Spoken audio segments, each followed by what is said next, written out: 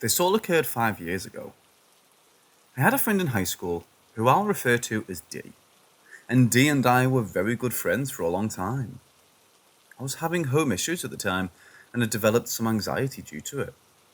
So I was at his house as much as I could be, as a place of comfort. I never experienced any weird stuff for at least a few months into knowing him, but as time progressed, that all changed, and things got worse and worse. I refuse to go over to his house now, and our friendship has drifted due to this. Keep this in mind, I don't believe there was a ghost in his house. I believe there was something far more dark and sinister, so I want to elaborate on why I think that something of that nature would be attracted to Dee's house, and why it would try to harm me. A bit of background about Dee and his family that I personally think attributed to whatever haunted his house, or rather, haunted me. They were slobs. I mean, their house was filthy and disgusting. The more I got to know Dee and his family, the more I realised how negative they all were, especially Dee, who I was best friends with at this time. His dad was an addict, and so was Dee. An addict to weed, alcohol, food, smoking, anything, it didn't matter. They lacked any semblance of self-control. This, I believe, was the main cause. I got Dee into PC gaming, and let's say that he isn't too clever with his browsing history. And I accidentally stumbled onto some particular tastes he has. Very odd specific tastes. I won't disclose what it was, but know that it was definitely something that would attract evil. I'm no prude, so trust me when I say I doubt this taste is anything you've ever looked up late at night. I started to realise over the months that we were spending together every day, almost all day, that Dee was a dark person, full of jealousy, hatred, selfishness, and objectively speaking, a dumb person. I found a lot of disturbing things in his room and in the closets in the house. I kept everything to myself, and he ended up telling me about his problems with his taste years later, and we both experienced a paranormal event that night. That's a long and different story entirely. I think it's important to note that I was raised Christian, hold Christian beliefs, but I'm generally a bad Christian, and have struggled with my faith and following what I believe. This hypocritical conviction, I believe, played a significant role in my haunting. His family attended a cultish church that partakes in holy laughter and speaking in tongues, something I was raised to believe was false and wrong. Whatever was haunting the house only haunted me, and still to this day, Dee and his family either think I made everything up or just don't care. I don't know which is true. I'll begin with the first experience. This must have been around 6 months into being there every day, but it might have been sooner. I started keeping my gaming PC at Dee's house after knowing each other for a few months. This came after some other stuff at home happened, and when Dee wasn't home, I would hang out there alone and chill after school. I basically lived there. I kept all my stuff in the small guest bedroom, which shared a wall with Dee's room. The first experience I had was playing CSGO and hearing what sounded like footsteps directly above my head. To give context to people who don't know what CSGO is, it's a competitive game that requires a lot of focus. So even though I could hear these sounds above my head, I just ignored them. It was the first time I would hear these footsteps. Footsteps that would become all too familiar. The footsteps sounded like pirate boots on a boat that you'd hear in Pirates of the Caribbean. Dramatic, large thuds with each step. The sound persisted for at least 10 minutes off and on, before abruptly stopping, which was immediately followed by the closet door being hit from the inside. Hard. Imagine a small child were to run into a door. The desk my monitor was set on shook, and I was just baffled and stuck in my chair from pure fear. I stared at the sliding door waiting for it to open, but it became quiet instead. No footsteps. It scared me to the point where I just sprinted out of the room and to the front of his house, where I stayed till Dee got home. I told him what happened, and he didn't think much of it. We went into the room, and he slid open the door. Nothing. I searched the whole closet. No holes that rats could have come out of. only a few empty cardboard boxes. From this point on, it became the norm for me to hear footsteps directly above my head, but only whenever I was there alone. The footsteps would follow me throughout the house, and occasionally I would stop, and they would stop right above my head. And if I stayed still long, they would stop. I can't emphasize enough how much they matched my movement, and this may sound odd, but they reacted to my thoughts.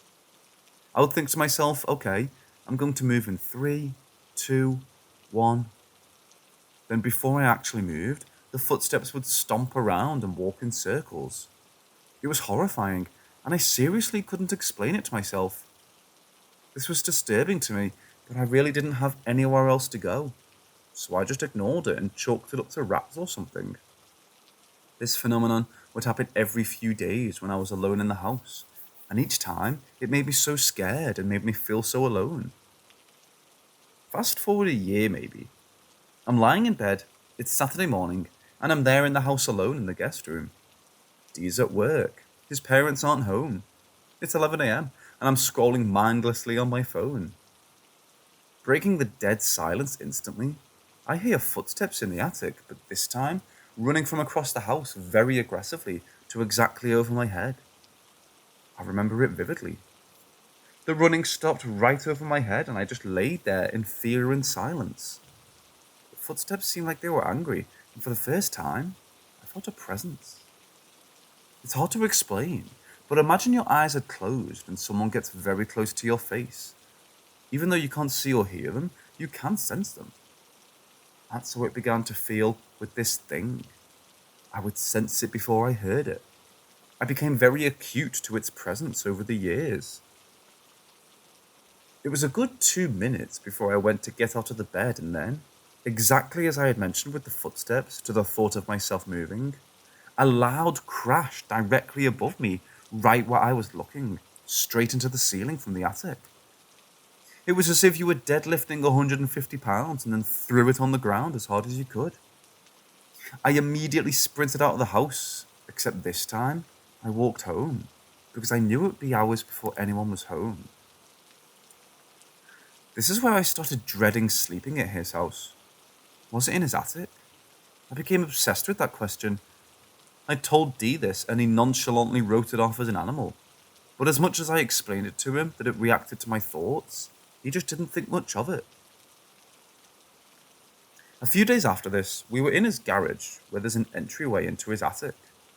I convinced him to get a ladder and see what we could find there. I went up first and shined a light deep into the darkness of the room.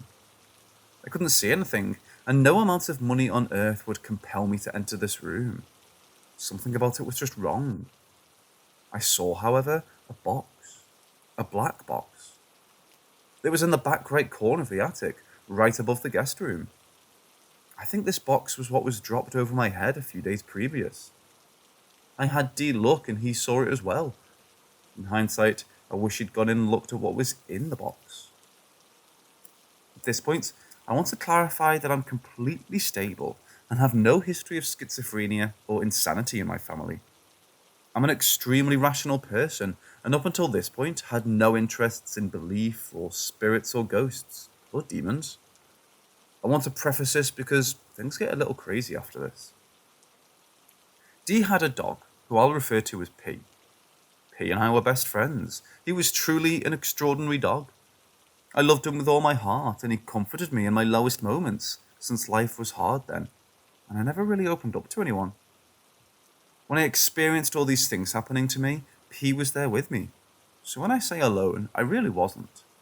In fact, I think if P wasn't there, I wouldn't have been able to endure it. He was with me every single time I'd walk to get water or go to the bathroom, make food. And the loud, horrifying footsteps would come back instantly over my head. It was basically a jump scare that could come randomly, and it made me very paranoid and hesitant to move around the house. It was an abusive being that enjoyed haunting me and toying with me. Dee and his family left for a week to go on vacation, and asked me to take care of P. At this point in time, I had 2 computers. I kept one at Dee's house and one at my own, and things had subsided a bit at my house, so I didn't spend every night at Dee's house anymore. I went over to Dee's house every day and played with P and fed him. I would hang out there for a few hours and head home. 3 days after Dee's family left, I walked into their house and P was freaking out, barking at something in the middle of the living room. I tried to calm him down, but he wouldn't. He just snarled and barked as if something was in the middle of the living room. Finally, after what seemed like 5 or 10 minutes, he relaxed a bit and, still on guard, followed me to his food bowl, and then into the guest room where I played some games. No footsteps or presence that I was now very sensitive to be felt or heard. A rarity. I leave, and the next day I come over to the same thing. P is freaking out way more this time, more aggressively. He's moving around the living room, but his gaze and posture is poised around the center of the living room as he moves around it. I felt the presence this time, and as I watched P bark and whimper and freak out, I try and listen. I listened for at least 5 minutes. I swear I didn't move a single muscle. P calmed down and looked at me, as if he knew I was just standing there listening. Finally, I think, alright, well, I don't hear anything. Maybe P is just upset D and his family are gone. This is the first time they left since I had known them, and they spend a lot of time in the living room together. As I barely moved a centimeter, boom, boom, boom, right above my head. I jumped at least 5 feet into the air, stomping, jumping, and clawing on the floor above my head. P starts to freak out and starts to almost attack the air in the middle of the living room. I'm thoroughly freaked out, so I just run over to P's food bowl, pour in a lot of food, and run out of the house. It was around this time that I realized I really just do not ever want to be in his house again, alone or not. The next 2 or 3 days I go over there, P is still freaked out, but no barking or anything related to the living room. I quickly fed him and left. On the last day before D and his family came home, something happened. I enter the door and immediately feel the presence. It's almost as if the air itself gets humid and thick. I'm on guard and P is crying this time. He's literally crying, jumping on me and whimpering as I enter the door. I take 1 step into the door, a loud footstep right above me. The first step I take into the house. I'd gotten almost annoyed with this thing at this point. I didn't bother to stop and listen. I just headed straight to P's bowl. I walk over to the side room where it's kept. It's missing. The food bag, which is heavy and zipped, is still sitting there, but the bowl is missing. I look around, and as I walk around the house, I hear the footsteps following me in the attic above my head. P is whimpering, and every few seconds barking. I walked out to the living room, and what I saw next, literally, has changed my life ever since. P's food bowl is sitting directly in the middle of the living room, right where P had been barking and attacking the air a few days prior. It was completely full of food. In fact, it was overflowing with food, as if it was a message, I knew why you were coming here. I remember walking backwards slowly out of the house, stunned. I couldn't believe my eyes. I shut the door and got into my car. I drove over with my girlfriend and it was late. She knew about Dee's house and the things I'd experienced there. She said I was as white as a ghost and apparently had tears running down my face. Before I even said a word, I had the car pulling out the driveway. She frantically was asking what happened. It was at this moment that I decided I would never go to his house alone, ever again. Dee and his family came back and I told them what happened. His mum looked at me like I was a joke, and she half listened to me and half listened to the TV show she was watching. I told his dad that maybe a homeless person was living in their attic and that he has to look in there. He finally accepted, and he, Dee, and I walked into the garage with the ladder, and his dad peered into the attic with a flashlight. He said there's nothing in there, and I said, look in the back right corner, there's a black box there. No, there's not. Dee and I looked at each other. For the first time, I think Dee finally was scared because he saw the black box himself. Dee and I told his dad about the box. I told him that it was thrown at the ceiling floor when I was in the house alone. He didn't care. He just simply shut the attic door, climbed down the stairs, and put the ladder back. I told Dee that I was done sleeping at his house, and I was done staying there at all, period. I told him if he wanted to come over to my house, then that's fine. But I wasn't going to take my computer home, and that was that. He was super pissed, but I told him that over the years he never took me seriously, and I was done. It simply was just too scary to be there, and after spending so much time there and enduring a lot of hardship in my own personal life, I associated the horror of that house with the anxieties and worries of my own life. Leaving the house for good was a life-changing decision for me. I don't know why those things happened to me, but in a weird way, it made me a stronger person because I had to decide I was done, and I didn't care how I made Dee feel. My whole life, I never cared about myself first, and that was the first time I did. I have been back over this since. I vowed to never go again, and in the short times I go over, I still feel a presence there. But Dee was a good friend, and he struggles with a lot of his own demons, so when he begs me to come over a few hours, I do. I learned things about Dee after all this went down that made a lot of the evil in the house make much more sense. Dee is a disturbed and confused person, and his family has a history of disturbing and sinister events. Whatever is in his house was forever changed my life and my views on things that are unexplainable.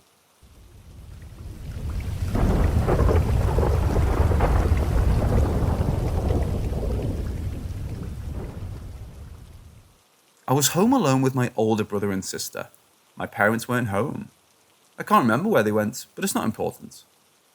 My sister was in her bedroom, and my brother was on his computer a couple of rooms away. I was in the living room by myself. We have a lot of dogs, but for some reason, only one of them was outside. I don't remember what led to me going outside to let her in, but I think it was about to start raining or something. Our garage leads to our backyard, so I go into the garage and out to the yard, so I'm standing in the doorway. I don't see my dog anywhere. I step a little further out the doorway and look for her. Her name is Chloe. We have this big concrete block outside the garage doorway, acting as a sort of step, as our garage is slightly elevated. I step out of the doorway, now standing on the concrete, and call out her name. Chloe. I don't see her. This was very unusual for her, as she's a sweet and energetic dog, and always comes running when she sees you. She would always come when called. I call her name again, but I still don't see or hear her. I'm slightly confused at this point, but then I hear clapping, like clapping you do when you're calling a dog. I stiffen slightly. It sounds like it's coming from the side of the house. After it stops, I slowly step off the concrete block, onto the grass, and look at the side of the house where I had heard of the clapping. There was no one there. None of our neighbours were even outside. I was really scared at this point. The clapping was so clear, there was no way I could have imagined it. I take a step back, closer to the concrete, ready to make a run for it. I called out for my dog one more time, not wanting to leave her out there. Chloe. A couple of seconds later, the clapping starts up again. I'm terrified at this point. I don't have any clue what that is. Then I hear a man's voice, very clearly saying my dog's name. Chloe. It sounded like it was coming from the field by my yard. I didn't recognize the voice. I had heard each of my neighbours speak before, and that was definitely not any of them. It sounded close by, but far enough away that I knew I wasn't in any immediate danger. The voice sounded almost mocking, like it was making fun of me. It was as if the voice was amused by my obvious fear. Only a few seconds later, after I hear the voice, Chloe comes running up to me from the other side of the yard. I would have been able to see her. I grab her and run inside and lock the door behind me. I sit on the couch in the living room, scared out of my mind. My sister is still in her room, and my brother is still on his computer. I was alone in the room, except a few dogs, and trying to make sense of what just happened. After a while, my parents get home and I tell my family what happened. No one believed me. The only person who even remotely believed me was my mom, clearly seeing how distressed I was about the whole thing. If I had to guess, I would say it was a skinwalker, but all I know for sure was that it was scary.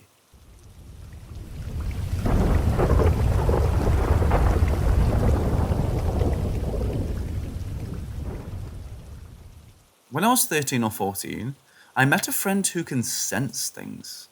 I started experiencing things myself, and have never had an explanation. This was about 18 years ago, more or less, so I no longer remember specifics, but I hope whatever details I can give will help. It all started when we started hanging out, and then stopped when I moved to a new school. We were friends for 2 years, and we went to a Catholic school here in the Philippines. I would dream about numbers. They were all on fire, and it's like a dark void and nothing else but those numbers.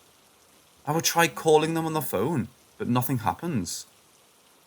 I also never saw them come out as lottery results.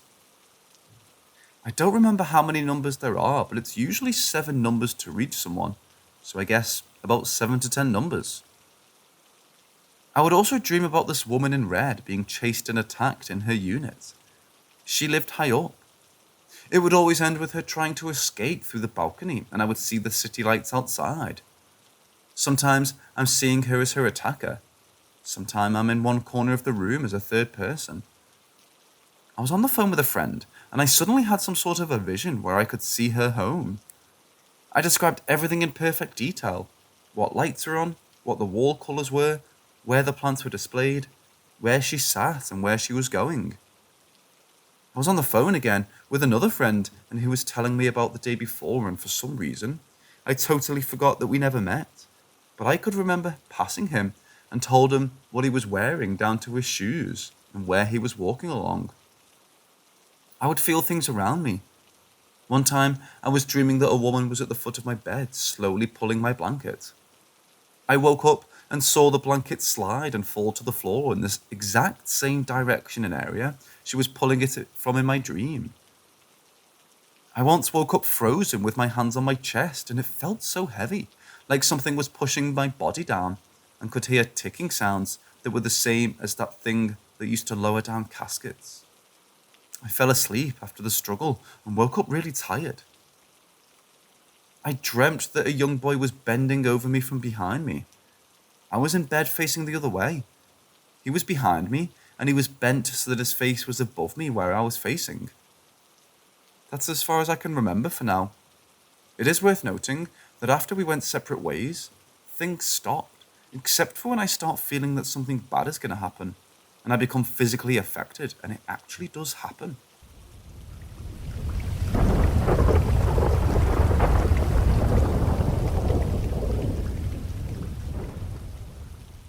My brother and I were laying in my bed watching TV one night, about 4 to 5 years ago, around anywhere from 12 p.m. to 2 p.m. We were just chilling, lights was on, all nothing scary. Then something coming down from my closet area screamed super loud. It was real quick, like a real loud 1 or 2 second and pretty high pitched. Me and my brother jumped under the covers so fast and stayed there all night until we fell asleep. Next day, we woke up and told my family, but nobody believed us. They just said we probably stayed up late and were just hearing things. I mean, I can understand if only one person, like just me, heard it and reacted, but it was me and my brother, so I'm sure there was something. Also, to throw out there, my friends and sisters would come over, and I told them about this story after we moved out. And they all said that they got weird vibes from the house too. That house is where I had my worst nightmare when I was younger. I'm not going to get into all that right now, because that's a story for another time. Also, some old lady lived there before us, so I don't know if she died there and maybe had something to do with it. But it was definitely freaky, and I'd always feel weird at that house when it was night. Even in the day when I'd be home alone, it was weird.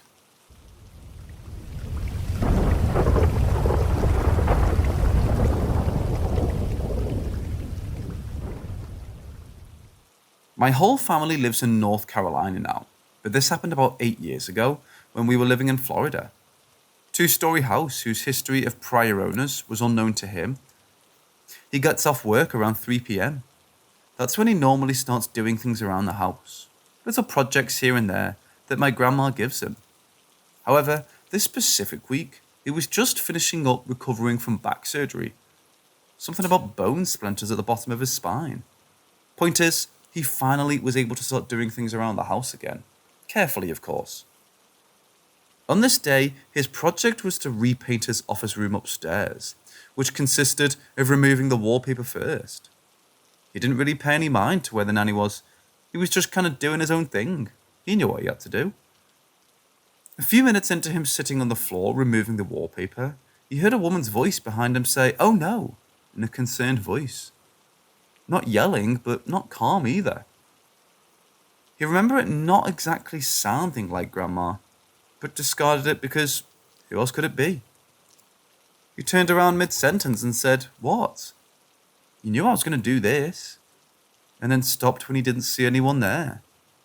He stuck his head out the door to the hallway, asking where she went. No response. He walked over to the edge of the stairs to yell down for her, and that's when it happened. He physically felt two hands push his back, making him fall down the entire flight of stairs. After laying there in excruciating pain, he managed to stumble his way out back because it's the only other place where Grandma would be. If she was in the house, she would have heard him. She was outside tanning in a lawn chair by the pool, reading the paper with a glass of tea. My grandpa believed in the paranormal world after that. He was unmistaken, and I know he wouldn't lie. He's not a liar, and there would have been no reason to lie about that. He lived there for about another year before moving up here, and never experienced anything in that time. I'm not really sure if he ever finished painting the room. What kind of ghost harms someone for tearing up some wallpaper?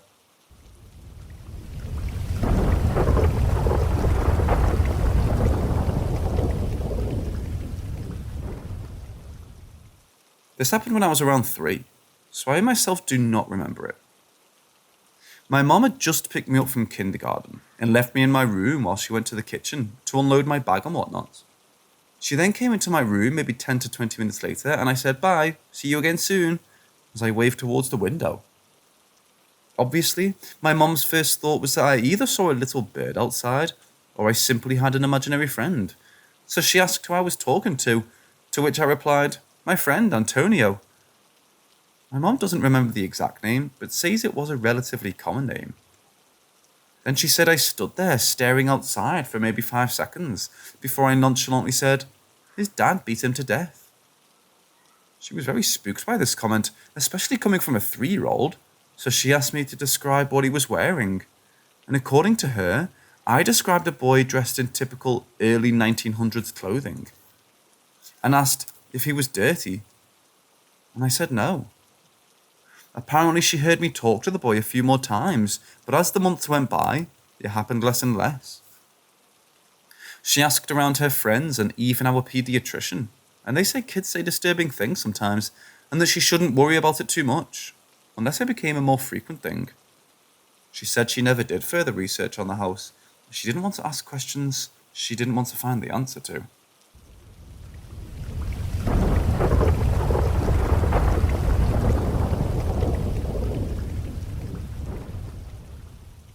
I'm 37, and this happened when I was about 11. I lived in a small brick house with my mum and younger brother. There were 2 bedrooms at one end of the house, which were mine and my brother's, with my mom's room being on the opposite end of the house. In my bedroom, I had a bunk bed, and I always slept on the top bunk. I had a ceiling fan and light fixture, which had the metal pull cords, and I had tied a string from the one that turns the light on and off, and attached that string to the top bunk so I could turn my light off once I'd climbed up to go to bed. So one night, I'd stayed up later than I was supposed to, because I had called in a song request to a radio station and been waiting for them to play the song so I could record it on a cassette tape. They had finally played it, and I successfully recorded it, so I climbed into bed, got comfortable, and then grabbed my string and pulled, turning off the light. About 5 seconds after turning it off, My room was filled with a blue light. I opened my eyes and scanned the room, and when I saw the light was coming from, my blood went cold. There was a Native American man in full Native American clothing, standing in the center of my room with his arms crossed, with a bright blue aura, I guess you could say, emitting from him. And he was just staring at me. I tried to scream, but couldn't seem to move for what felt like an eternity. I finally was able to scream, and once I did, I was able to grab my strength and turn the light back on, and he vanished. I told him it was a bad dream, because she's definitely a non-believer in anything paranormal. I slept with the light on that night. The next day, my younger brother asked about what had happened, and I told him what I had seen. He proceeded to tell me he'd seen the exact same thing about a week before my experience, but he told me not to be scared. He said he believed the man was protecting us. Well, I'm 37 now, and had almost forgotten the incident, until just now.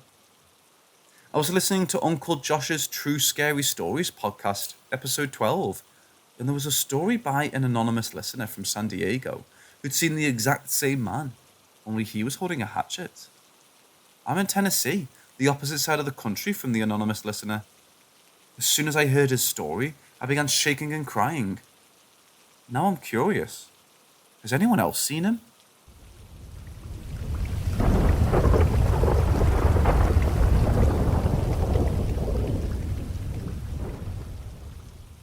I was sleeping on the couch in my game room because we had a boy staying with us for a while. So I gave up my room for him and I went to sleep in my sister's room because she was off at college. When my sister comes to visit, I sleep on the couch. I've always struggled sleeping because of nightmares, and on top of that, I've just always had a hard time falling asleep. And if I ever woke up in the middle of the night, I would never be able to fall asleep.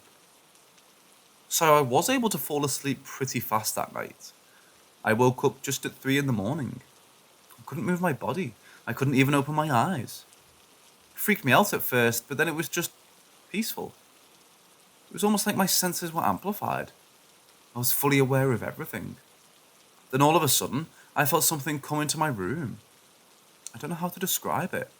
All I knew was that it was going to harm me. I felt it move from across the room to the couch where I was sleeping. Then I felt its cold hand squeezing my throat, and another cold hand covering my nose and mouth. I couldn't move. I couldn't breathe. My head was throbbing. I thought I was going to die. And then I heard a familiar voice, but I couldn't tell where I knew that voice from. I was sweet and gentle, but also urgent. It was a female voice. She said, "You have to move now, Emily." I said through my mind, "I can't." She responded with, "You have to try. Move, now." I summoned all my strength to punch whatever was choking me and shot my arm and whatever was by me. I was able to move by then and quickly shot up, wide awake, gasping for breath, but ready to kick some butt. What I saw I can only describe as a shadow or smoke man. I said to him, "Fuck off." Then he laughed and disappeared into a wall. I sat down on the couch and just stared at where he was while rubbing my sore neck and catching my breath. I just stared at the wall for a good 15 minutes. Then I silently thanked the woman who helped me. There was a little bruising around my neck, a few scratches and some redness. That's how I know I didn't imagine all this. The next night, the same thing happened. I couldn't move and everything was peaceful, and I heard the woman say, "Are you feeling better?" That's when I realized the voice was from my grandma, who had died just 3 or 4 days before this. I said through my mind, "Grandma?" She replied with, "Yes, it's me, baby girl." Then I felt the man again, and I felt sick to my stomach. "Do you feel his presence, Emily?" she said. I replied with a yes, and instantly I couldn't breathe. I didn't feel his hand on me like last time. I just couldn't breathe. My grandma told me that I'm the protector of this house, that if he kills me, it puts everyone in this house in danger. She said, "You have to fight back. Try to move. Move, Emily." So I did the exact same thing as last time. I snapped up and was able to breathe. I looked at the smoky man and told him he was not welcome here and he dissolved in front of my eyes. My sister had woken up and heard me gasping for breath, and came out of a room and saw the smoky man and saw me tell him he wasn't welcome here. I had no idea she was there until the morning when she asked me about it, so I told her everything. She confessed to me that she woke up because she heard Grandma's voice telling her to check on me. We decided to keep this between us, and I have no idea what my grandma means about me being the protector of our house. And if I'm being honest, I don't want anything to do with that.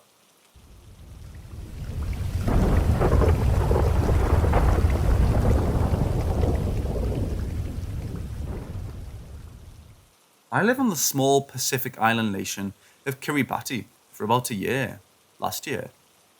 I'm American and was called there to work as a missionary for my church. The island has Polynesian culture, but not much history. There isn't much known of how the people originally came to the island and where they came from. There's a lot of dark magic and voodoo tales. Specific islands are notorious for certain things, like pretty girls, dark magic, giants and such. On the more remote outer islands, dark magic is very prevalent. The main island is very crowded and way more advanced than the outer islands. But many other missionaries would give experiences they hadn't heard with dark spirits or black magic. The people are very superstitious and love magic tricks. A tradition they have is that their loved ones who die will reincarnate as rats. We're required not to kill or harm rats because if we do, we'll be cursed and rats will continue to come and haunt us and basically bite our stuff. I've had first-hand experience with this. I've seen people invite and feed rats in their houses, and none of their things are meddled with. But once the American missionaries started killing rats and mice we saw in our house, the rats conspired against us, and we had lots of bad luck.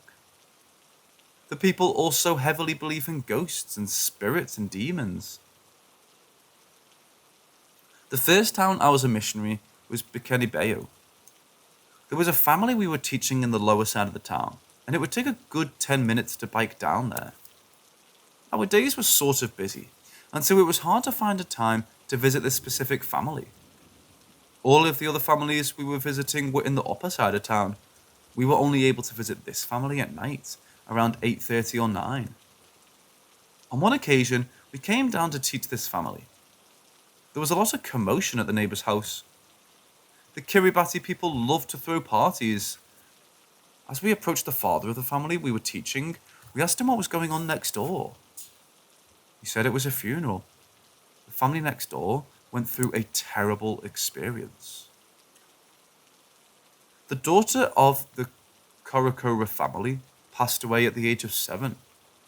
She was having seizures and was brought to the only hospital by her parents. The doctors were able to get her under control, and the family stayed there at the hospital with their daughter. That night, the guards were standing march by the wall of the hospital and spotted a small girl walking up to the gate. The girl had dark hair covering her face, and she was only wearing underwear. The guards called out to the girl who was approaching the gate, but the girl didn't answer. They asked where she was going. All the girl did was raise her hand up and point toward the lagoon side of the island, across the street. The guards were so afraid, thinking she was a ghost, that they let her pass. The following morning, the parents woke up and were very concerned because their daughter was missing. Police got involved, and information about what happened came from the guards.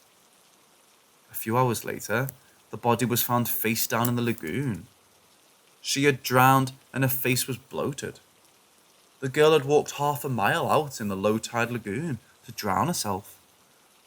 The parents mourned and were so afraid. They said the exact same thing happened to the girl's grandmother. The grandmother had had seizures and went and drowned herself in the lagoon. The creepy part being that the daughter of the Korakora family had the exact same name as the grandmother.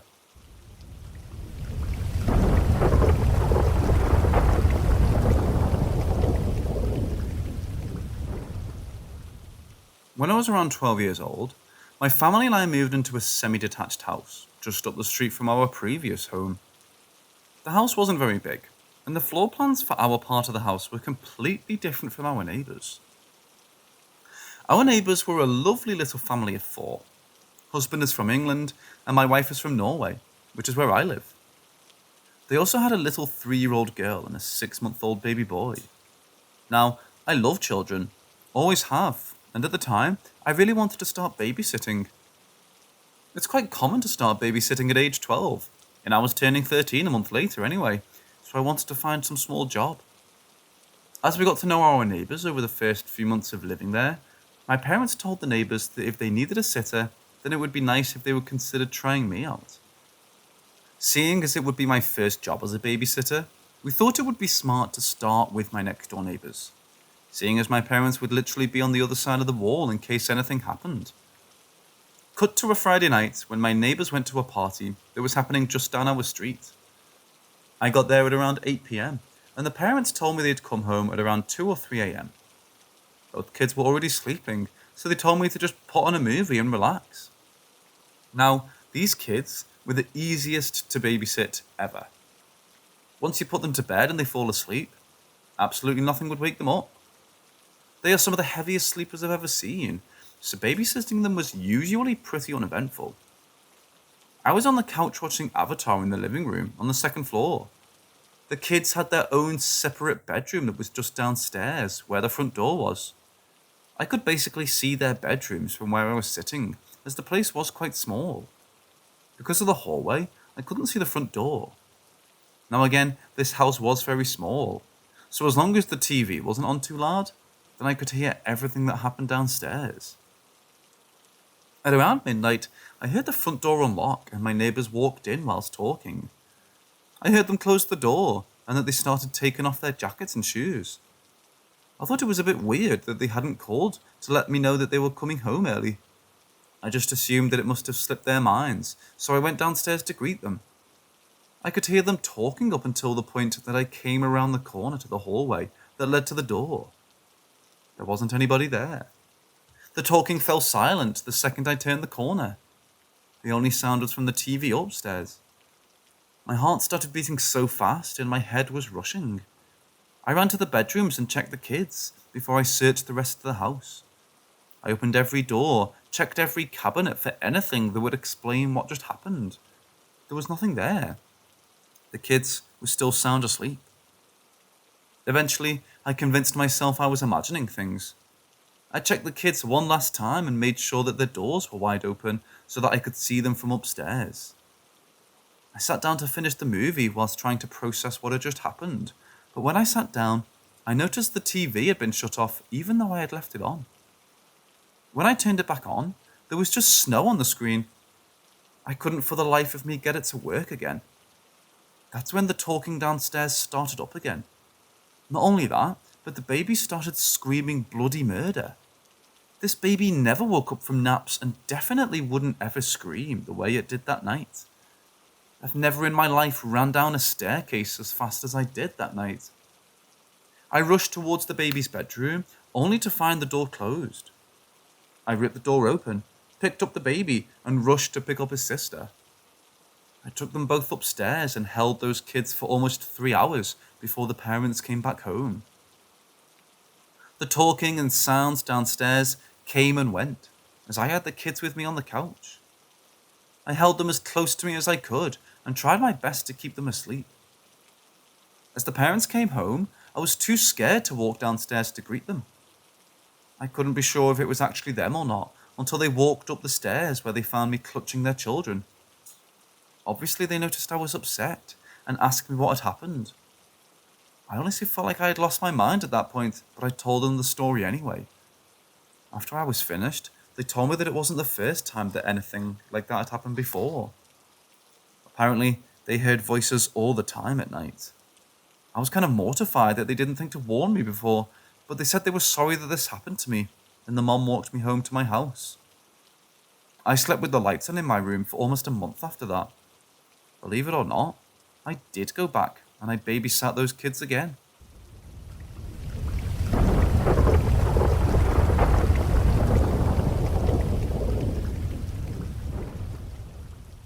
I've suffered from sleep paralysis on a regular basis since I turned a year old. Every single sleep of my life has either been an immersive or lucid dream or sleep paralysis. You might think I'm being dramatic when I say this, but I'm 100% sure that my first ever memory was actually sleep paralysis. To start, I've moved at least 20 times since I was born, and I have memories of sleep paralysis in every single bedroom I've ever had.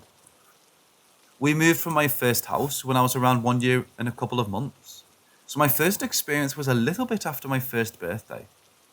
At this point, we lived in a 2-story house. I have 2 older brothers who shared a bedroom in the bottom story of the house, right next to my bedroom. Our parents' bedroom was just up the staircase, so that if their bedroom door was open, they could more or less see me sleeping in my crib. I was notorious for waking up in the middle of the night and screaming bloody murder at that age.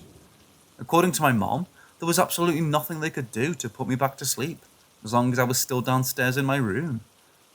It quickly became routine for my parents then to just bring me upstairs as fast as possible whenever I started screaming, mostly to spare my poor brothers from listening to my hysterics all night. Whenever they brought me upstairs, however, I would fall asleep immediately and never wake up until my parents had to physically wake me the morning after. This was the routine up until my first ever experience. As per the routine, I started screaming my lungs out at around 1 a.m, according to my mom.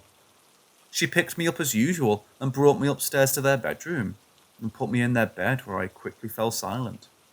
Again, this was the routine they were used to.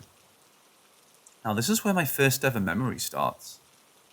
I remember being tucked in between my mom and dad. I distinctly remember the residual scent of my mother's perfume mixed in with the smell of her breath on my face. My dad's hand was stretched over my legs and drawing my mother closer as they tucked in around me. Eventually I woke up, slightly confused. I didn't know why I was awake.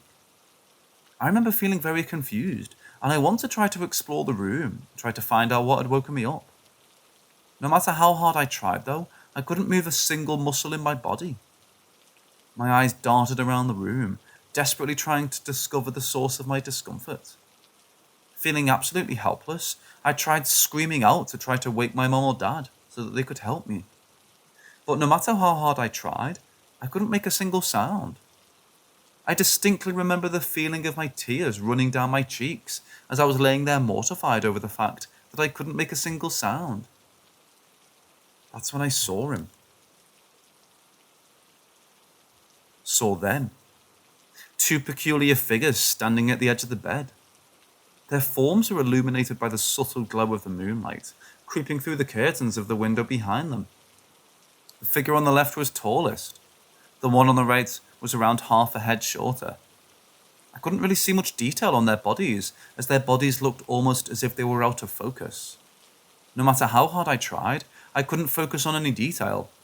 Their faces, on the other hand, I wished I could delete certain details.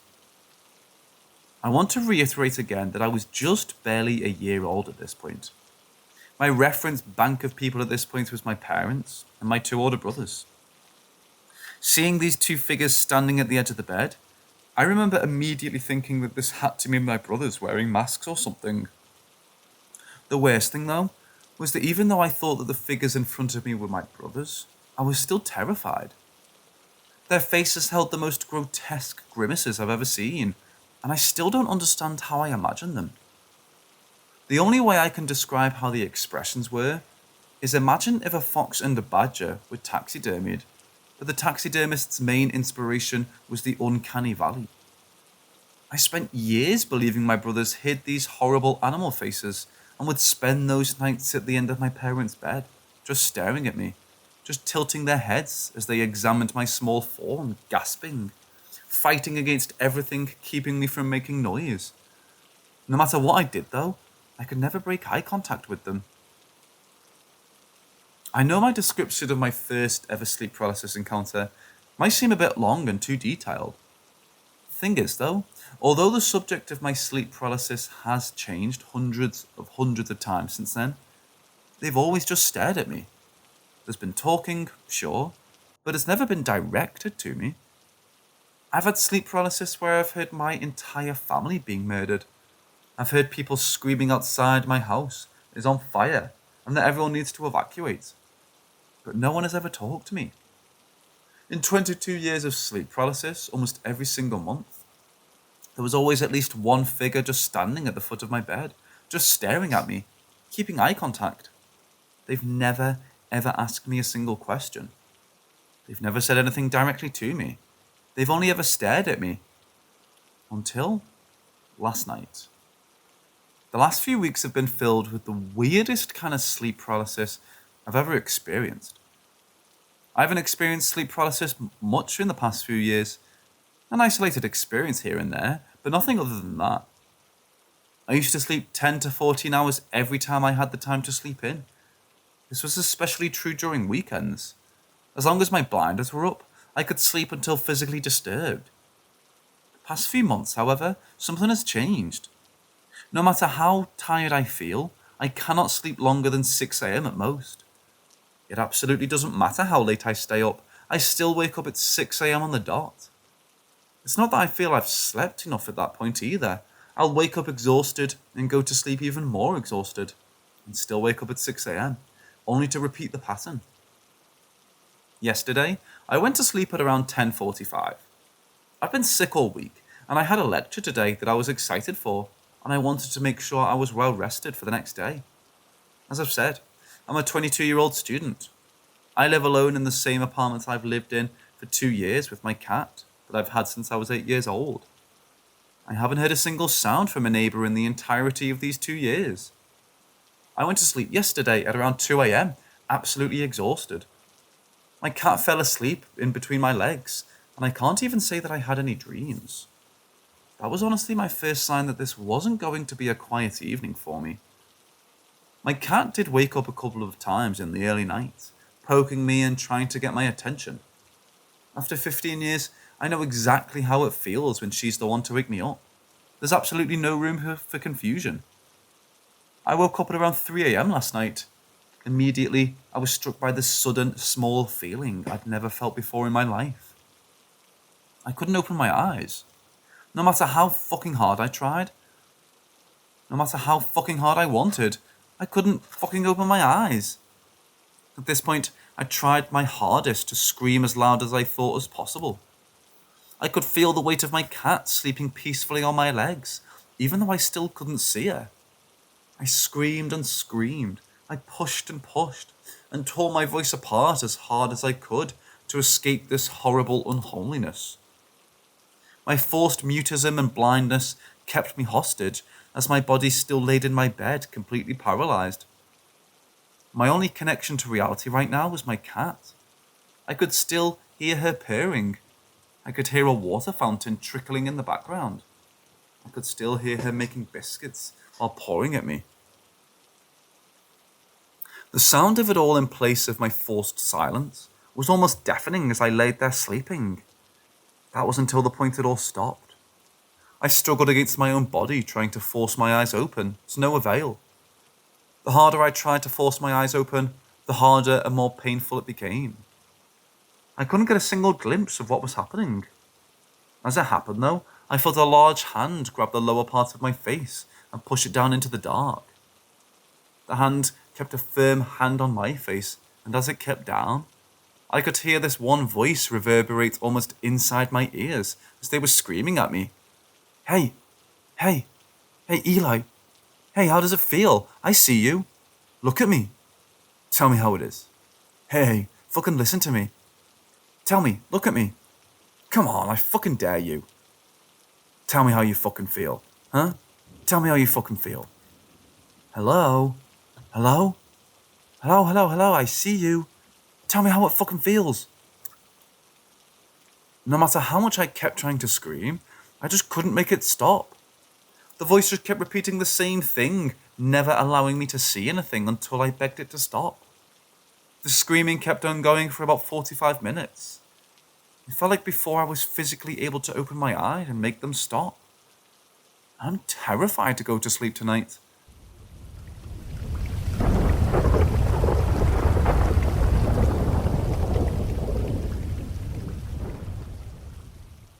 I don't remember how long ago this was exactly. I think I was about 15 years old though. I was visiting my aunt in Belgium with my family, and I had a really nice dream that night. It was an extremely realistic dream. I don't remember it very well. The only thing I do remember is that I met a really pretty blonde girl my age on a train, and the entire dream was us getting to know each other and falling in love. It was one of those dreams that when I woke up, I thought it actually happened, and you can imagine my disappointment when I realised it was just a dream. Even when the realisation hit me, it still felt off.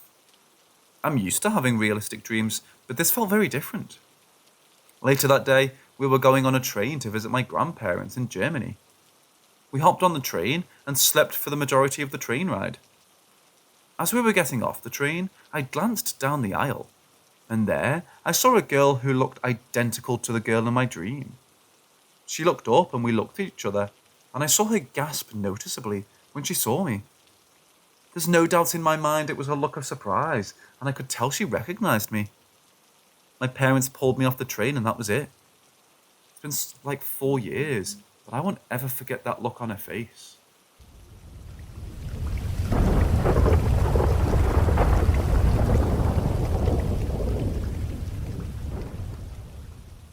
This happened when I was a child. I was hanging out with my friends in my room. It was New Year's Eve, and my family was hosting a party, so all of the adults were celebrating outside, and us children were in my room doing something. All of a sudden, my sister tells us to look at the door. We all turned our heads and saw a very weird shadow from the crack between the door and the floor, and the doorknob was turning very slowly. This shouldn't have been too strange, but our door was locked, and our doorknob physically can't be turned when locked.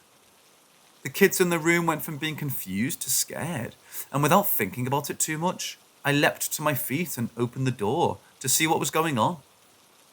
I opened the door, and there was absolutely nothing there. I searched adjacent rooms for people to see if anyone was pranking us, but I found nothing. We quickly went to the parents, and I asked them if they wanted something.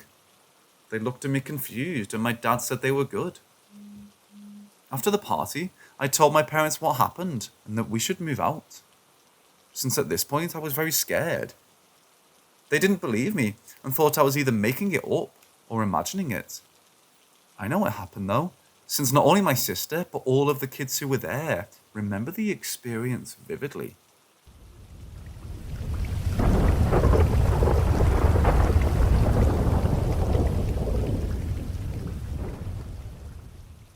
This is a story that happened to me a few months ago. It's not the scariest story you'll find, but it appears to me as a really strange situation. So 3 months ago, I was living in an exchange study in a big coastal city of Greece. Near my place, there was a 3-kilometer long and straight modern seawalk, recently finished, going from the city to a really distant residential area. It was a really spaced area, with trees and a park separating the seawalk from a big avenue. Being a really spaced and quiet place, in comparison to the city centre, it was a bit chaotic. I really liked to walk there. Many people were usually chilling and walking there, like me. So today, I walked alone with my headphones for 3 kilometers, around 4 or 5 p.m. It was the end of the day. The sun was low, but it was pretty light. It was still winter at the time. There was much wind, agitated sea, but the walk was still relatively frequented.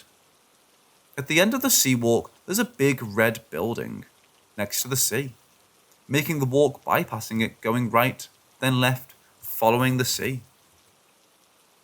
This portion was less maintained and more isolated, with dirty ground, lots of trash, and broken benches. Arriving near this section, I noticed a guy a bit behind me, walking at the same speed as me. Being behind, but on my right, I could see him quite easily.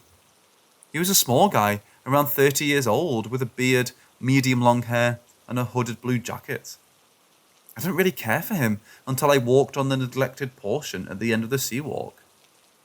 Walking there, he started to speak me in a weird language. I didn't speak Greek, but I really had the feeling that he didn't speak like the other locals. He spoke in a really fast way. The Greek people were really nice. I first thought that he was friendly, trying to discuss with a stranger. I told him that I didn't speak Greek in English. As he continued to speak in his language, and me insisting on the fact that I just could speak English, He came closer to me, and I really felt that he wasn't as friendly as I thought. After 1 minute of incomprehension, he started to be really too close to me and seemed really pissed off. Strangely, there was absolutely no one around us. I felt the atmosphere was really strange. Abruptly, he took my forearm with his hand and told me really loudly, "Passport, passport." I rejected him with my hand, and he continues to say the same word. He really wasn't any kind of policeman, but really not a hot blood type. I told him really calmly but firmly to move out many times. "Goodbye, mister. Please move." He stayed there, so I moved away like 10 meters, going back the direction I came. He stared at me for a few seconds and moved away too, going in the other direction. He really didn't look in a hurry, just pissed off. I stayed here for 1 minute. Then a family appeared really quickly, walking quietly. They didn't look as if they saw the altercation. Until now, it looked pretty much like a creepy encounter. This is where the story gets more strange for me. The direction the guy took was going left after my location, so I couldn't see the way he took. After 1 minute, I decided to follow his way, wanting to see what he was doing. I took the turn, and I was really surprised to see many people walking normally, but not any trace of the guy that just assaulted me. The walk offers no escape in less than 150 to 200 meters, with the big red building on the left and the sea on the right, before another turn further on. I really had the feeling that the guy vanished. If he had run fast to get out, the people walking wouldn't look so normal, and I didn't see why he would have escaped from me. I didn't call the police or anything. Then I thought about it. When he was talking to me, I really had the feeling that the surroundings were completely empty of people, in an unusual way. But in the instant he vanished, many random people started to appear everywhere, on every side of the walk, as if everything was going back to normal. My imagination made me think that it could be like an encounter from another dimension, or something, but then I thought that it probably could be a phantasma. Even if this encounter was weird, I can't really say for sure that it was a paranormal experience. But it was really odd. I really don't know why the guy was asking me for my passport. I really don't know if he was Greek. This is not a terrifying story. Maybe he just didn't like the foreigners. Maybe he was just a bit mad. But all the atmosphere around the altercation gave me a weird feeling.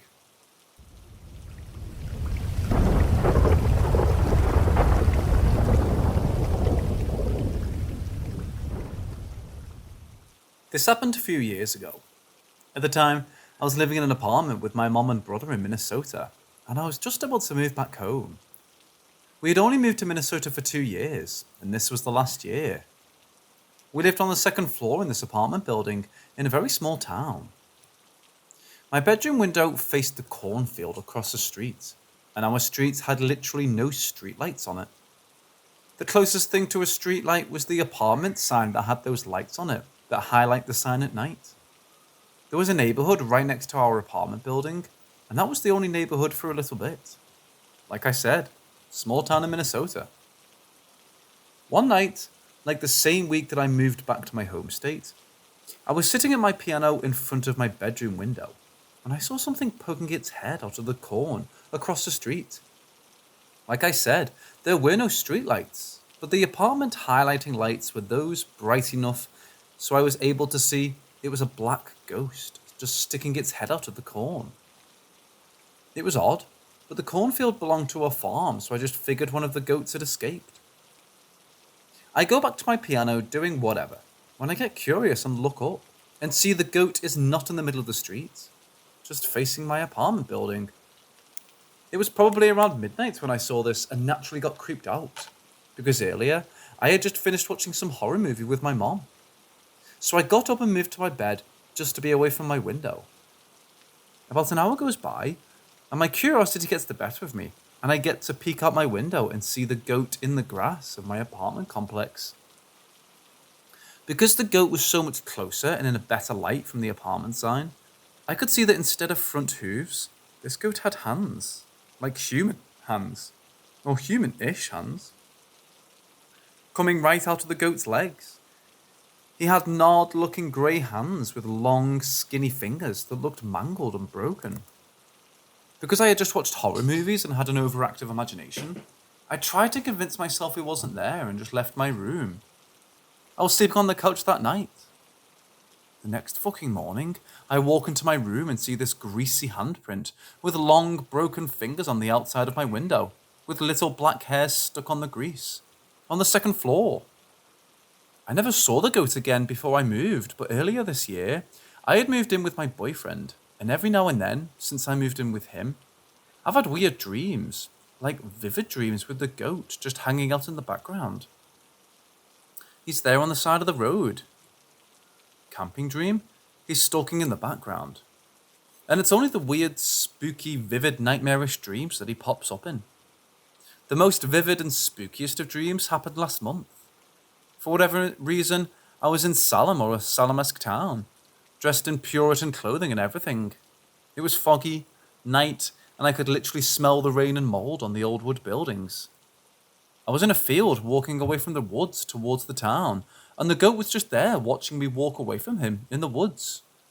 My boyfriend literally had to wake me up because I was twitching so bad in my sleep, and I woke up cold, like I had literally been standing in a foggy field in Old Salem at night. I saw him once in real life, and now he's stalking my dreams.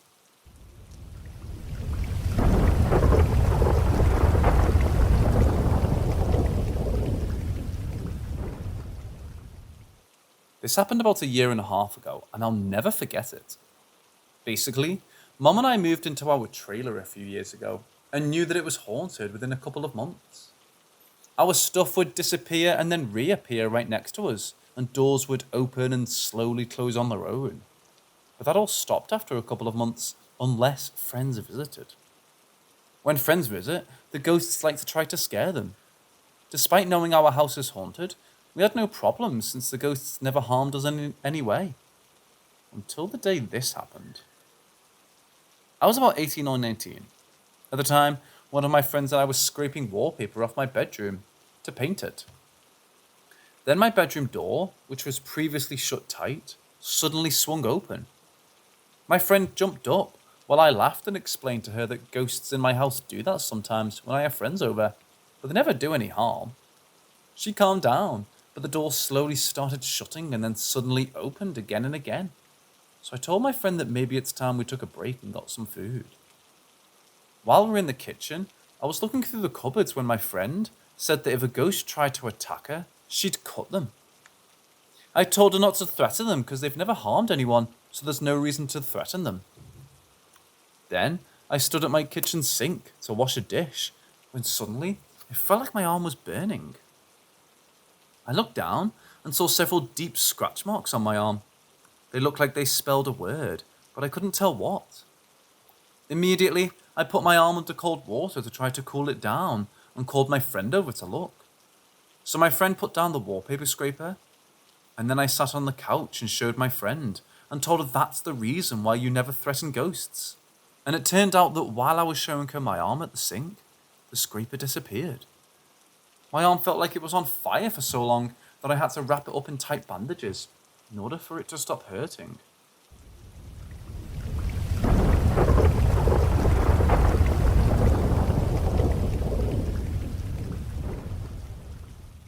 A few years ago, I became interested in purchasing some real estate as an investment and shared my new venture on social media. Zoe, my good friend from college, sent me a message asking me if I was interested in checking out a flat belonging to her in-laws.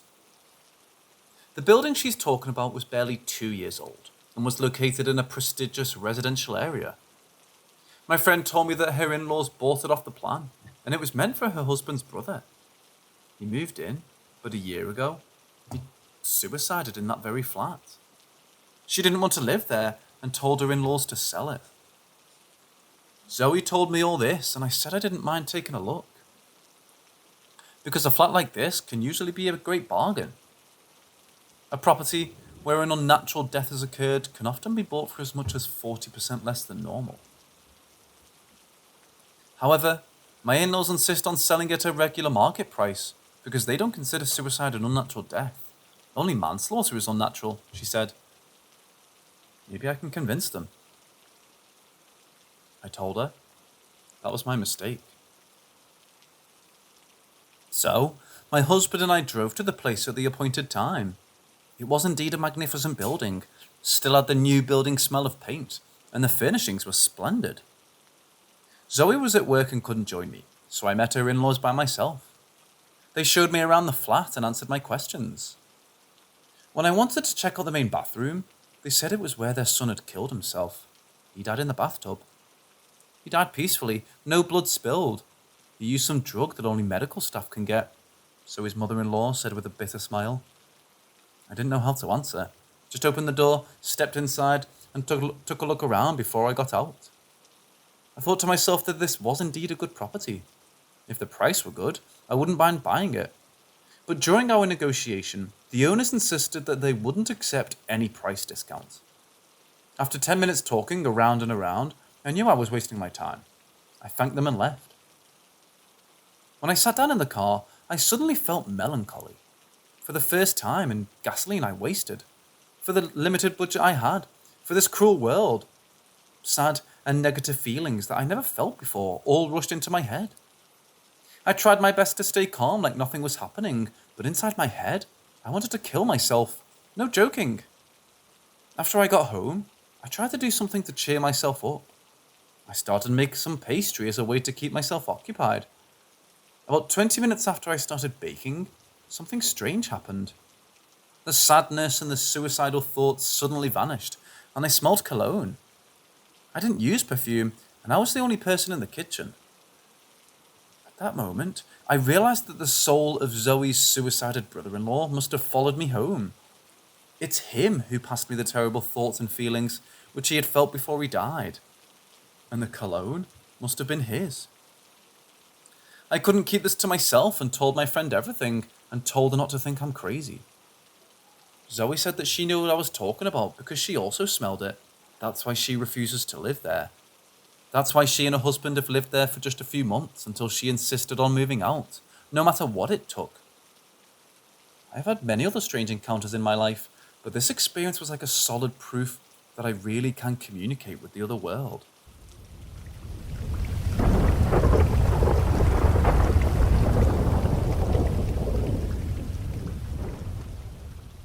Between the ages of 9 to 12, my family lived in a haunted house, or what we believed to be haunted. We had moved into it for my father's work, but left as soon as his job there allowed him to. He got a new job back in our home province. We moved in. A fairly new neighbourhood, and the house we lived in was nice. Nothing that we know happened there to cause the haunting, although my mom has a theory. It's a place with a large number of First Nations, and she believes that maybe something happened on the land long ago, or that there's someone buried nearby. Anyways, the actual story starts shortly after we moved in. It had 3 floors, and right from the start, me and my sister refused to go in or use the basement bathroom. It just had a weird feeling to it. A few weeks in, my mom started to notice shadows moving up and down our stairs to the upstairs floor. This set of stairs was L-shaped, with no window near it, so it's not like passing cars were causing the shadows. Our dogs liked to sleep on the stairs, but oftentimes they would wake up and run off as if something was bothering them there. All of this was minor compared to some of the larger events that happened. The first thing was that one of my mom's pictures of the family that had been on the wall for about a year at this point fell off the wall for absolutely no reason. No one was near it. The second major thing that happened was when my father was away. Me, my sister and my mom decided to have a sleepover in the basement. After we had finished watching our movie and got into our airbeds, my mom asked, "So who's going to turn off the light?" Within a second, the light was out. She hadn't told us at this point. She thought something was haunting the house. But man, you could tell she was freaked out. None of us got up to see if it had just burnt out, but the next day, when she checked, that light worked just fine. The last major thing that happened there happened to me. It was late at night, and I was asleep in my bed. I woke up for some reason and looked around my room. I had a desk with a chair that I had left pulled out, and in the chair, I saw an older lady. She had on a pearl necklace and grey hair. That's all I can remember. She started to look at me, and me being a kid, I just hid under my blankets. Looking back on it now, though, she didn't seem mean. When I worked up the courage to look again, she was gone. I called for Mom and spent the night in her room. We moved out a few months later. It only took the house a couple of months to sell, but in that time, my mum must have bought replacement for every light in the house twice. Maybe she liked us and didn't want us to leave. At least that's what I like to think.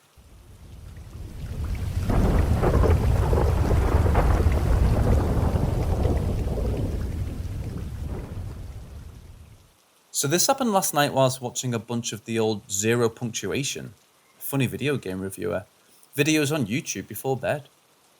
I've been watching nothing but Zero Punctuation for a while, and autoplay kicked in while playing more ZP. I was a couple episodes deep, and then autoplay started playing a compilation video of every ZP review from 2008 at around 10 PM. This was an almost 3-hour long video. I started to doze off about an hour later, around 11 PM. I fell into a pretty light sleep for maybe an hour and a half.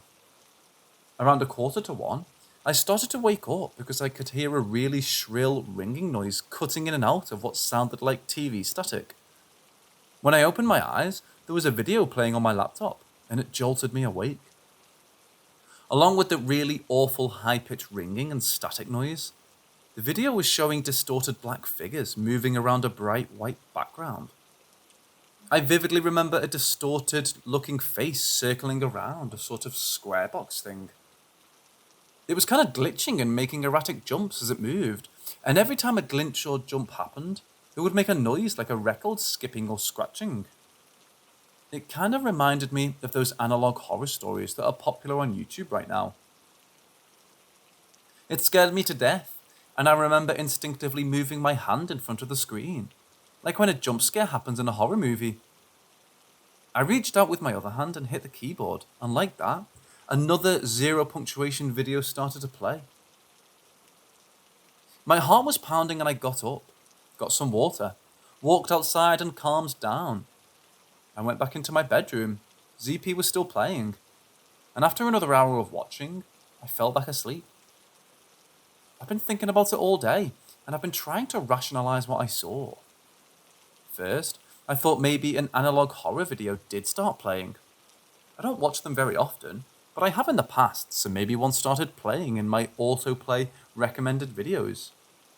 But when I checked my browser history, no such video was played between the two ZP videos. In fact, nothing at all played in between the videos according to my browser history. Second, I thought maybe the end of the last ZP video was just weird and had a scary homage to all the horror video games he likes to play. Again, no dice. It was a review of an older Prince of Persia game and then it ended. Finally, I thought maybe I've been dreaming. This still seems sort of plausible, and I know this is what everyone says who's maybe dreamed up something paranormal and mistakes it for reality, but it seems so goddamn real.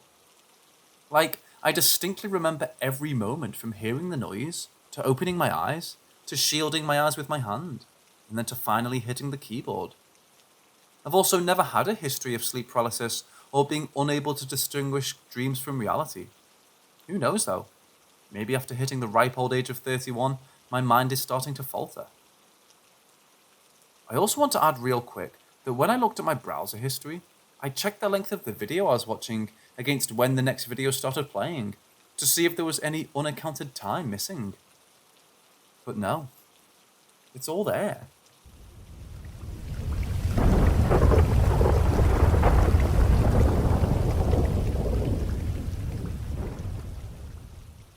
So I tried past life regression hypnotherapy, something that's been on my bucket list for a while. Had some lovely sense memories and flashes of being a 15th century farmer with a paternal love of horses. Saw an exorcism, all the good stuff. This is kind of what I was expecting. What I was not expecting was for my subconscious to launch my subjective perception to 2187. I'll start by saying I genuinely don't know if past or future lives are objectively real, or it's simply my subconscious coming up with visual metaphors, but the experience was strange enough that I wanted to share. So there I am, about an hour or so into the session, and then my perception takes a hard left. In the light trance, the image turns to me, or future me, or whatever you want to call it, overlooking a very technologically advanced city by the ocean. The buildings are like honeycomb hives. The streets are more akin to gardens with bioengineered plants to convert CO2 into oxygen and terraform the planet back to lovable conditions. There's docks and large cargo ships and battleships moored. I'm taller than I am now, closer to 7 feet. The weird part is that my body is amphibious, as in gills down my back and sense memory of the air flowing through these undulating orifices, and beneath my skin to a third long. Weird. I and 20 others have been hired to do repair work on one of the larger ships after it has suffered damage from a missile strike. I'm under the water, cannot speak but breathing fine through these slits. I can taste the salt water as it flushes out my body, through slits close to my neck. Fingers and toes are doubled and tripled in length and webbed like big paddles. There's a strong impression that I'm human, but I've purposefully modified my body to be this. Not surprising to me, as I followed techno-Guyism transhumanism, but the sense memory of being aquatic and amphibian was, to be frank, fucking weird.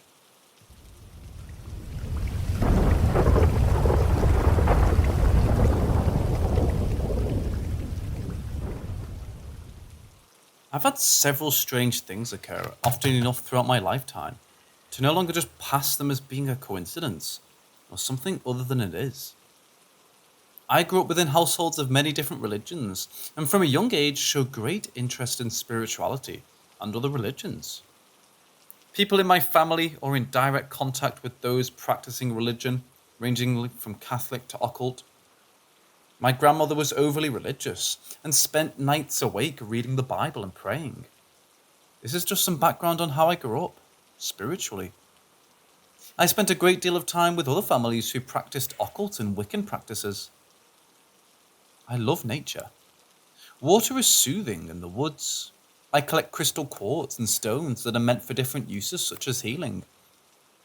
My husband and I were at a state wreck type area away out of our area looking for such stones. As I was sitting on the ground digging away, a woman and a younger girl approached and questioned what I was doing.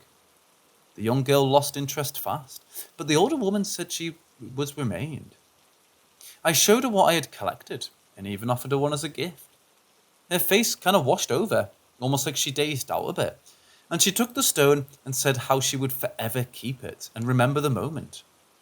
She went on to tell me how beautiful I was and how my eyes radiated alive and light, and how I'm such an inspiration for some people. She went in about my eyes and other things. I was rather surprised, but remained humble and managed to appear not as dumbfounded by her as I was. I never really experienced anything like it before. She really did seem like she'd gone in a daze, though.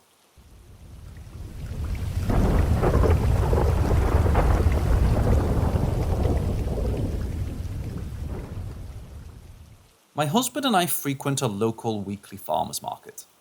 We generally start up at the top building, so he can run to use the bathroom. I stand patiently outside and wait. I'm an anxious and empathetic person, so I just try to keep to myself as I wait. So I'm just standing there, probably staring at the floor or something, and this guy comes out of the bathroom and just stands beside me. Okay, whatever. I look up, and he looks at me and says, "Gonna be a full moon tonight." Said something else about luck, and I just kind of stood there looking at him. Husband comes out of the bathroom, and we head off. A short while later, this man and another man walk by. The man who spoke to me earlier looked my way, said something to the other guy I couldn't catch, and then said, "I'd know her anywhere." Next up, I travel a lot, and we like to visit odd places. We stopped at this radio place where an older woman walked people through. Her husband had collected them and had passed away. There was a smaller shed building and then a garage. I had gone in the shed just a moment, then left my husband to go back to the truck. After a short while, he and the woman came out of the shed. She walked over to me with hands cupped, kind of shyly, and said she had a gift for me. I said, "Oh yeah, a gift?" and put my hands out in front of her where she placed a beaded Christmas spider. She didn't really say much other than there's info online about them. I got out of the truck to follow them along in the garage. I had the gift in my hand. I swear, when I walked through that garage, I felt all these tiny little spiderweb threads tickling my legs and arms. I was brushing at my leg as though to brush it away. No one else seemed to notice. Even after going back outside, I had mentioned it to my husband. He brushed me off like I did the webs.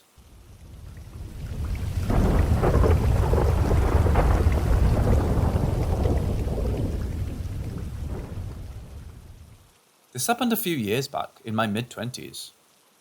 I'm from a small town originally, and had moved to the city for work a few years before the story. Grew up listening to all kinds of scary stories from my grandmother, but never experienced one myself, so was always skeptical about the whole spirits, ghosts kind of thing. In my early years in the city, I lived with a couple of friends, and due to our crazy partying till late in the night, we eventually got kicked out of the place by the landlord after several complaints from neighbours. So we decided we'll move somewhere a bit towards the outside of the city, with not too many neighbours around to complain about us. After a few weeks of searching, we eventually found a place. A 2-bedroom house 2 kilometres drive from the main road. Not too many houses or neighbours around. 3 or 4 buildings in the vicinity, and only one of them was occupied. So barely anyone was around to snitch on us. We were delighted, and started our life there.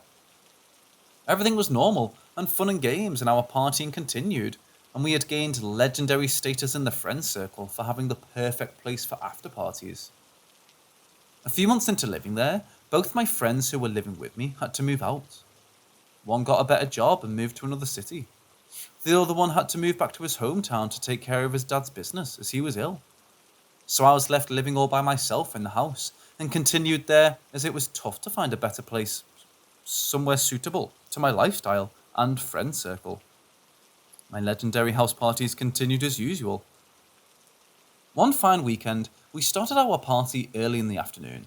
Cooked food, drinks, games, and the usual stuff. We were all wasted by 8 p.m. By 11ish, I decided to call it a night and went to bed. I had a really tough night sleeping, as I could see people entering my room to use the bathroom. I kept yelling at them to let me sleep and to use the bathroom in the other rooms. I had a rough sleep and woke up the next morning with a terrible hangover and started trying to recollect things from last evening. Slowly gathered the sequence of events and realised we wound up the party, and everyone left around 11 p.m, and after that I went to sleep. I started wondering who those people walking in and out of my room while I was sleeping were. Checked and found the bedroom door was locked from inside. Went out and checked the main door was also locked from inside. I thought about it a bit and convinced myself I was drunk and hallucinating. Forgot about the whole incident in a few days. A few weeks later, after one night of movie marathon, I went to sleep around 5 a.m.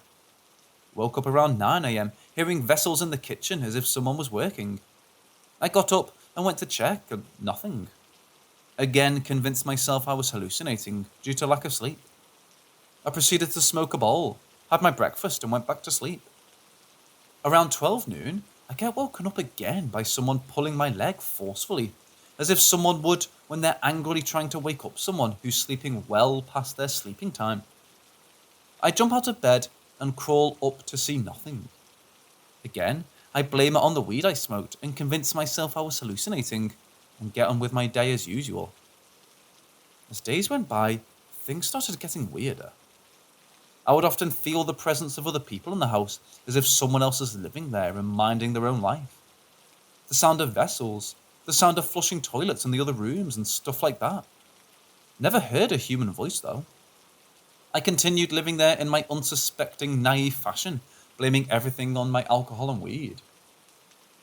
During one of the parties, a friend fell down and rolled all the way down the stairway to the terrace. We made fun of him being super drunk and went on about our usual stuff. Another time, we were all sitting and chatting in the living room, and one drunk friend got up and went to the kitchen to fetch water. We realised an hour later that he never came back and found him lying in a pool of blood in the kitchen. Luckily nothing serious and took him to the hospital, 3 or 4 stitches on the jawline. We would make fun of him for being drunk enough to fall and injure himself whenever we met him again. A few more friends got into small incidents, on their way to or back from my house in the upcoming months. No one connects any of that to me or the house and goes on with their life as usual. One night, after a couple of beers at the bar on the way back from the office, I rode my motorcycle and reached the front of my house. I was about to stop and turn off the engine to open the gate. Before I could stop, I fall down from the bike as if someone pushed or kicked on it from the side.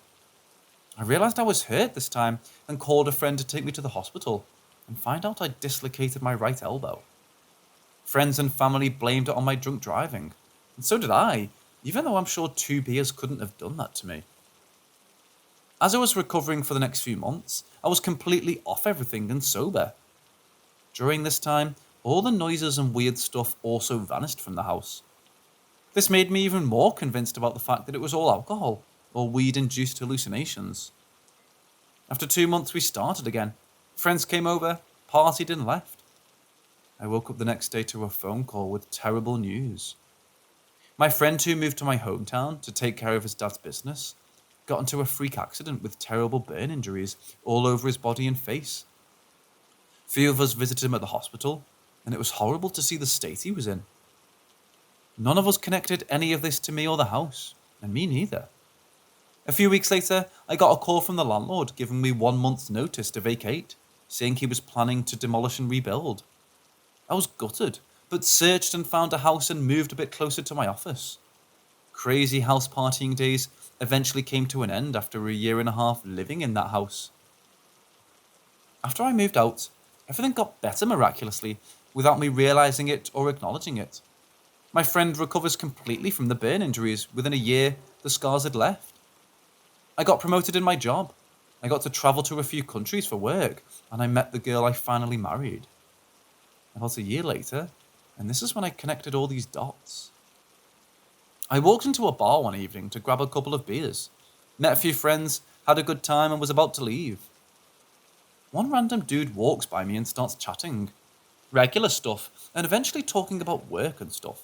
And this happens to be the building contractor redoing the house I stayed in. He said it was a haunted house in which a drunk husband killed his wife and 2 kids, and committed suicide, suspected she was having an affair. The landlord was asked to demolish and rebuild the house by his astrologer, as horrible things started happening in his family after he purchased that house. No tenant would live there for more than a few months. Even to this day, I don't know how and why that building contractor guy came and spoke to me about the house and its story. I sit back and still often wonder, did I really go through some haunted shit and didn't realize it because I was too drunk or baked? Did a whole lot of freaky accidents happen to my friends because they were connected to that house? One thing I know for sure, did it all stop after I moved out? Yes. The rest I don't know. You tell me.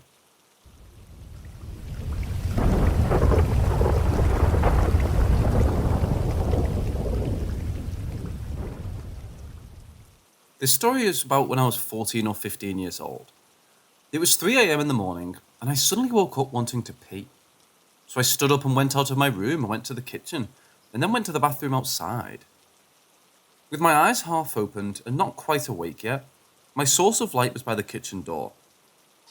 The bathroom itself had no lights, but I can still see inside the bathroom. As I pushed the bathroom door with a glance inside, I saw a boy squatting beside the toilet bowl. I quickly turned around while saying, "Hey, sorry." I was feeling super rude for intruding on him.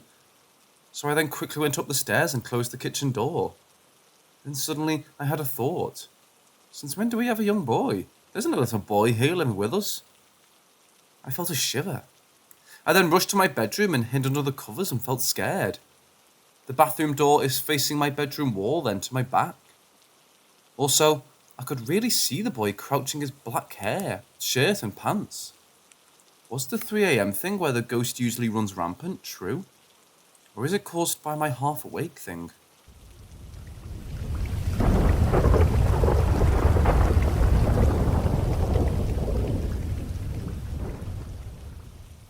In Asia, parents would always tell their children to stop playing outside when it's almost 6 p.m, saying that's the time where a playful spirit or ghost comes out and plays.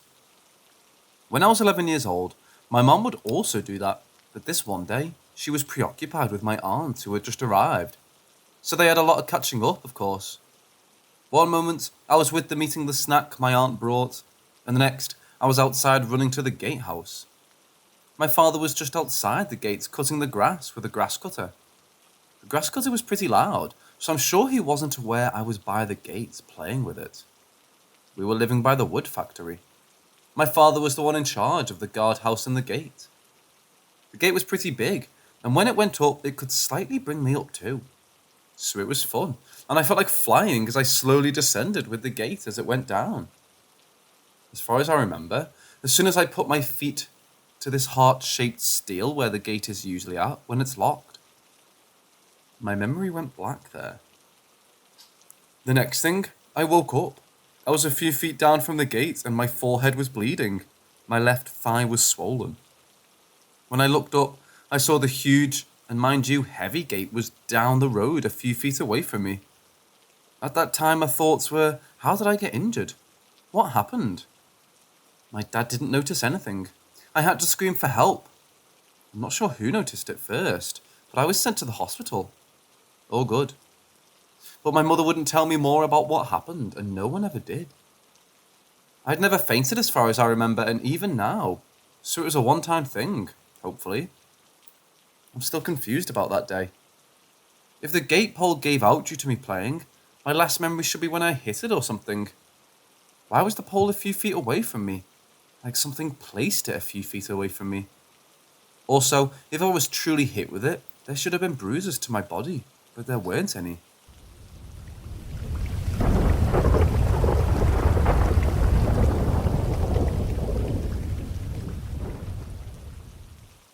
There was a time when I was home alone. My mother was gone to work and still hadn't gotten home from a graveyard shift. We were the only two living there. I woke up to get ready for school, and as I looked out of my bedroom window, I noticed something in the condensation on my window. It was summer in the south. Rainy days plus air conditioning inside, along with all the humidity. But there was something in the condensation. When I leaned in to look at it, there were 2 letters written as if someone drew on the window, like you do in the bathroom mirror after a shower. It was the letters RL, and it was on the inside of my window. It's not like someone outside just drew it. The next experience is a reason why I want to believe in these things, even though as an adult, I'm much more skeptical. My favourite uncle had recently died of a heart attack, and a few weeks had gone by. There was a little 3x5 picture of him, along with others of more family, on a little wall next to the refrigerator, which separated the kitchen from the living room. Me and my mum were chilling in the living room, where our chairs were near the doorway into the kitchen. My mum's recliner is right next to that wall with the pictures on it. We started talking about my uncle, and all our memories with him, and his picture suddenly flew several feet and landed between us. And the first couple times this happened, we thought, okay, that's a crazy coincidence.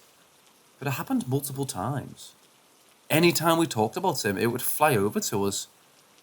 We joked about it and said he was trying to tell us hello. It was never a scary thing. It felt like he was just checking on us.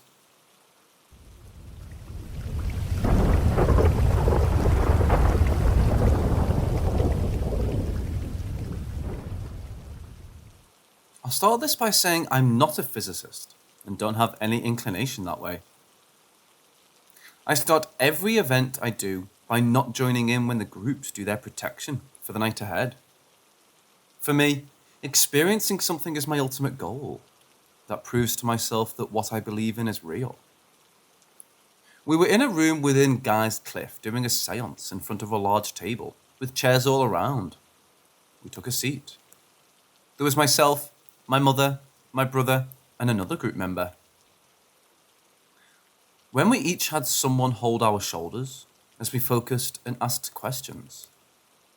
Above the table was a small light from the roof, an all-seeing eye which had been accidentally turned on moments before. All seemed to be going well. A few odd noises, but nothing really of any note. The medium kept asking me if I was okay. She was sitting on the opposite side of the room. Each time my response was, yes, I'm fine.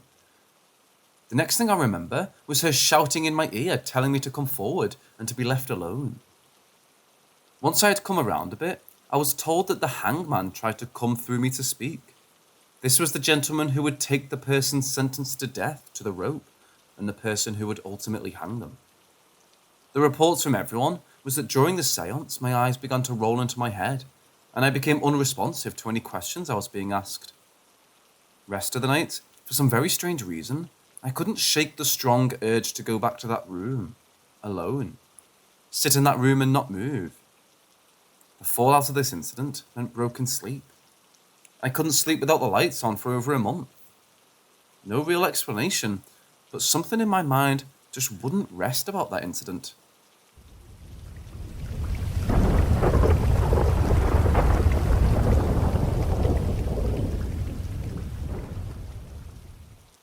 So at the time, I still lived with my mom, but I was 21 and had a job and was paying rent.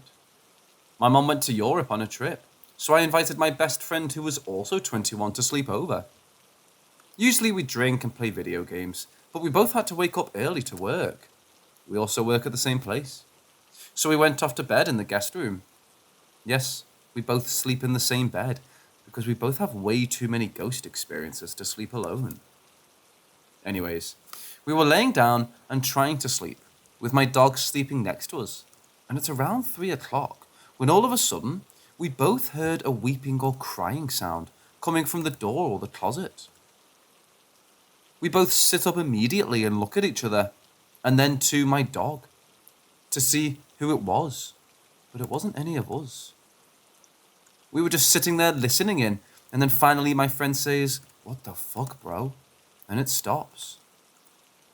I then get up to turn the lights, and we proceed to cautiously look through the entire house to see who or what it could have been, and no one. It was 3 a.m, and it was only us, so we got dressed in our work clothes and left the house to go to a 24/7 Walmart near my house. And we just hung out at the Walmart until our shift started, which was around 7 a.m. To this day, we don't know what the fuck it was, and my mom didn't believe us when we told her what happened. It was crystal clear, a girl's voice, and she sounded like crying mixed with laughing. Creepy. Also, another friend I have who doesn't believe in ghosts was over at my house one day, and at night he was leaving to go home. And in our driveway, he heard a girl calling out to him. And he told me he looked around and saw no one, and he ran to his car and sped off. It was around 1 a.m. when he left, so I doubt any of my neighbours would be out at that time. What if it was the same girl? So my girlfriend has a younger sister who has cerebral palsy and autism. And although she's very smart, she can't really support herself fully, and will probably need help and guidance for the rest of her life, which is perfectly okay. She's basically our adopted daughter.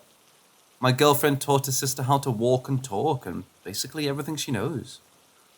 One day though, my girlfriend told me about how there were 3 instances in her life where her sister basically broke character and told her how she was stuck and couldn't get out, and that she was trapped and needed help desperately.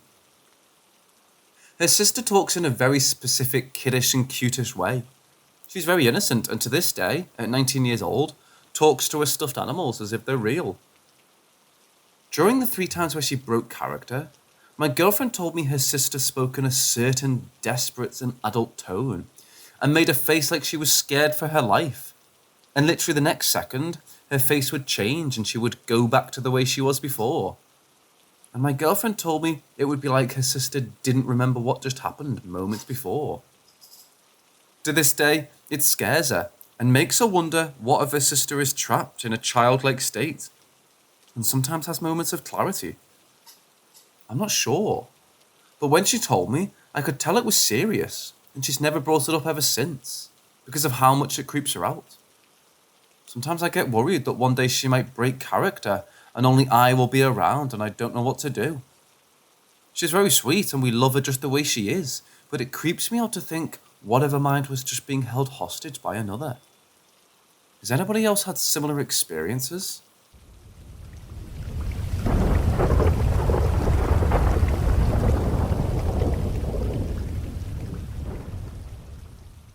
So me and my girlfriend go to Walmart pretty frequently.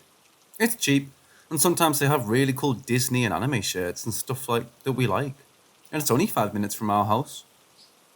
So she told me she was going to check the women's clothes to see if they have any other biker shorts, while I was going to go to the men's section to see if they had any new anime or Disney shirts. We decided I would just meet back here since the registers are right in front of the women's clothes, and then we'd go. When I was done checking the men's stuff, I saw my girlfriend walking towards the food section, and in my head, I was wondering why she was going there. So I started following her to catch up to her, and I saw her suddenly turn left. So I ran and turned left and no one was there. It was an empty aisle, and I was kind of confused. So I ran some more looking for her, thinking she was fucking with me, and maybe went to the next aisle, and legit, there wasn't anybody near there. And I was confused on where she could have gone. So I decided to just call her up and I said, "Hey, where are you? And why did you go to the food aisle?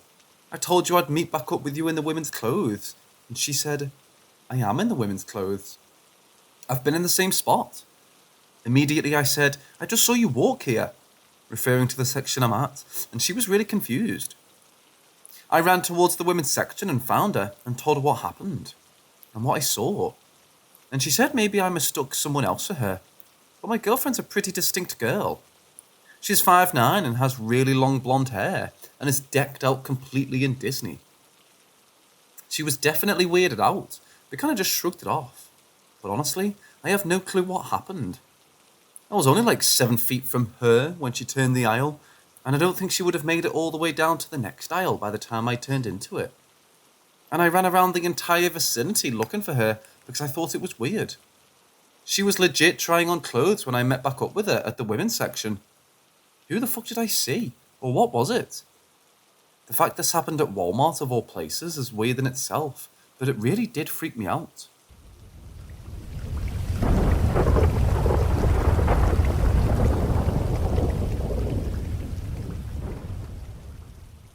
This was about 6 years back. I was about 15 at the time. I was kind of a recluse and almost never had friends over. There was one time I brought my best friend over for a sleepover. We stayed up all night playing games, talking and whatnot. We were having a great time. To understand everything that happened and what couldn't have been the reason, you have to understand the layout of the house. Walking into the house, you have the living room, which has the doorway into the kitchen in the front, and the left side hallway, which leads to the bathroom on the left side in the hallway. My sister's room at the end of the hall, my parents' room second door on the right, and my brother's room first door on the right. Going into the kitchen, you have the dining room separated by the kitchen counter, with one of those open walls that just has the trim of a wall and the doorway. Next to the doorway, you have the add-on doorway to the utility room, which was attached to my room around the corner. So my room is next to the kitchen, separated by a wall all the way in the back end of the house. I went to the kitchen for a drink at about 1:30ish at night. Looking in the dining room, I saw a dark mass in the back corner, but I didn't have any of the lights on, so I chalked it up to just my eyes messing with me. Went back to my room and continued hanging out with my friend. Later on, he was getting thirsty and wanted a drink. I went with him just to see if that thing I saw was there. Sure enough, it was. Only we had turned the kitchen light on, so I could actually see it in the dining room more distinctly. I said nothing to my friend while we were out there, but as soon as we went back to my room and shut the door, he said, "Did you see that thing in the dining room?" To which I asked what he meant, just to make sure we were seeing the same thing. That thing that looked like its body was twisted around, like something out of The Exorcism. I was starting to freak out now because he described exactly what I saw. Every so often, if we got thirsty or wanted a snack, we made sure to go together to the kitchen and we'd look for that thing to see it be in a spot closer to the doorway to the kitchen. And when it was almost to the doorway, we ran back to my room and stayed there the rest of the night and didn't go back out until the sun was starting to rise again. We both had to go to the bathroom at about 6:30 to 7ish and took turns while the other waited outside the bathroom. When I went to the bathroom, I heard little kids giggling almost like they were toddlers. This was impossible. Normally because my sister was only 2 years younger than me and my brother was 8, plus everyone else was still asleep. That was the last of the experiences that night. However, for about a year straight after that, When I woke up to get ready for school in the mornings, it was always like 6 a.m. for me, or random moments when I was alone in the house reading. I would see something dark move out of the corner of my eye or in the mirrors, TV reflections, or behind walls and doorways. Something was always there. The only animal we had was a golden retriever, and most of the time, he would lay on the couch sleeping. I would also notice objects moved out of place just minutes after I'm away from that spot and come back. I've often been spiritually sensitive and that I could feel things around me, or sometimes catch quick glimpses of things others couldn't. But never on the consistent level as when my friends stayed over. I don't get much activity at all these days, but back then, it was very active and terrified me.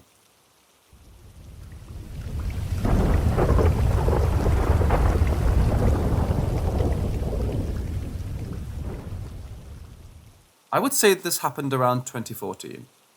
I'm in 7th grade in a new house, and things started to get freaky. We noticed that a circle had mysteriously appeared on my mom's closet door, gradually increasing over time to maybe 3. But suddenly, they had started to appear on my closet door in my room too. The freaky thing is that these circles are perfect, like they were drawn with an instrument like a compass. In our living room, we were fixing a faulty light switch box and socket, which required us to take down the wall and put new sheetrock up afterwards. The wall went unpainted for a while, and suddenly it started to get the same circle on the wall that was on our closets. Over time, this wall got more and more circles. But one day while I was at school, my mom, who was a stay-at-home mom, sat down on the couch next to that unpainted wall and noticed that the circles were forming something. So when I got home that day, she called me to the living room and asked me what I saw. I kid you not, the circles were spelling out my name, in a connect the dots type of way. Both me, my mom, and my stepdad saw this. My mom called for a paranormal team to investigate what was going on, and they thought the occurrence was weird enough to come and investigate. But my mom, being a God-fearing Christian woman, was too frightened by the occurrence and called off the investigation 2 weeks before, and brushed it off as a message from my deceased father, who passed away 4 years prior.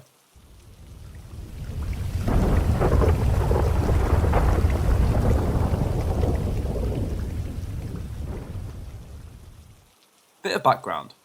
I've never had a paranormal experience, so I've always erred on the side of skepticism.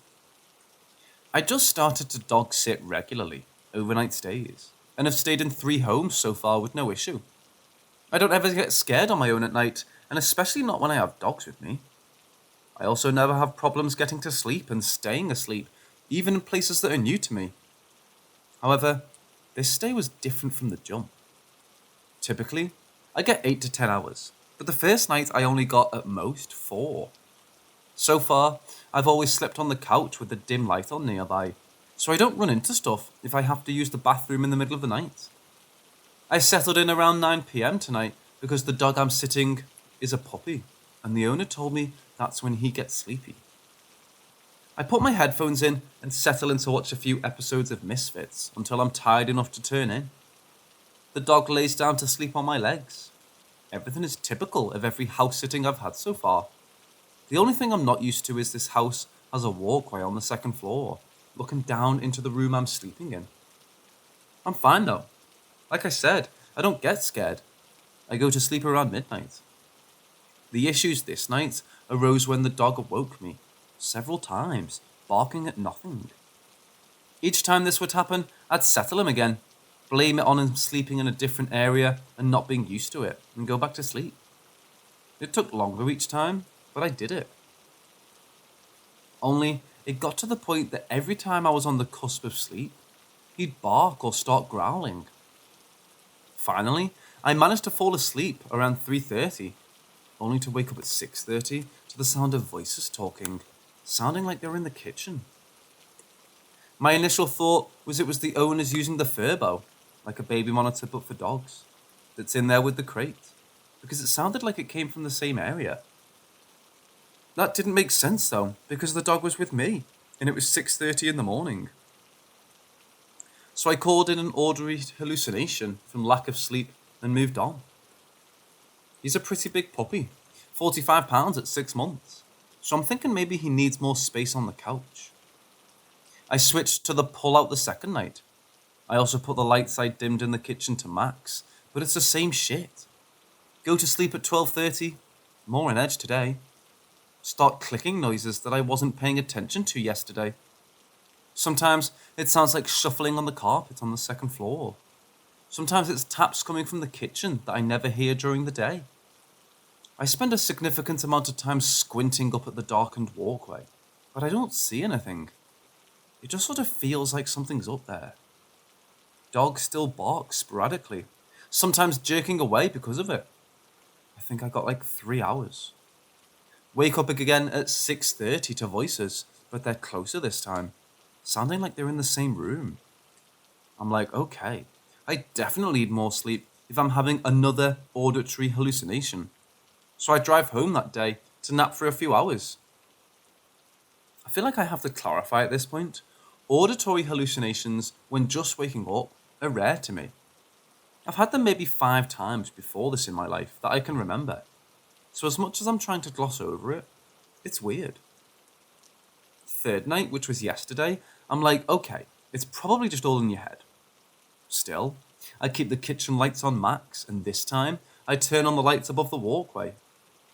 I get to sleep at 12:30, then I'm startled awake 2 hours later when the dog freaks out, starts barking and growling, facing towards the foyer. He then does something he never did before this, and runs into the foyer to see if something's there. I'm sitting there with my ears perked, my phone in one hand, wondering if I should call the police. But I don't hear anything, and he comes back 30 seconds later, standing on the pull-out next to me and staring at the same place he was earlier. I'm officially spooked at this point. I'm still hearing shit. I still feel like someone's watching me. I start counting the taps in the kitchen, and it's always 3 sets of 3, which is comforting at first, because I think it's an appliance. Except then I realise that I'm pretty sure that's a thing in supernatural shit, and not a good thing. I get back to sleep at 5:30 a.m. This time, I'm not woken up at 6:30 by voices. Instead, at 7:30, a woman whispers my name directly into my ear, clear as fucking day.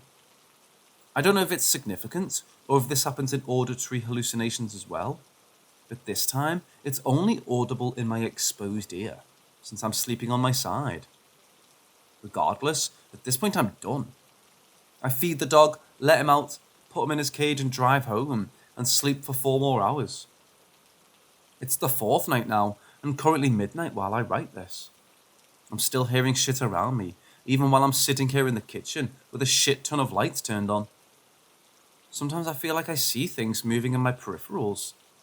Kind of feel like I'm going crazy, to be honest, so I just wanted to vent here. Maybe someone could either assuage my fears or confirm them.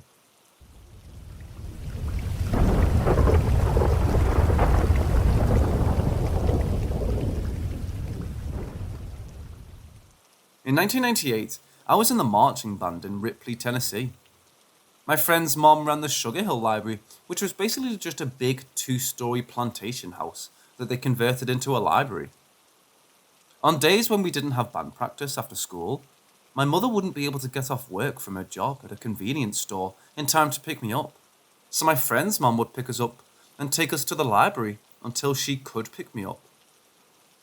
On a typical afternoon waiting at the library, my friend and I will put our backpacks in the children's room, which was situated by an unused entrance next to a stairway to the 2nd floor, and either goof around with the toys in there, play cards, or just do something to pass the time.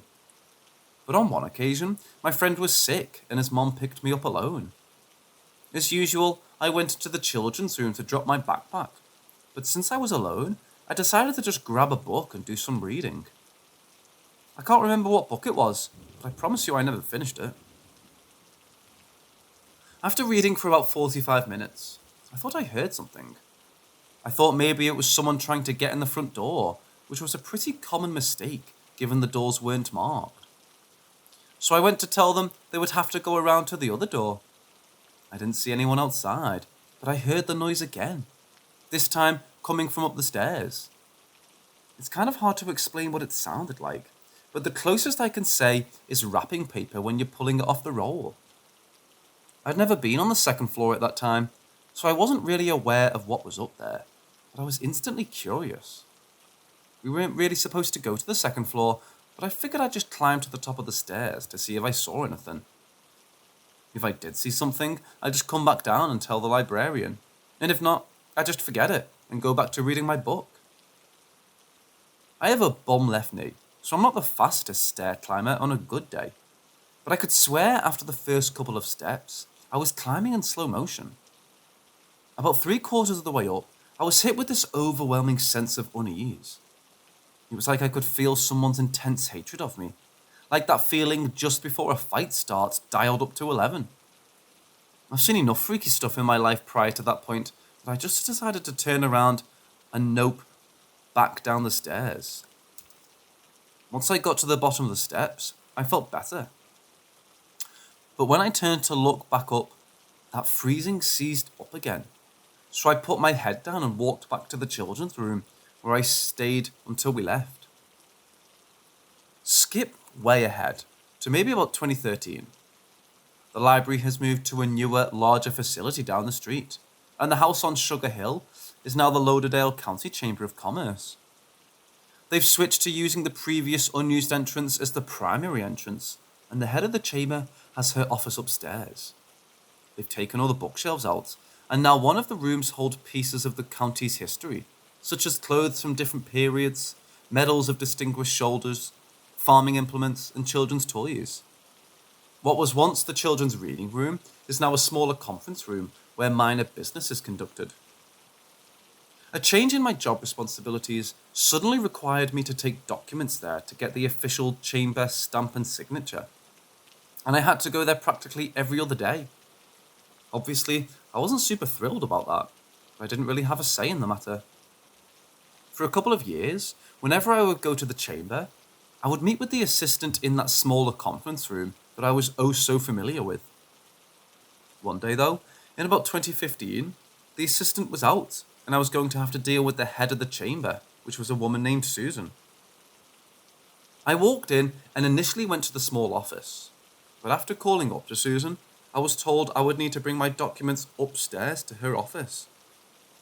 It took everything I had to build the courage to climb those stairs, but I figured it was easier than getting a new job, so I did it. Susan asked me to sit down while she finished some paperwork. We exchanged some pleasantries and small talk, and after a few minutes, I decided to go for it and ask the question that was burning in my brain. Do you guys ever notice strange things around here? Now again, I've been coming here off and on for 2 years, but up until this point, I've never brought up my experience to anyone.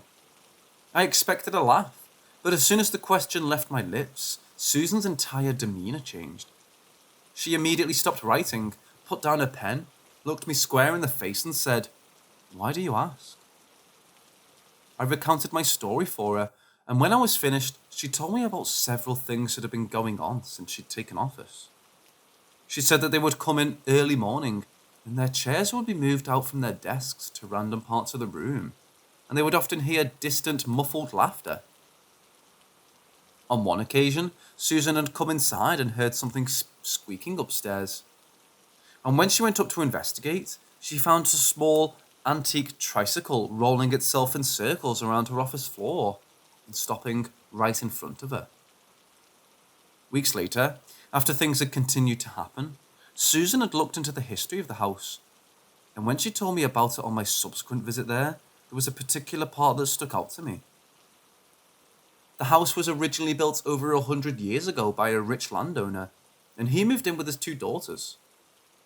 His eldest daughter was married off to a man she didn't particularly care for, and because of the way women were viewed in those days, her husband became the heir to the fortune. After the father died, the daughter became increasingly frustrated with the way the husband was handling their fortunes. One day, the husband was on the second floor having an argument with his wife, and then he fell down the stairs. It was broadly speculated that she pushed him in an attempt to kill him. He ultimately survived, but he was permanently crippled to the point where he was completely unable to care for himself. He died a few years later, and the wife was suspected to have a hand in that as well. Let me tell you, when I heard that bit about the stairs, every hair on my body stood up straight. I immediately thought back to my experience on the stairs and how it felt at the top and bottom. To this day, I've never gone back up to the second story of that building. Activity continues to this day. Chairs still periodically move overnight, and some of the children's toys will move on their own. There was an instance where they were doing renovations and the incident started to escalate. At one point, Susan left her office, and when she got downstairs, she realised she'd forgotten a folder on her desk. When she went back upstairs to get it, the entire floor was covered in flies.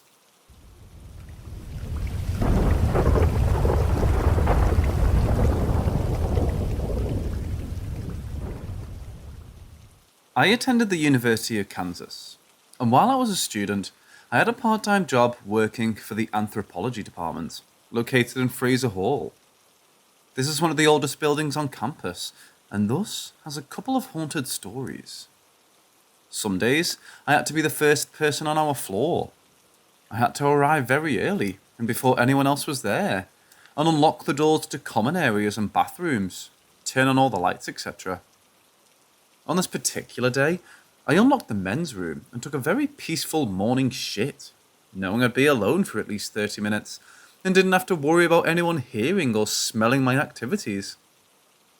While in the stall, the utter silence was broken by the sudden and bursting sound of rushing water.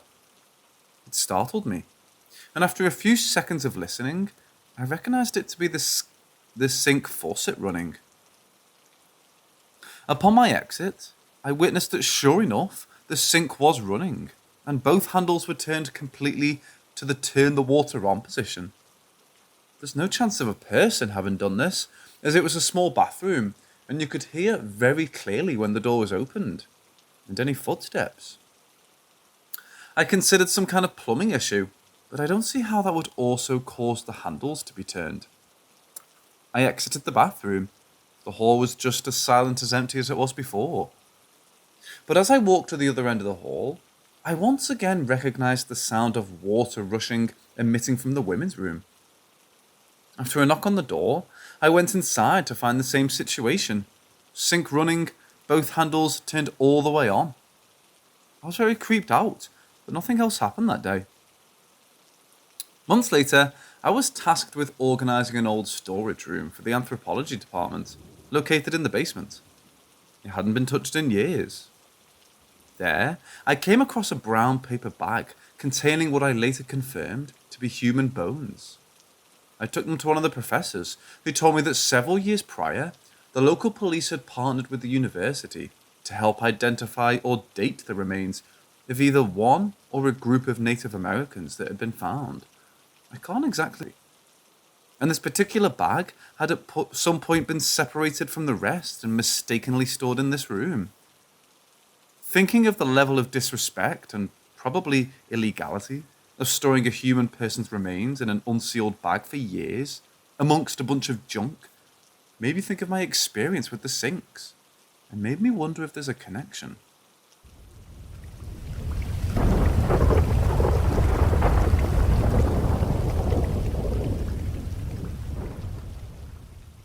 About 25 years ago, my husband and I were in Iowa to attend a family wedding, staying at a Victorian bed and breakfast called the Bishop's House.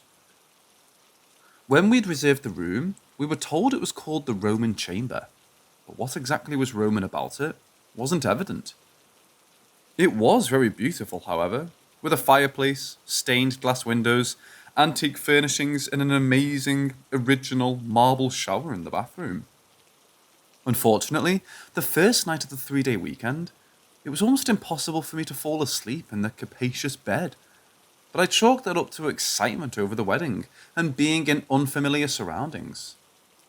Saturday, after the wedding and reception, we returned to our room exhausted, and I fell asleep as soon as I lay down. Then, the dreams began. In them, I saw a very angry man leaning over me, demanding to know why I was in the bedroom. Didn't I know, he asked, what a scandal it would be if he were found to have a woman in his bed?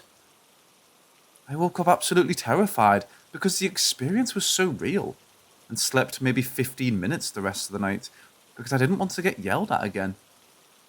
But when I mentioned the dream to my husband, he just said I had a vivid imagination and maybe indigestion from too much cake and champagne.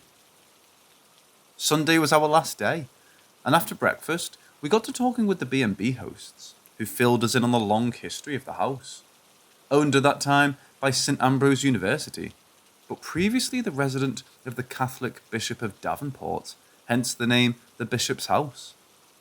Then, they showed us a book of clippings, and I just about freaked out when I saw a photo of my night visitor, Bishop Henry Rollman, who served from 1927 to 1944 and occupied the very room we'd been spending our nights in.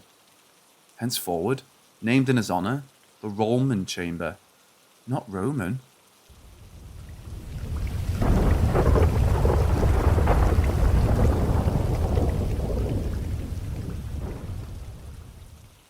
My mom was a psychic, a gift likely inherited from her mother. But as they didn't have much of a relationship, nothing about it was ever really explained to her. On the positive side, she was never taught to hide her ability. On the negative, she never learned to filter and was always aware of the spirits around her. She encountered a memorable one at Maryville Academy in Des Plaines, Illinois, a Catholic orphanage where she and her brother were sent after several years spent shuttling back and forth between their father in Chicago and various relatives' homes. What landed them in the orphanage was the onset of the Great Depression, which led the relatives to claim they couldn't afford extra mouths to feed anymore. Just as my grandfather's work hours were drastically reduced to the point he could barely afford to feed and shelter his kids. A neighbour, noticing the family's desperate situation, notified Catholic Charities, who suggested my grandfather surrender his children to their custody. Though loath to do so, he finally agreed, hoping they'd get some stability in their lives. Unfortunately, once at Maryville, Mom and Uncle were sent to live in separate facilities where keeping up family relationships was not encouraged. A younger sister, deaf since infancy due to an illness, was sent away to a school for hearing-impaired children, so they lost contact with her too. Luckily, Mom was a pragmatic and adaptive girl who took easily to institutional life.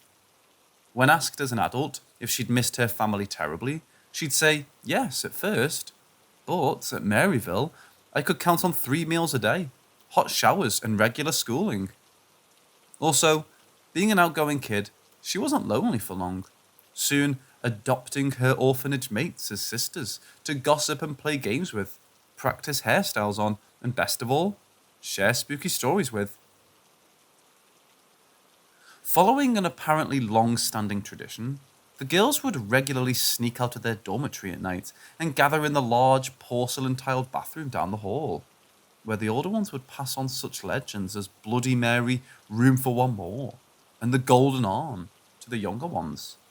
Till thoroughly scared out of their wits, everyone finally crept back to their beds for long, sleepless nights. However, my mother was certain they hadn't been telling tales the night of the incident, because everyone had been sent to bed early in preparation for a religious observation the following day. By midnight, the girls, with the exception of my mom, were sound asleep, snoring gently in the large room that held upwards of 20 beds.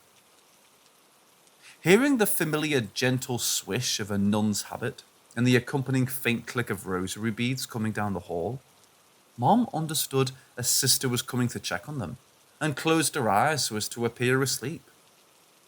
She heard the nun make her way up one row and down the next, seeming to check each girl before moving on. But when she got to her, she stopped and stood over her a while before seating herself at the end of the bed. Never having been singled out like that before, my startled mother opened her eyes and saw nothing.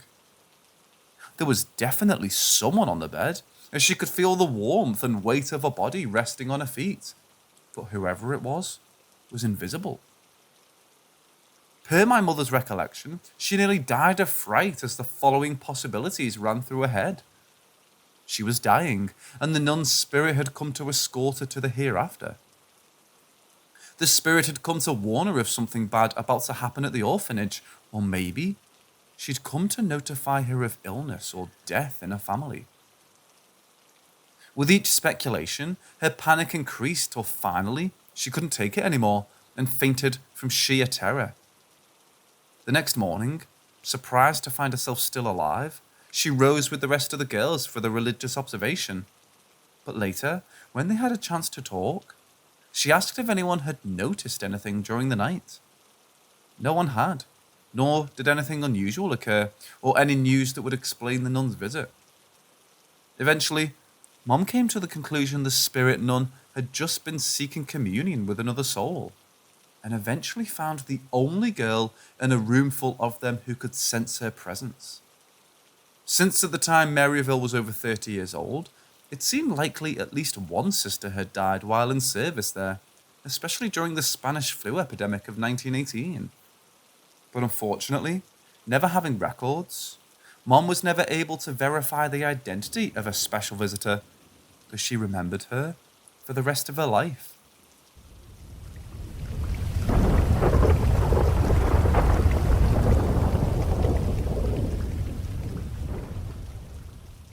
Back in the late 1930s, my father and his brother built a little summer home for their mom on some land they owned in Beverly Shores, Indiana. For some reason, the area at that time was very popular with Polish Americans. And for my grandma and others of her generation, these homes seemed to serve as their American equivalent of a dacha, a place to relax, read, and just enjoy the rural life for a few weeks every year.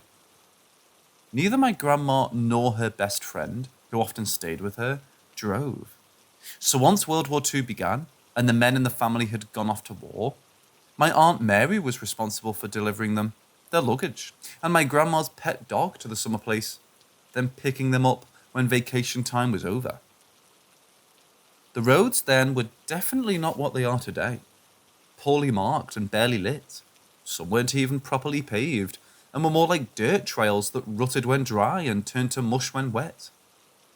And they were rapidly turning into the latter the night my aunt headed toward Beverly Shores to pick up her mom and a friend, due to a torrential rainstorm that started just as she was entering Indiana.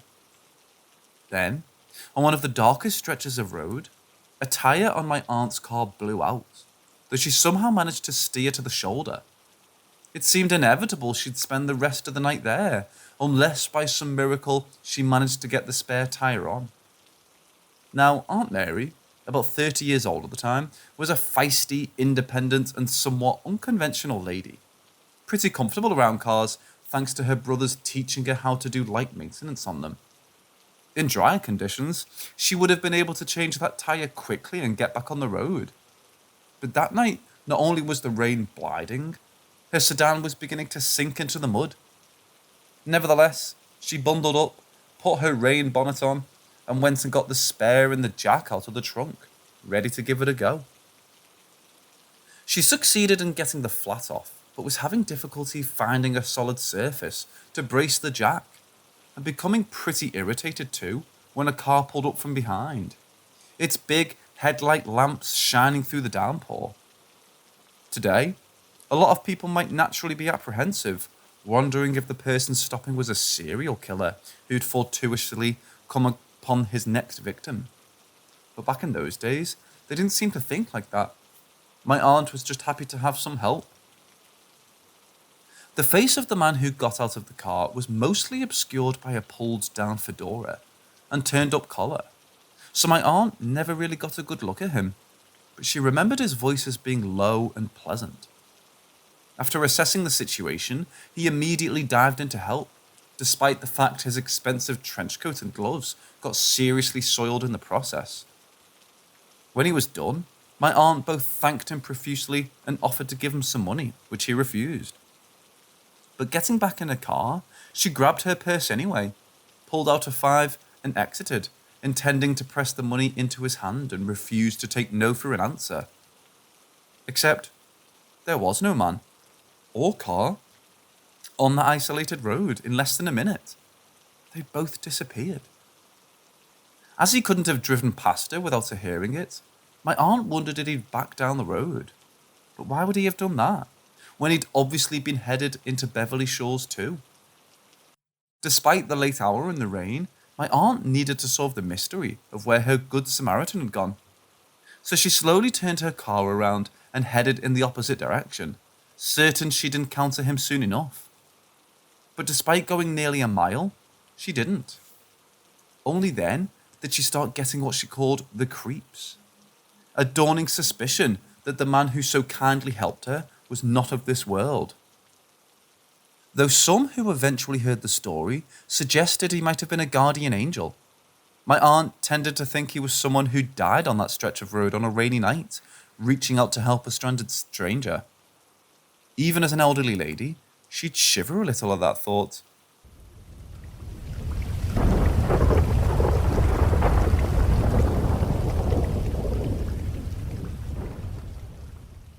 This story isn't about the year 2020. It's about the 2020 building.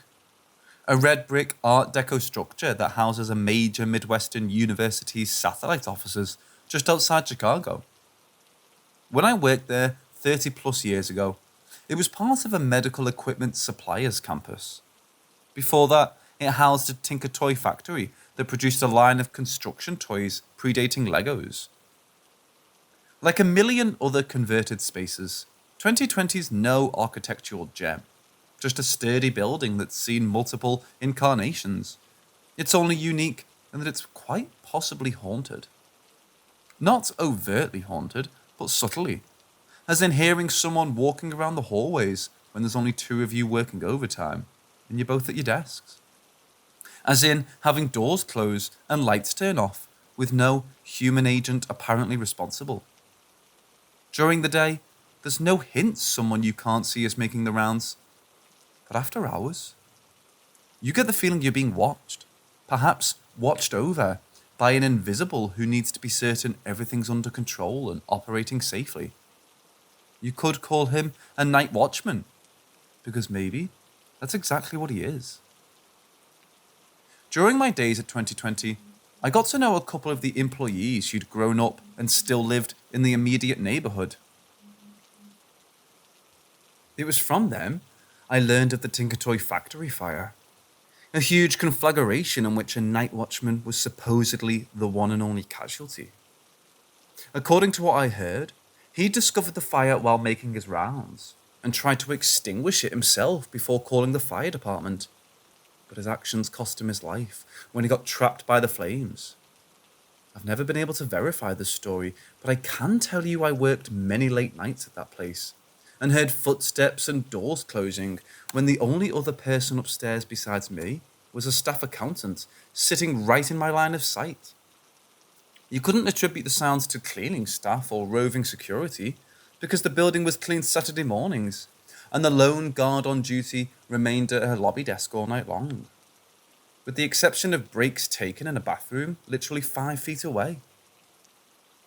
When the division I worked for closed down in 1984, I left for a job at the downtown campus of the aforementioned university, where I met the man I eventually married. A few years later, when the university bought 2020, they established a satellite office for his department there. So while he continues to work in Chicago, he often goes up there for meetings and knows the staff well. A couple of years ago, I was introduced to a member of this extended co-worker family when we ran into her one day while out shopping. Instantly liking each other, we were soon chatting up a storm, during which I mentioned I once worked in the same building she did now. 2020 is quite an interesting place, isn't it? She asked. And I, sensing she was hinting at something, went there, saying, "It sure is. Have you ever gotten a sense there's something there that you can't see?" "Oh, hell yeah," she said, with a laugh. "There's definitely something there. I'm always aware of it when I'm working late." Of course, I felt I had to tell her the story about the night watchman. And she said, "Funny you should say that, because whoever is there, I've always felt they're being protective, watching over those of us working late to make sure we're safe. I've never felt scared of it at all."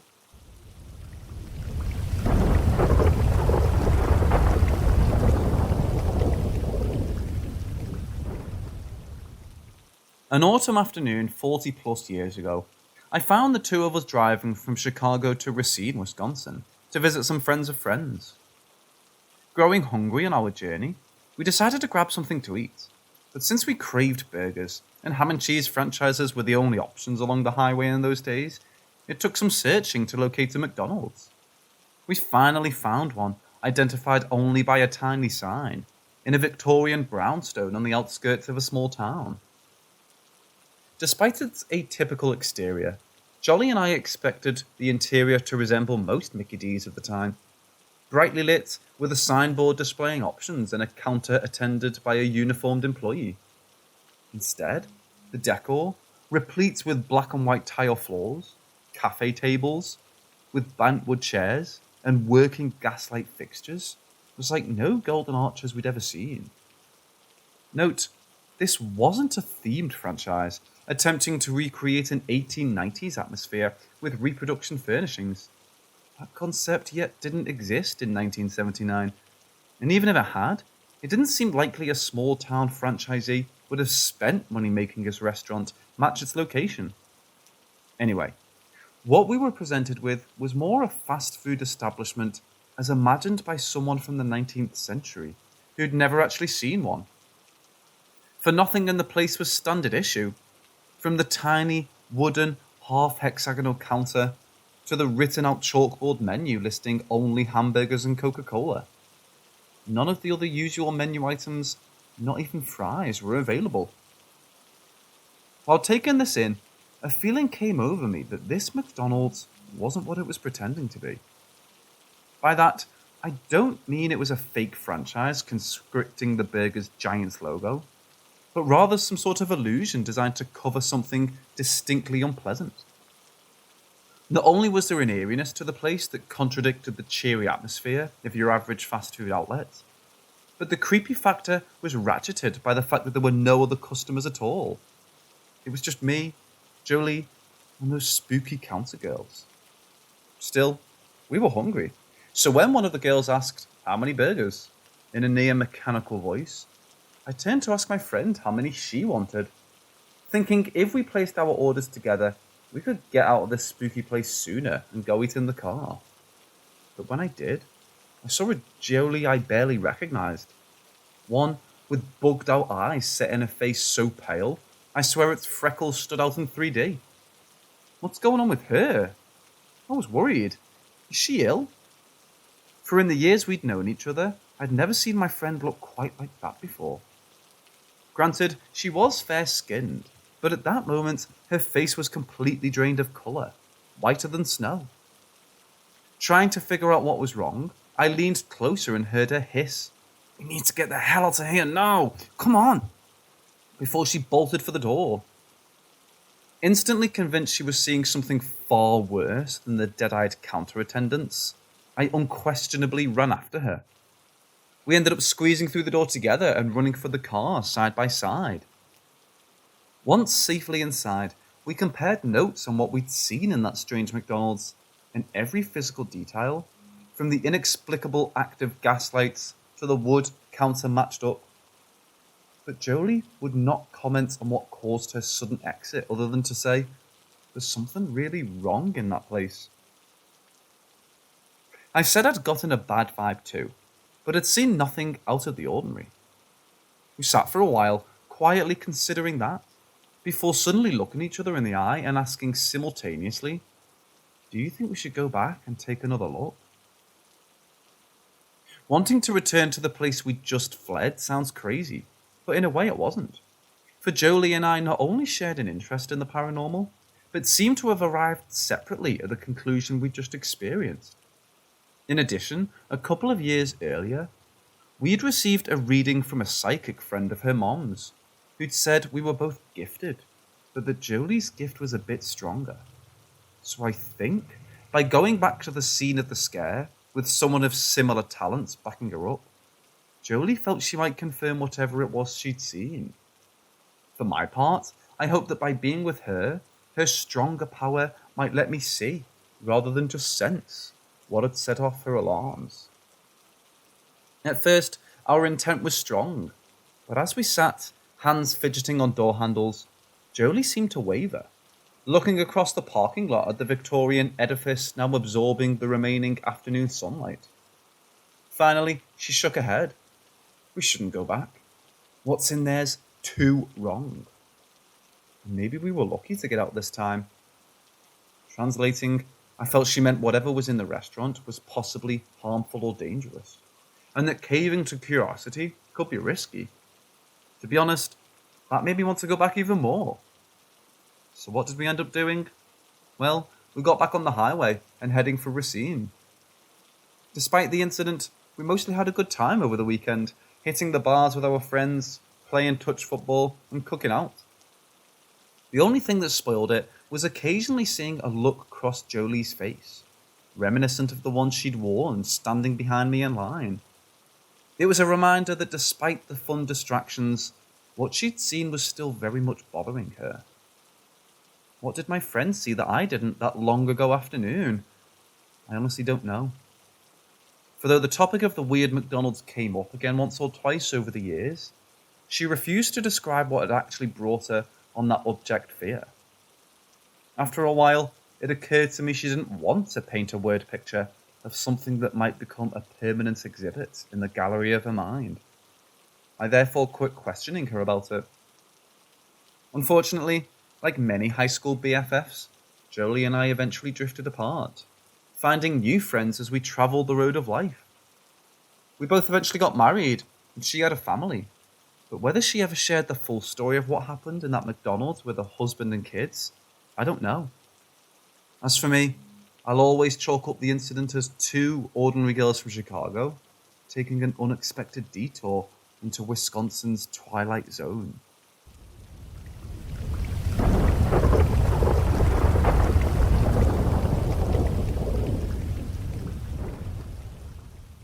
While living in our old neighborhood on the north side of Chicago, my husband and I often took walks on late summer evenings to admire the area's beautiful Victorian houses by moonlight. Frequently their owners, sitting on the wraparound porches to catch a breeze, would call out, "Nice night," as we passed. To which, of course, we responded, "Yes, it certainly is." It was a lovely social tradition, one we imagined had been practiced since those houses were built. One night, ambling back to our apartment, we happened to pass a tree in the parkway, about which there was nothing unusual, except as we walked under its branches, a deep, resonating moan emanated from within its darkened foliage. Not a cicada buzz, bat squeak, bird chirp, or cat yowl, but a moan, coming from right above our heads. There was something not right about the sound, and the hair on my arm stood on end. Yet we paused, trying to determine what we'd heard. "What do you think that was?" I asked my husband. "Has to be an animal," he said. "Maybe a squirrel protecting its nest." The sound again came from above our heads, more of a groan than a moan this time. "Squirrel?" I scoffed. "I've never heard one make that noise." City squirrels do occasionally emit a distinctive cry when scared, but it could never be mistaken for a moan or groan. There was a human or human-like element to what we were hearing, but the tree was in no way big or sturdy enough to conceal an adult or a child. And who'd hide up in a tree and mowed anyway? "It has to be a squirrel," my husband reiterated, sounding less convinced now, more like he was trying to make things right in his mind. But the sound was even more wrong, low and guttural when it came a third time. "Whatever it is, we need to go now," he said suddenly, grabbing me by the arm and pulling me away from the tree. He's a fast walker naturally, but now he race walked, on the verge of running, as he dragged me behind him. Barely able to keep up, I nevertheless asked, "Do you think it's some sort of spirit?" "No," he shouted, automatically. Then, in the most fearful tone I've ever heard him use, he continued, "Honestly, I really don't know, but I don't want to see whatever it is, and I'm afraid if we stay here I might." The words had no sooner left his mouth than we heard the sounds once more, a long, attenuated moan that absolutely vibrated the nighttime air. And we took off running like a couple of terrified kids. A few blocks later, we reached our building, where after rushing up the stairs to our second-floor unit, we locked the door and flopped on the couch, out of breath. A little while later, when we finally decided to address our experience, we didn't even attempt to apply further logic to it. Not having ruled out insects, animals, and humans, what other explanation was there than something supernatural? Yet, a ghost didn't seem like the likeliest explanation. Why would a spirit haunt a tree? Unless maybe it was a hanging tree behind a prison, where death sentences had been carried out. A scrawny young maple on an urban barkway didn't fit that scenario. Then I began wondering if we'd encountered a misplaced elemental. Named after the elements of nature, elementals are spirits that have never incarnated as humans. While technically not ghosts, they're capable of evoking fear or uneasiness in some people. Mostly, though, they're pretty harmless. Due to the fact elementals are usually associated with forests, mountains, and other areas of sparse human habitation, I did at first wonder how one might have ended up in a large city. Then, I realised it might have accidentally attached itself to a group of vacationers on a camping or hiking trip. Transported back to their neighbourhood, it sought shelter in something familiar to it, a tree. Meaning, the moaning and groaning we'd heard was probably the spirit's attempt to scare us away from its safe place. Though we continued to live in that neighbourhood a couple more years and kept up our evening walks, we never again encountered the moaner. So I guess whatever it was found someplace more to its liking.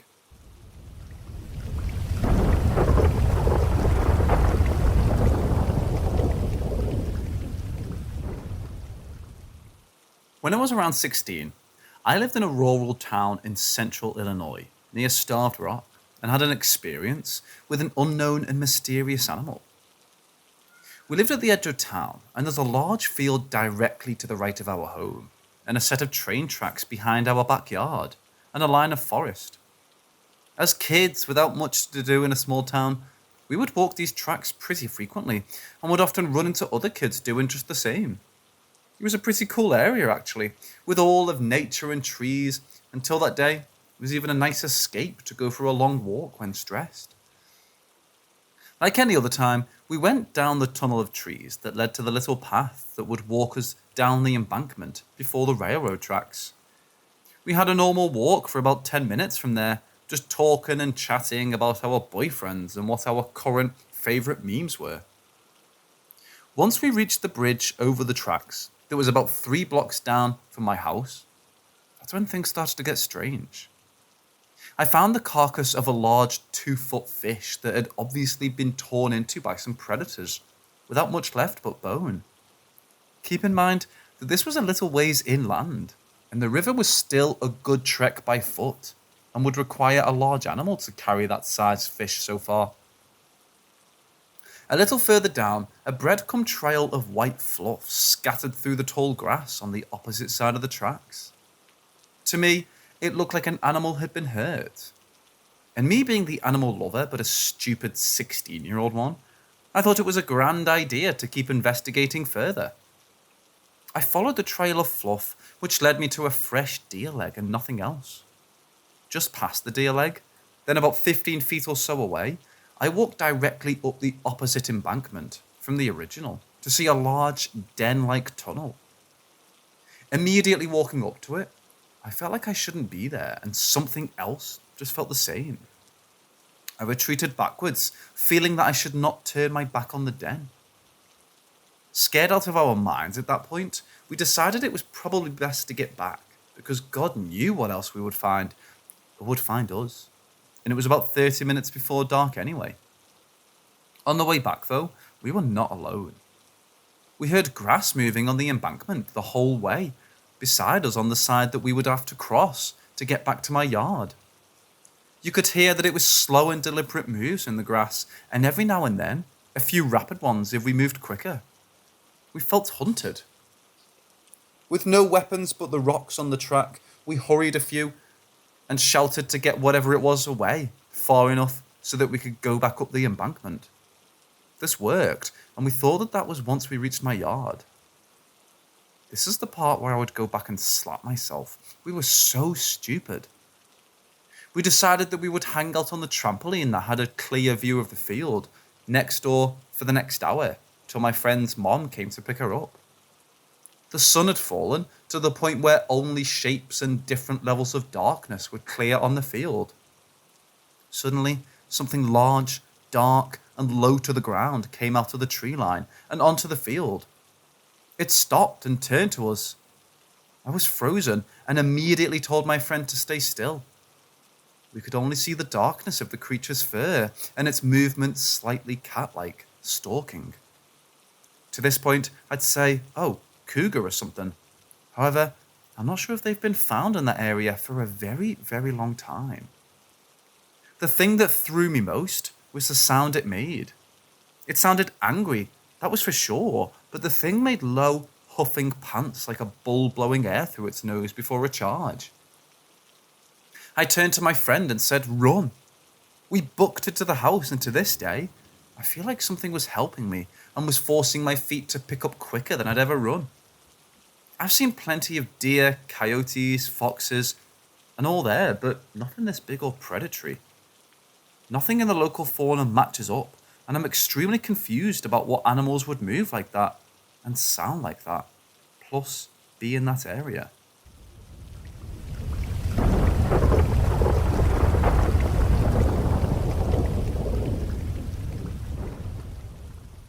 This was about 2 weeks ago. I recently just got laid off from my job due to the pandemic, but my husband is an essential worker, so he has to still go in every morning. It was around 3 p.m. in the afternoon, and I was cleaning our kitchen and doing dishes. He usually doesn't get home until 5:30 or 6 every night. I was alone and wiping down our counters when I heard my husband calling my name downstairs. I immediately stopped and looked down at the staircase across from my kitchen. Then immediately after hearing what I thought was him, I watched my cats run over to our stairway and jump up onto our banister and look down towards the door to the garage, like they always do when he gets home from work. So I thought he may have just been getting home early, then quickly realised I never heard our garage opening or his car door shutting. My cats were still perched there and seemed like they were awaiting him still. Then they both look at me simultaneously with confusion. Then I responded back with his name in a questionable tone. There was no answer. That's when danger entered my mind. I immediately grabbed our pistol with safety still on, just in case it really were my husband. Couldn't be too sure it wasn't. Then again I called out, "Hello? Who's down there? I am armed." Still as silent as it was when I was peacefully cleaning.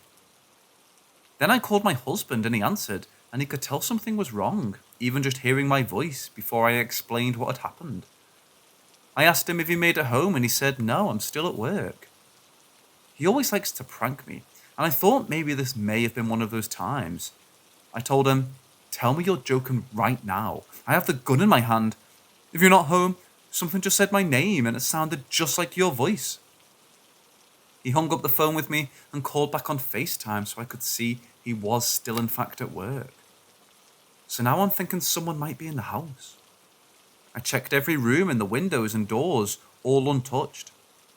Then I began questioning if I was just hearing things. But the fact my cats reacted the same time I did is reassurance that I'm not crazy. I think they heard it just as I did. Haven't heard a voice since.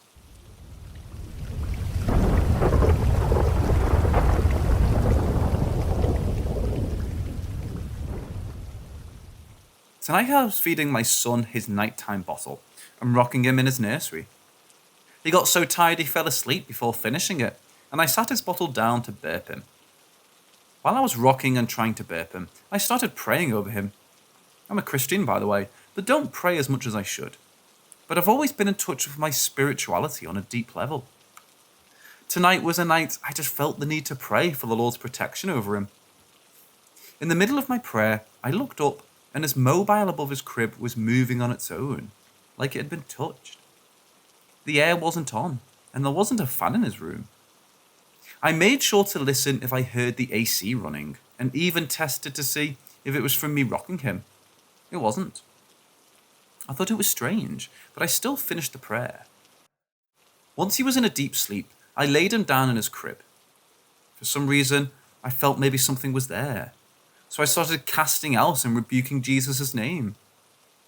I remember looking around the room and putting one of my hands over my son and saying, "My son is covered in the blood of Jesus and is protected by him and his angels. Whatever is not of the Lord, be gone." As soon, and I mean as soon as the words "be gone" left my lips, the lamp on his side table flashed. So quickly, by the time I looked over, it was off. But I saw it turn on and light up the room. I walked out and told my husband about it. He went in shortly after and checked the lamp, and sure enough, it was off. This has been my first ever spiritual experience. I'm not sure what it was, good or bad, but it was something.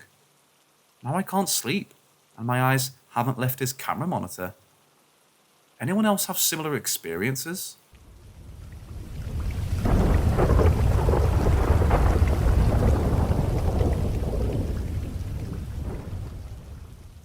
This happened to me when I was 17, around the same time when most of my friends were just getting their driver's license. We all had that rush for cars back then, so it was quite common for us to skip school and go for a ride out of town. The city where I live is surrounded by forests and 2 mountains, so we basically had a lot of places to go and chill. One day, my friend was very excited to show us a place that he found online, for which people said was quite odd. We looked it up, and apparently it had a reputation for being a paranormal site. Being the typical group of teens, we collectively agreed to check it out ASAP, including me, who more or less believes in spiritual stuff. Going up the mountain, we were listening to the radio until we lost the station. This entire experience is happening during a summer night, so we were feeling pretty careless and as excited as a person can be. Having no music to listen to, we started talking and discussing our expectations for this place, with most of us having no expectations at all. Our conversation was suddenly interrupted by the loud static coming from the radio that we turned off just a few minutes ago. We were all a bit startled, but still nothing out of the ordinary. It happened again a few minutes later. We all looked at the radio, and it was still off. We quickly dismissed this as something that radios do for some reason, and again, didn't pay much attention. The third time that it happened, the driver hit the brakes and stopped the car. He turned to us and yelled, "Fuck me, did you hear that? What was that?" claiming that he heard a voice this time. None of us heard anything except static. The driver said that he's had enough and switched the engine off, so there's no possible way for anything, including the radio, to be working. We sat there like that for a while in pitch black, for there were no city lights around us, and the forest had covered all other light sources like stars, etc. The light indicating the radio turned on, and soon after the static came. I could tell we were all feeling a bit anxious by then. Through the static came a female voice singing, and it was very silent. For a second it got louder, then fell back to silent again and then vanished. But even weirder, the static vanished too. Once we switched the car back on and turned the headlights on too, we observed what seemed to be smudges of fingers all across the windshield. We didn't turn the car around immediately, but I could tell that we all just wanted to leave. We stopped further up on a hill, took some pictures of the Milky Way and went home afterward. Ever since, we speculate about what happened to the radio and windshield that night. My friends went 2 more times without me to the same place, recording the same, including feeling a small push once the car was off. What do you think?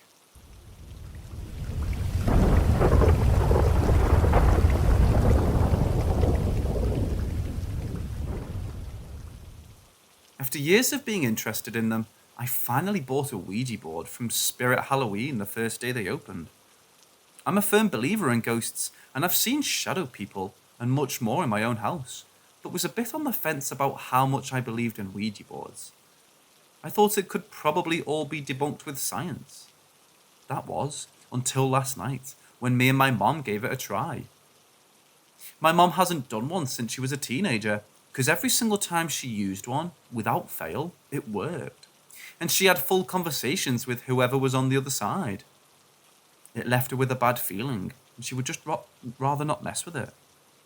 But once I bought this one, she was excited to try one again. The second our fingers were on that planchette, and I asked if anyone wanted to talk, it went straight to yes with a strength I could never have imagined. I mean, I had tears in my eyes. I was so shocked. We continued to ask about its life, and we learned it claimed to be a woman from Maine, who was a wife and mother until she was killed in 1977. She didn't initially want to talk, but also said she was enjoying talking and wanted to continue. It gave the smallest details about its life, and the only way I could explain it was that it was as normal as talking to a woman you just met on the street. Details like her husband's name. She liked birds, but not cats and dogs, and that she was happy wherever she was. She felt so human. It was such a human conversation. That was until towards the end, when her spelling became sort of jumbled and didn't make much sense anymore. I asked if she was struggling to say what she wanted to say, and she said yes, so we stuck to yes or no questions. We had lit 2 candles on either side of the board, and my mom asked if she was able to move the flames, to which she said no, leading to me, very stupidly, ask what she could do besides talk through the board. Pretty quickly, she began doing the figure 8 motion, and I freaked out, because I heard for years that was not a good sign. But still, we just asked another question and changed the subject. After a while, we were tired, and asked if she was ready to end the conversation, and she said yes.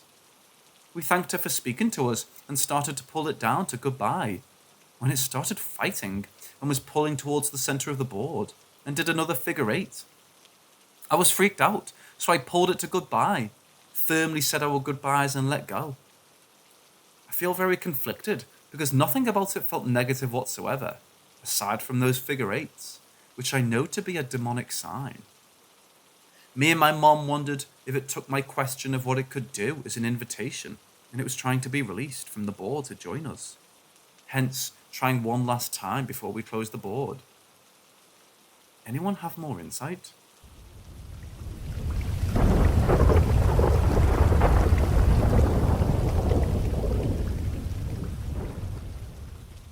Some brief background first. I grew up in a relatively small town in Australia. The house my parents built was in an area that had previously been a large farming area around 100 years earlier. While I lived at that house, I had many experiences with what I'd consider paranormal, ranging from seeing shadowy figures to one evening where I felt something physically sit on my bed while I was at home alone. This particular incident happened in 2008, when I was about 15 years old.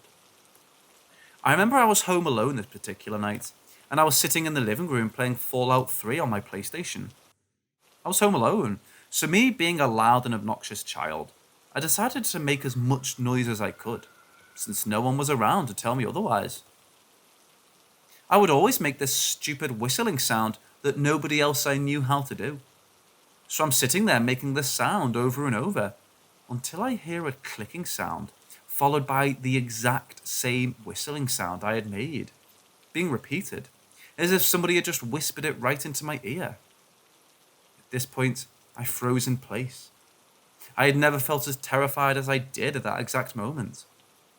I remember having this overwhelming feeling of dread, and I immediately threw down my controller and bolted out the front of my house.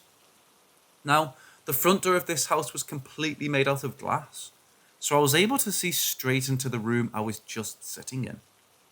I stood there for what felt like an hour before I had the courage to go back inside.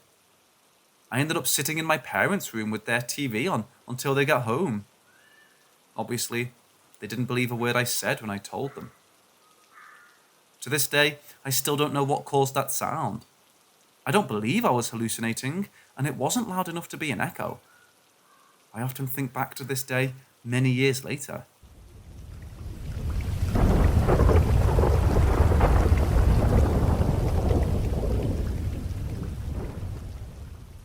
Let me start by saying I've had multiple visitation dreams. Usually, they are shortly after the person has passed and are saying goodbye. This dream of visitation was one that really stuck with me though. It was 2019, July 2nd to be exact. My grandpa had been gone for 15 years by then. My grandma had been in and out of the hospital for a couple of months. She was fighting pneumonia for a while, and then she started having some stomach issues and went back in. Well, that day, not much news had changed with her.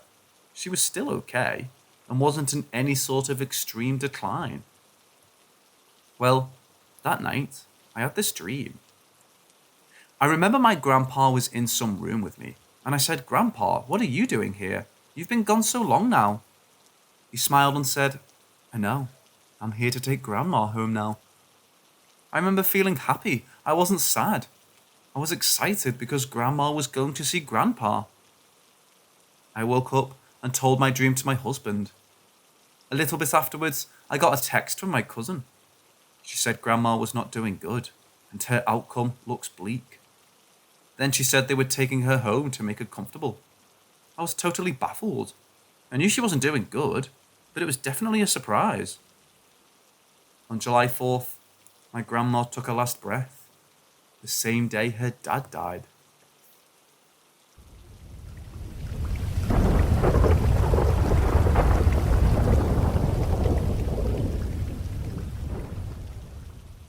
I was camping with some friends.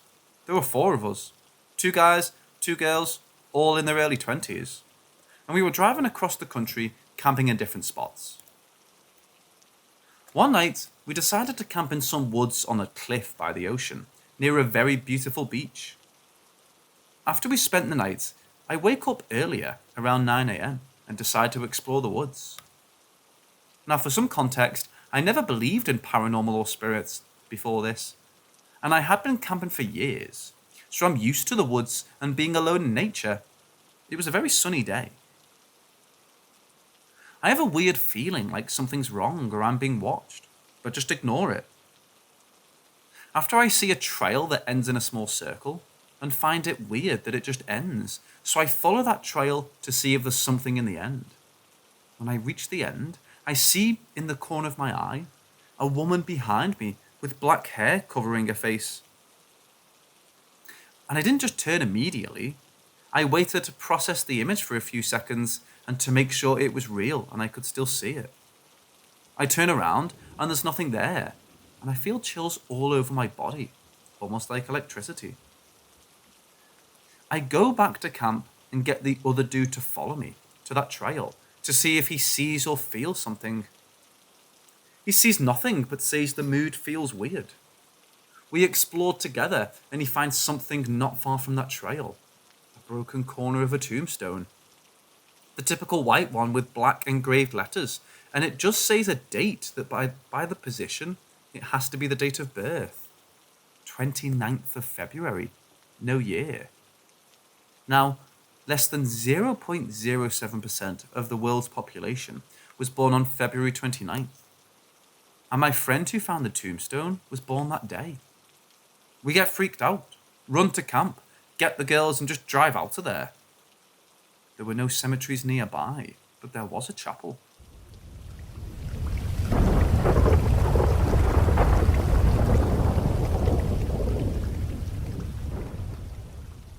I'm quite superstitious, but would always try to find any logical reasoning before going towards the paranormal explanation. This happened a couple of years ago when I was travelling in France. I checked in at a hotel in Nice and shared a room with my mom. The room has 2 twin beds, so we each slept in one bed. We had a long day, so my mom passed out on her bed as soon as we walked into the room. I stayed a little bit on Facebook to upload pictures. I had my laptop on the bed, and I sat on the edge of the bed with one leg hanging off, and the other sitting Indian style on the bed. About an hour in, I started feeling some pressure behind my back and around my abdominal area. I felt like I was being hugged from behind. I chalked it up to being tired, so I turned off my laptop and went to bed. I had a dream that I was standing in front of the hotel, feeling a bit confused. It was daytime, and a guy approached me and asked if I was from around the area. I told him I was a tourist, so he offered to take me around. Next thing I knew, I was visiting all these beautiful places with him. We ate, shopped, visited a bunch of monuments, and had a really nice time in my dream. We hung out until the sun started setting. I remembered holding hands with him, laughing and walking towards the sunset. But for some reason, I stopped walking and wondered, who is this guy? I don't even know him. Where am I going? The moment I started questioning myself, everything just stopped, like a film on pause. Then I abruptly woke up. First thing I saw was my mom's sleeping bag, and it was facing towards me. But I saw a cloud of black mist floating in front of my eyes, and the reason I could tell the shape was because it stood out against my mom's white blouse. I thought my eyes were playing tricks on me, as it was still adjusting to the light in the room. So I turned my body and looked up at the ceiling. When I turned back, I stopped seeing the black mist. Side note, I grew up in a Buddhist household, so my parents were super religious. They also followed a lot of superstitions. My dad wasn't able to travel with us, so he gave me a necklace with a Buddha's head and told me to wear it at all times. It was a talisman, and it would protect me and keep me safe. So I wore it on me all the time, except when I took showers. So naturally, my hands started tracing up to my chest, hoping to feel some comfort holding the talisman my dad gave me. I felt around a bit and sat up right away because my talisman was gone. I looked over and it was on the nightstand. I placed it back around my neck and went to sleep. The next day, while having breakfast, I asked my mum if she took off my talisman. She said she was so tired she slept through the entire night, so there was no way she would even remove the necklace from my neck. I told her about my dream, and she recalled stories of people never waking up after they sleep because they get taken away by the spirits in their dreams. Good thing you stopped following that guy, or else who knows if you're going to even wake up today. She was laughing and joking while I felt goosebumps all over my body.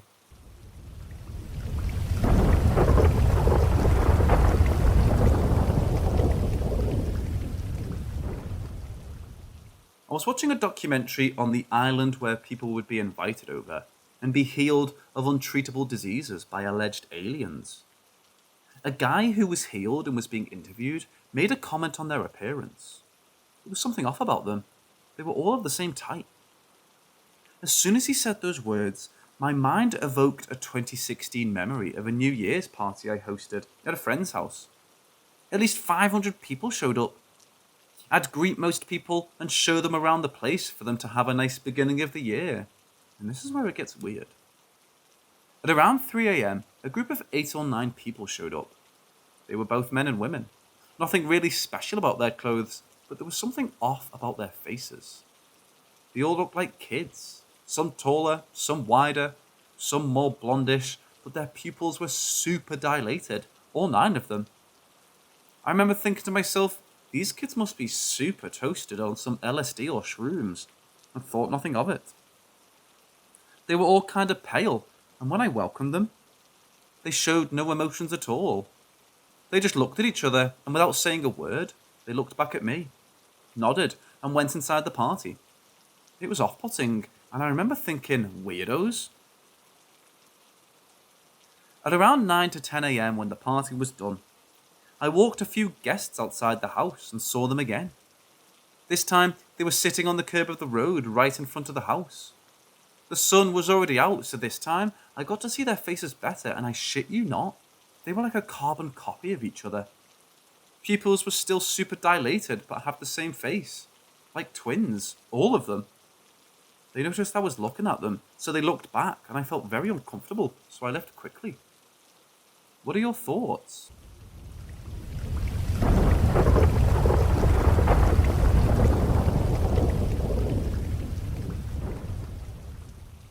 When my friends would sleep over as teenagers, they would say my parents' house was creepy at night. My friends would say they felt someone kicking the side of the bed, or sitting on the bed and never coming back to stay over. My mom told me one night she saw a shadowy figure of a man standing in the doorway of the kitchen. It was late, and she thought she was just seeing things. So she went into the kitchen and then saw the figure standing at the back door of the mudroom, looking out the back door. She flipped on the floodlights and opened the blinds, and saw me standing at the door, fiddling with my keys to get in. Recently, I had an experience where I felt a hand touch my arm while I was asleep, and I heard a man say, "It's time to wake up." I opened my eyes and my husband was still asleep. I asked him what he just said to me, and he said he didn't say anything. I do have exploding head syndrome, so I hear loud knocking right before I wake up. So I wrote it off as that or sleep paralysis. Today, I was clipping my nails over the toilet, and I saw a shadow cast of someone moving around outside my door in the hallway. Didn't think anything of it, because my husband was getting dressed in the other bathroom, so he may have been walking by. Then I saw someone peep around the corner and go away quickly, out of the corner of my eye. I saw the casted shadow of someone walking up to the bathroom again, and I turned to look, and I saw a man's leg stepping forward. I yelled for my husband, and the man backed away. I didn't see it out of the corner of my eye that time.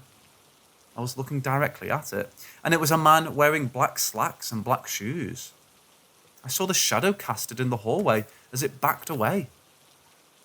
My husband came into the room, and I asked him if that was him. But he was still in shorts, and he said no, he was in the other bathroom the whole time.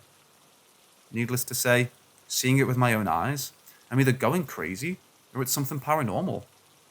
I guess it's easier to accept it's a ghost or something.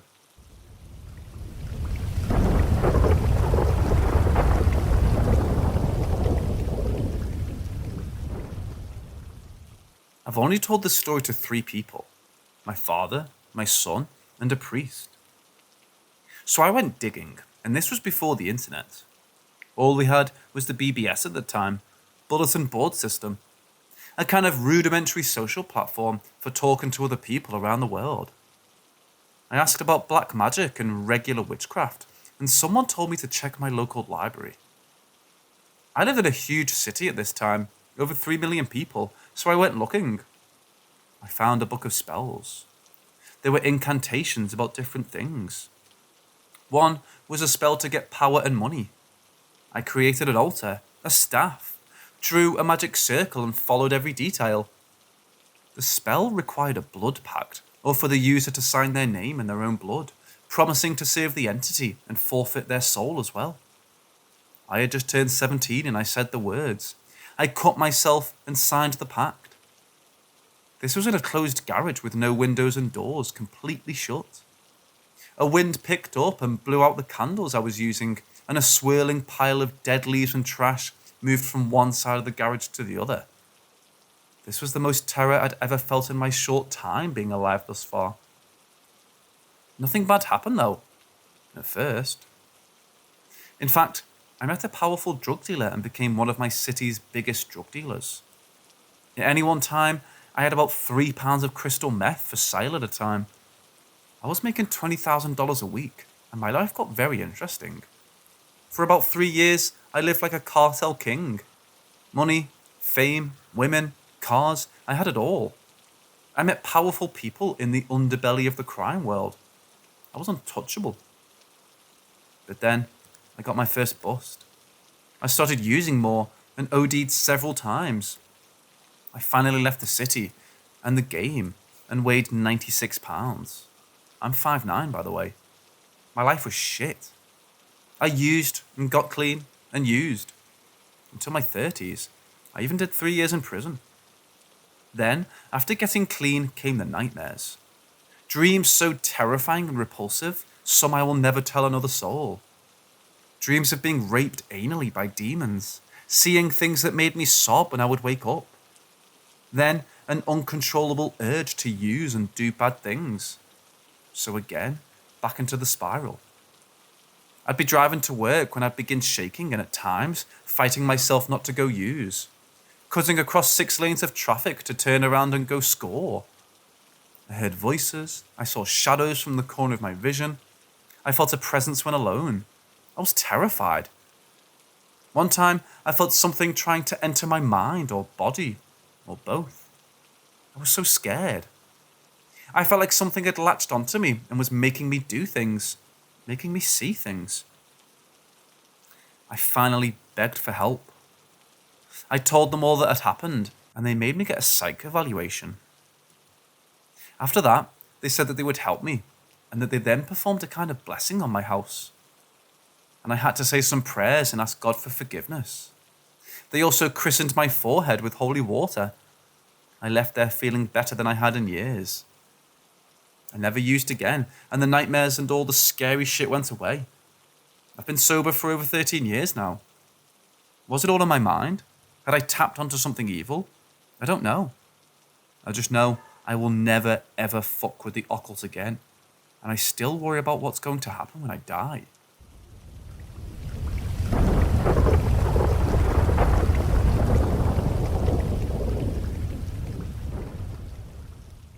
I went into foster care at the age of 8 in 2004, and my story started the following year, in 2005. At the time, I didn't know about the paranormal, and I certainly didn't believe in ghosts, demons, and other things. I was in a children's home, and it was early afternoon if I remember correctly. For some reason that day, I was left alone in the wing where I lived. I can't remember where everyone else was though. I remember sitting on a couch that gave me a bit of a view of the hall where the bedrooms were. I remember staring off into space down the hallway when I noticed a shape emerging from the room I was sleeping in. It was an old porcelain doll, though she looked brand new. She had long, curly, dark brown hair and a pink and white checkered pattern dress. Well, as I watched, she darted from my room to a room opposite mine. I remember being terrified, and I quickly ran and checked both mine and the boy's room. One other thing I recently recalled was several times things of mine would go missing, only to show up in obvious places.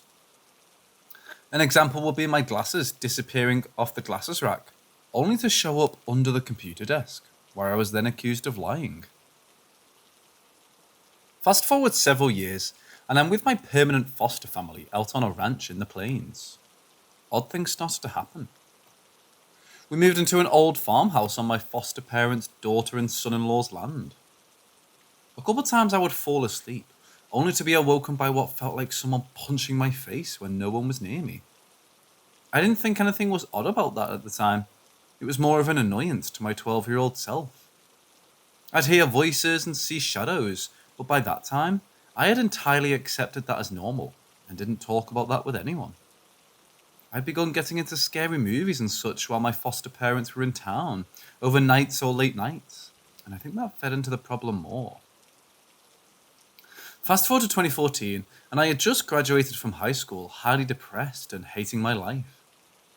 I had gotten my first apartment and my first job, while my friends and classmates all went to college.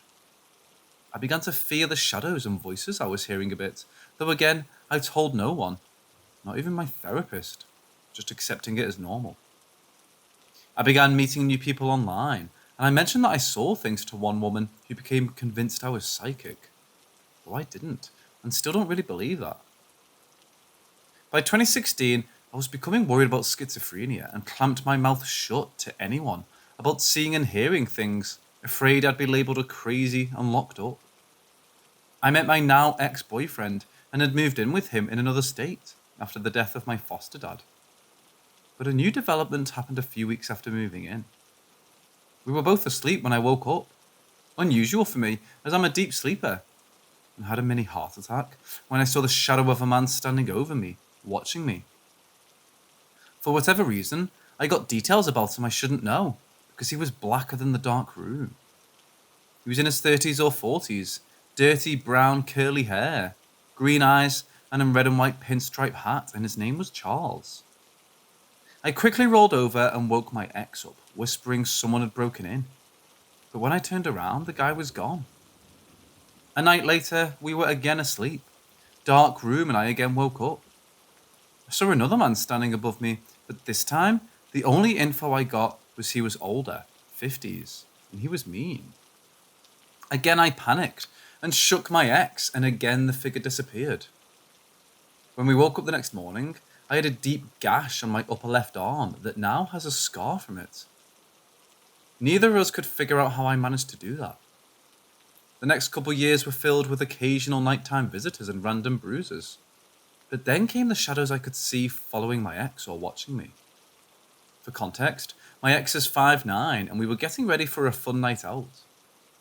While I was sitting on the bed putting on my shoes, from my peripheral, I watched my ex walk into the bathroom, and following closely behind him was a massive black shadow.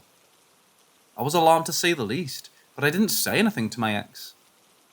Another time, I was again putting shoes on, when from the spare bedroom, I saw the shape of a man materialize and peek his head around a dresser to watch me. We moved again last May to a different state, and it's pretty much the same. One night, I awoke to see this blue glowing mist on the ceiling above me. At first I thought it was my headphones, but I quickly realized my headphones don't stay solid blue for that long. They blink blue when active. For whatever reason, I knew if I went under her, she would hurt me. While watching her closely, I darted around her and turned the lights on. After years of this crap, I finally decided to tell a professional. I couldn't do it anymore. They told me I could be bipolar, and they'd tried mood stabilizers. But there wouldn't be much they could do about seeing things. But if the stabilizers worked, it could be bipolar with some psychosis. I am doing much better, but the seeing and hearing of things has increased. I don't know what to think or feel about the paranormal, and I don't know what I want the conclusion to be.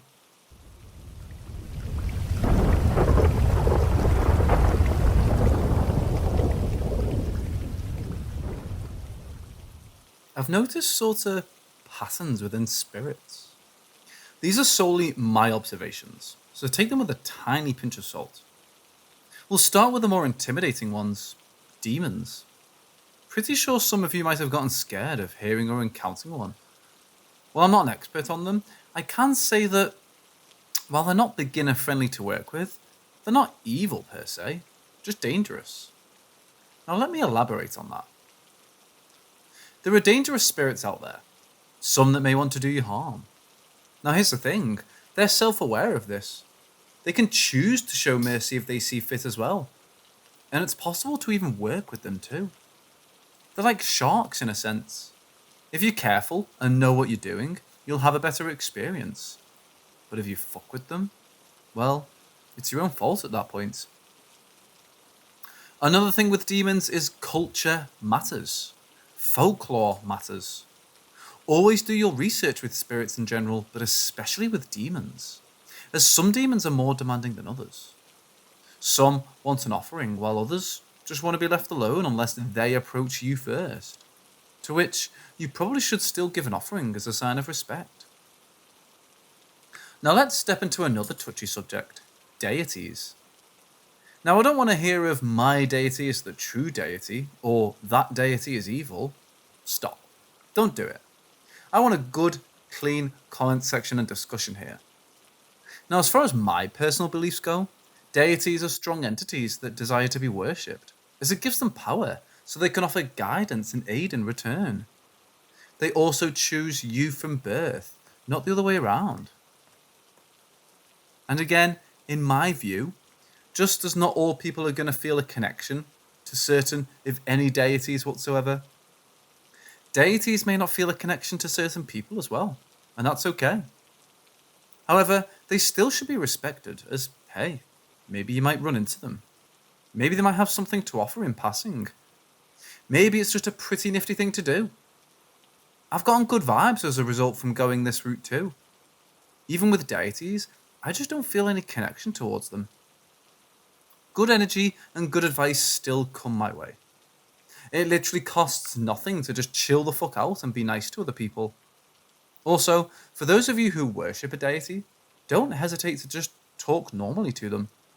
You'd be surprised how receptive they actually are. For me, I worship Ra, and I was talking to him. I had a panic attack in front of him. He tried to calm me down from crying, and then he told a dad joke. A fucking dad joke. Yes, it was adorable, and I loved it and him. It was a nice bonding experience and just shows that it doesn't have to be 100 all the fucking time. It can be chill and wholesome too. Now as for angels, there's Enochian, and then there's Shemhamphorash angels. I can't speak on behalf of the Enochians as I need to do more research. I'll update accordingly if anyone is interested after I look into them. As for the Shemhamphorash, these are the angels that the most people have probably heard of. such as the archangels. There's 72 shaman thrash that each have some form of aid to offer. From my experience, they're pretty much the least judgmental of entities. Very chill, but can be firm if need be. Like a parent, teacher, or therapist, basically. How chill are they? One time I played a game of telephone with them. I asked for a consent first, and in the words of Jafiel, it was a big mess. I shouldn't be a witch, to be honest. Also, fun fact, Ariel is an angel that not only helps aid fishermen, but is also called upon to cure stupidity. Now let's tackle one of my favourites, fairies. These guys are not like all the fucking Tinkerbell. It's also more like an umbrella term, as many spirits fall under the category of fairies. Such as elves, ogres, mermaids, sprites, pixies, goblins, dwarves, and more. Many are also quite dangerous, some more so than others. But I've noticed some things here as well. There's two chords, Seelie and Unseelie, but there's also regions that aren't aligned with either one. I just call them the Seelie area or Unseelie area, just to make it easier basically. Seelie fairies are more playful and have an air of unreal beauty to them. They also prefer warmer climates as spring and summer are their seasons. They're also very approachable for the most part, beginner friendly. However, even the most beautiful of things can hold a great deal of danger, or at least mischief. At the very least, they might steal from you, and at most, they can be rather frisky or try to use you or fuck with you. If you want to work with them, leave an offering in a place of nature. Then there's Unseelie fairies. These fair folk are much more beastly-like, in both air and image. I'll warn you here, they don't normally like humans. Why? For some it's personal, and for others it's just because we fucking exist. With that said, it's not impossible to work with them. You just gotta be patient, respectful, and leave a gift. If you're lucky enough to befriend them, they're fiercely fucking loyal and protective. They'll be more than ready to fuck up a besh if anyone fucks with you. Needless to say, I had to tell my companions no a lot. These days, they know me well enough to ask me first, make sure I'm okay, and go from there. So it's pretty nice.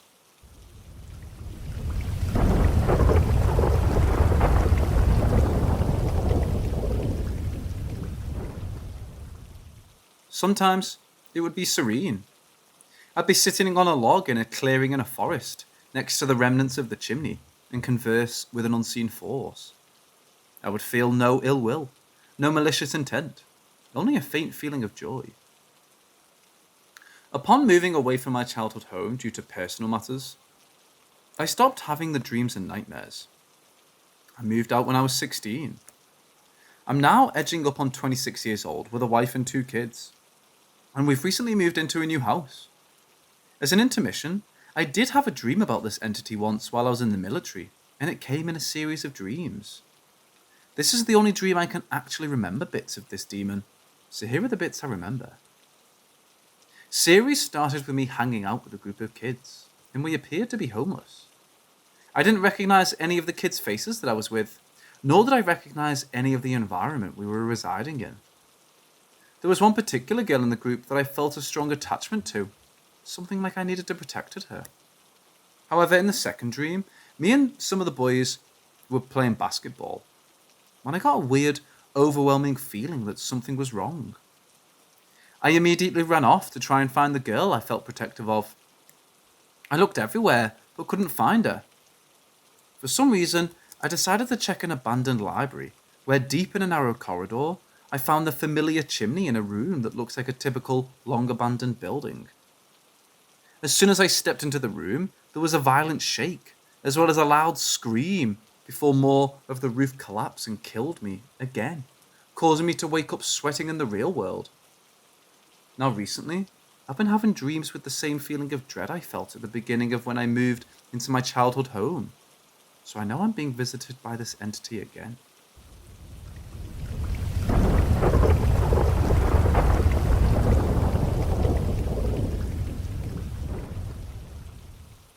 I live in a suburb for context, and the closest major city near me is Manhattan. so I'm not located in a secluded or low-populated area. That being said, I've been hearing the same whistling for a couple months now. It's not extremely common, but it happens enough times that I've noticed it. And it also only happens at night or in the early morning. The whistle itself starts off high-pitched and then goes down, and it repeats itself over and over again. And it sounds breathy, if that helps visualize it. It's clearly not from an object, it's from something that's alive. Now that I'm writing this, it's most likely some kind of bird, but it still sounds creepy to me. The first time I heard it was during 2 to 3 a.m, and the whistling itself was accompanied by the sounds of someone walking by my window. And I do remember it became quieter the further it walked by. It still scared me shitless because it just came out of nowhere. But the reason I'm writing this is because I encountered the noise last night while I was outside. My house is across from a park, and most suburban parks are just an open field with one playground and a basketball court. The park itself is spacious and open, but again, not that huge. I have this habit of going on the swings when I'm bored during the day and night while I listen to music. So the music on my phone cuts out, and then I hear it. And I sounded the same as it did when it was near my window, and even at the same volume.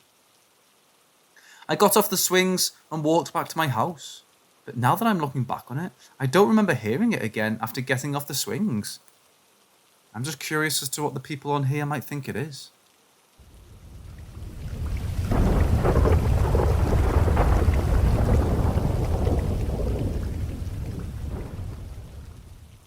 My neighbour was 4 years older than me, and she always had me over to her house to hang out.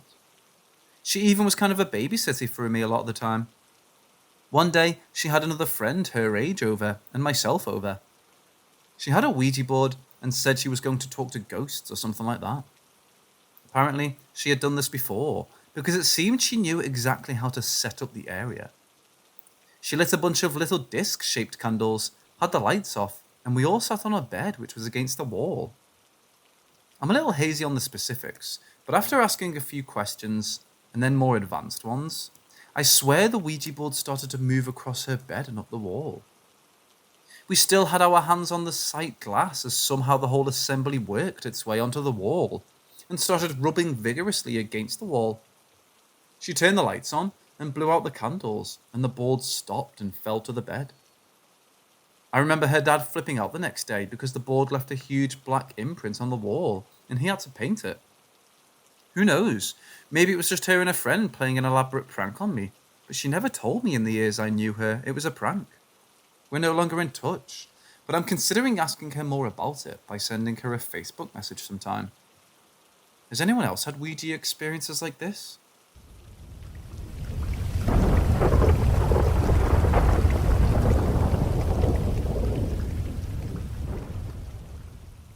A while back, I think I wrote about how I heard voices when I was home alone in my kitchen, after staying with friends for the night. It was basically that the friends I had stayed with for the night had been having paranormal experiences for months, mostly hearing disembodied voices in their kitchen. And then I found out that they had taken many things from a haunted place we had gone to together once. The night after, I was home alone, and I heard voices in my own kitchen, to the point where I thought my mom had come home and was speaking to my grandma in the driveway. She didn't come home until hours later. Recently, probably around 10 p.m. at night, I was down in the kitchen making myself a super late dinner, when I turned around and seconds later, I heard something slam onto the floor behind me. It was a wrench. This wrench was on the counter literally moments before, pushed back nowhere near the edge. It was now on the floor, and it didn't look like it had fallen. It looked like someone had swiped it off the counter from how far it went. There have also been multiple instances in the past couple months where I'll be taking a bath and I'll audibly hear something moving in the room with me. The bathroom is really small. It holds a sink, tub, and toilet, and that's about it.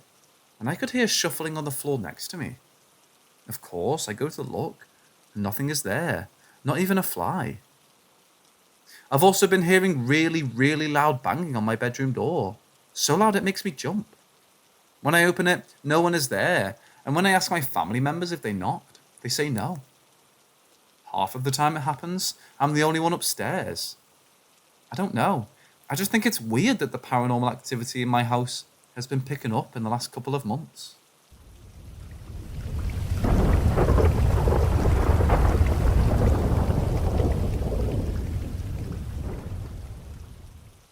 Just had an awesome session. Bought a spirit box, which has a built-in temperature measurement device. Basically, makes sound according to how big of a difference there is, and lights up or flickers red or blue. Bedroom, only me and my girlfriend, with the window open. Could feel the cold air on my feet, spirit box on my lap. Asked for an increase in temperature and it was delivered. Had some intelligent responses during the whole roughly 3 hours. A lot of them are really personal. We're sort of a new couple, and it's really possible we were talking with my girlfriend's great-grandma. She said, write it down. My girlfriend told me to open notes on my phone. I did, and the same voice said, sign, personal stuff. I didn't know about my girlfriend's family. The LED was glowing red for a solid 2 minutes. After a while, I asked for blue light, so I closed the window and soon after, blue again. Before all of this, we went to a basement or flat in the building share. My girlfriend was previously uneasy and felt like being watched or dark energy was in there. Around 5 months ago, I tried an EVP session there and didn't get a single strange noise or voice. Today, I had headphones on, not being able to hear a single voice around me.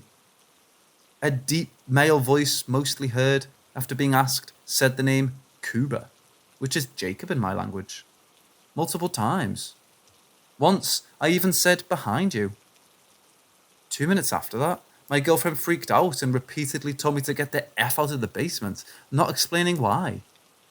I myself kind of freaked out and we ran out. While closing the door, the same deep voice said, don't go, followed by a woman half screaming, help. Then she told me she saw something dark and heard a growl behind me.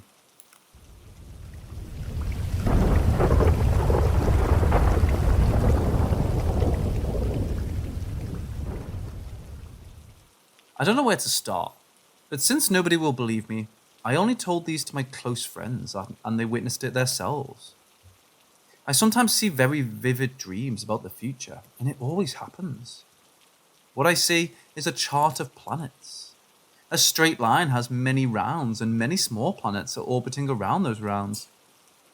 There are little ticks on the line, and that represents the time. The colour and brightness of the stars represent the event and probability.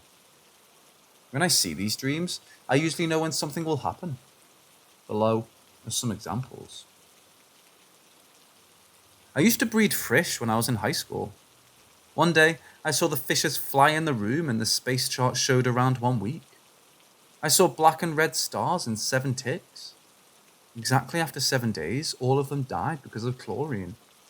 My father changed their water without checking. I had the same dream some months later, but this time, I didn't let anyone change anything. Then again, after 7 days, the fish jumped out of the fish tank and died. This happened so many times, whatever I did, I couldn't save the fish. One day, I saw 3 ticks with a water planet in my dream. At that time, my village had a drought problem. People gathered to pray for rain, and I told them it would flood after 3 days. Nobody cared. After 3 days, it flooded for the first time in the village. When someone makes me sad, terrible things happen to them. It's almost like something is taking revenge for me. For example, I used to feed kittens under the apartment. One day, a man complained to me and yelled at me, saying cats are dirty and they would shit everywhere. I was really sad, since there are people who do not help but bother others helping kittens. Poor animals were hungry and screaming, like begging. After a while, that man had a stroke and he's now paralyzed. He can't move his legs or arms. When I was in university, someone borrowed money from me and didn't pay back. He basically scammed me. We argued in front of everyone. Then one day, he ran into trouble with locals. He was beaten, sent to jail. All of his stuff was stolen and he was deported from the country. There are many examples like this. Every time someone hurts my feelings, something serious happens to them. Some of my friends witnessed this, and now they're too scared to talk to me. I saw the young grandpa in my dream. I never saw him in real life, and I never saw his picture. I told my father that he looked exactly like one of my uncles. He was shocked. He saw when he was young he looked exactly like him, but it was impossible for me to know. In my dream, he asked for some bean soup. He was happy when I gave it to him. I still don't know what it meant since I didn't see any planet charts. I met many people at events, and I saw 2 people in my dream with huge bright stars. I told them about it and told them they would be very famous within some years. Both of them are famous now. I have Asian eyes, but I was born in the Middle East. I saw the space chart in my dream, and it showed 3 bright stars with red and black, and 1 bright white star in the background. White star was much bigger. The chart showed around 14 planets, which meant 14 years. I was 4 years old when I saw this dream. In my dream, I was in China, and I was missing my country. I remembered my future face, body, and hair very clearly. Exactly when I was 18 years old, I ended up in China studying. At that point, I didn't remember the dream at all. After I arrived in China, I remembered the dream. I didn't understand those 3 bad stars. Then 3 years after I arrived in China, horrible things happened, proving the stars. In my dream, I was running away from monsters with long hair and a muscular body. When I was 4 years old, this made me very scared. I looked very strong, but I was still running away. When I graduated, I just left China. I was powerlifting, and I had long hair for the first time. It was exactly like I saw in my dream when I was 4. Sometimes I have extremely bad luck for many days from day to night. After having multiple bad luck, I get 1 miracle in return. That miracle is always something that saves me from an important disaster. For example, I changed companies, and I was going to greet the customers for the first time. That day, the subway suddenly stopped working. Exactly the only time I should have not get late. I was late. When I arrived after a long time, the bus went to the wrong airport. This also happened for the first time.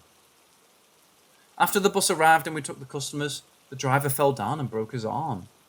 That week was disaster after disaster.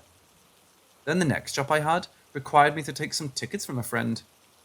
We were supposed to meet in another city, but our plane time and check-in door was the same that morning. Later, we realized the message was wrong. He gave me the tickets, and if our plane was not at the same time and same place, I would never get the tickets, and it would be a disaster for me. Same day, same hour, 2 doors next to each other. These super coincidences almost always happen after multiple bad luck days. So when I have some bad luck days, I know it is charging energy to save me from a disaster again. My luck always tries to stop me from whatever I want. For example, my dream was to win a taekwondo competition. My teacher told me I'd be a world champion. I was exceptionally talented and managed to beat black belts with only 3 months of training. Then, as soon as I prepared for a competition, I had to have surgery. I had 6 surgeries in total, and all of them were when I prepared for the competition. After 6 surgeries, I was too scared to join a competition. I didn't want to go to the hospital again. It's totally unrelated. I've not gone to the gym for some years. One day, I decided to try again. I thought it was just a coincidence. Then as soon as I prepared to join a competition, I got hospitalized again, and I was told to have surgery. I'm over 30 years old now. I'm still scared to join competitions. Because whenever I try, I either have an accident, illness, urgent things, etc. happen. Whenever I study or work for a dream, this happens.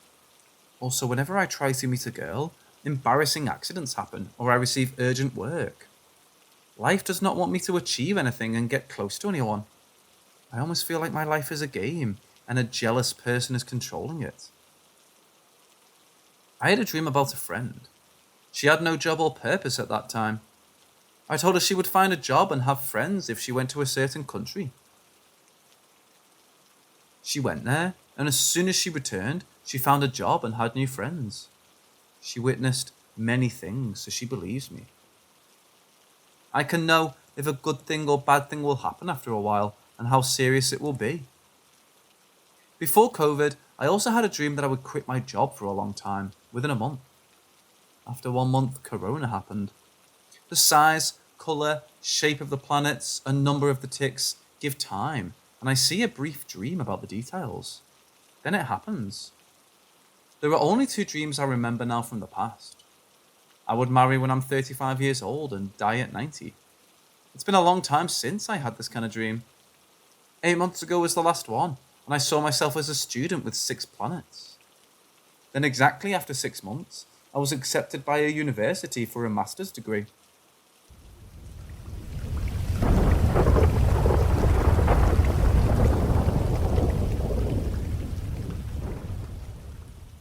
Yesterday, I was over at one of my friends' houses for a birthday party. All went well. Nothing out of the ordinary. We were all sitting on couches and chairs around a normal-sized table, and there were 2 people on a couch that could fit 3 people. The other seatings were all taken. At one point, a friend tried to get a game working and stood up to fix something with a switch while standing. My back was facing basically the whole open house, as we were all sitting in the living room, in which I was facing all the other people and a window. Just before the dude started fixing his switch, I got a feeling we were missing someone. Which we were. But the friend missing was arriving later. So we hadn't seen him yet, but something felt off. I had the thought that somebody behind me was busy in the house and could arrive any time to sit with us again. For some reason, it seemed logical to me for that person to sit with 3 people already on a couch. This didn't make sense, as there's no place for anyone, and we were not waiting for anyone that we already saw. At a certain point, I thought it may have been the sertraline I've been taking for a few months. Maybe they have a weird side effect. I just brushed it off, and I was thinking nothing of it, but the feeling that we were missing someone just kept persisting. After about 2 or 3 hours, the friend arrived and I thought the feeling would just go away, as everyone was here now. But it stayed, and I genuinely kept thinking we were missing a person when pouring drinks, or when we were deciding on a movie. After a few more hours, I got a bit annoyed with the feeling, and I just asked out loud if I was the only one. As it turned out, 3 other guys had the exact same feeling, and they thought they must be imagining things. At a certain point, we just thought about people we may have missed, inviting, but we couldn't figure it out. After that, we tried to use a makeshift Ouija board, but nothing came of it, but the feeling did persist for me at least. When I got home and got a good sleep, I still kept thinking about how weird of a coincidence this was, but then I thought that maybe it could be something explainable.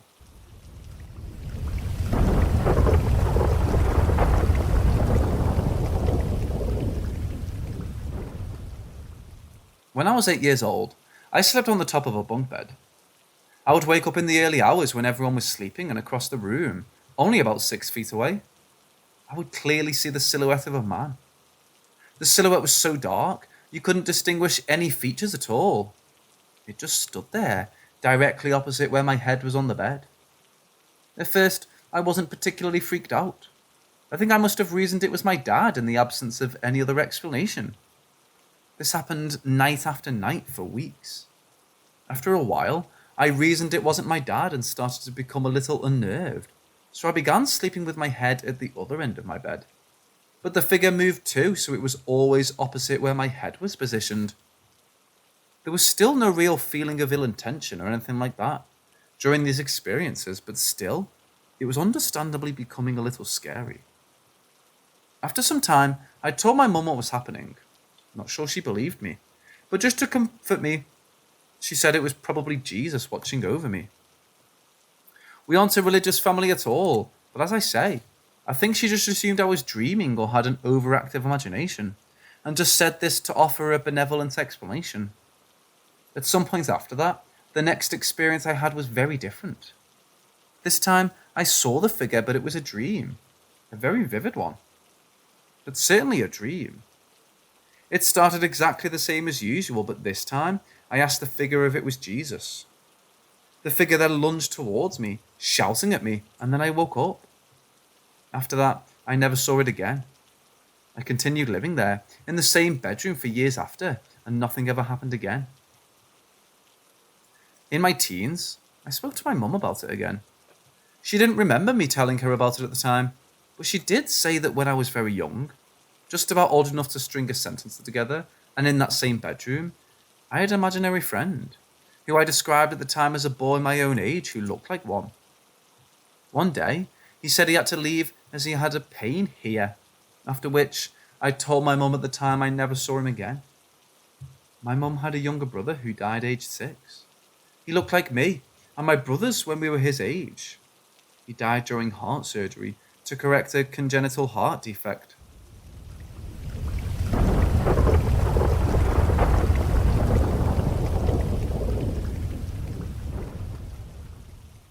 Tonight was a weird and fun night because I saw 2 shooting stars. Me and my sister were stargazing in our garden. The night was just absolutely breathtaking. But right around 2:50 a.m, we heard strange celebratory music. It didn't have any lyrics. It felt like it was happening right next to us or was coming from somewhere in our house. It sounded like a large group of people celebrating, but in a very cult freak kind of way. The whole night in general was full of weird appearances, but that was because of the sky, and it didn't really induce anxiety in me at all. But this shit show music literally scared the fuck out of me. I listen to all music, okay? I fuck with folk music. This sounded like Tiptoe Around the Window by the Windmill.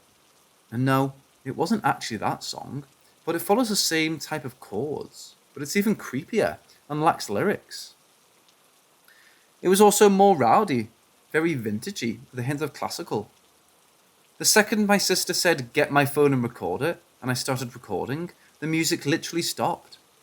The crowd, after stopping, then went, "Ooh, ah," which sounded like the music which I managed to capture.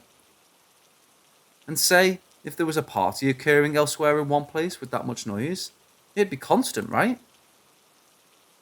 I wouldn't just play one song, have thunderous clapping and cheering, and then just stop. And it seems strange to me that someone in my neighbourhood will be having a party till 3 a.m. with creepy folk music with no lyrics. I tried looking for something online who might have had the same experience, but God, I could find nothing.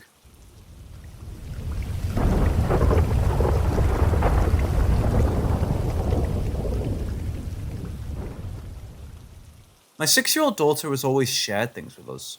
Sometimes creepy, mostly like, what the fuck, how did she know this? Age 2.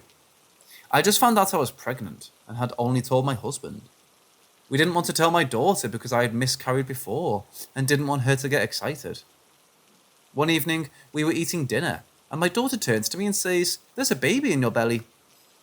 My eyes went big and turned to my husband and asked if he told her. He swears he didn't. I asked her if it was a boy or a girl and she responded, "It's a boy, but I wanted a girl." Sure enough, her baby brother arrived safe and sound 9 months later. The thing that gets me is that she told everyone at daycare. I was a bit nervous in case I miscarry again. Then one day at daycare, she turned to her teacher and said, "There's a baby in your belly too." She laughed and said, "No, that's your mom, not me." However, a week later, her teacher came to me and said she was pregnant and asked my daughter if it was a boy or girl. Daughter said girl and said, "Well, she had a girl." Age 5. My mom has a history of heart attacks. One day, she went to the ER thinking she may be having one, but turns out it was an AFib. I was a nervous wreck in the morning, but was fine in the afternoon once I'd heard she'd be okay. Went to pick up my daughter from school. She was balancing on a table and fell backwards, but was fine. I picked her up and said, "It was more scary than anything, right?" My daughter responded with, "Yeah, but you know what's scarier? Omar dying." I was like, "Why did you say that?" I didn't tell her my mom went to the hospital, and we don't see her often. She was like, "I don't know," and went on her merry way. Age 6. Last night, my husband was putting her to bed. He came down and told me right before she fell asleep, she turned to him and went, "Have you ever been on a haunted train?" My husband was like, "No." I asked why that freaked him out. He showed me a text from 30 minutes earlier from his sister, sharing a link to a ghost train on Groupon. I told her we should be used to it by now, but sometimes she still gets us.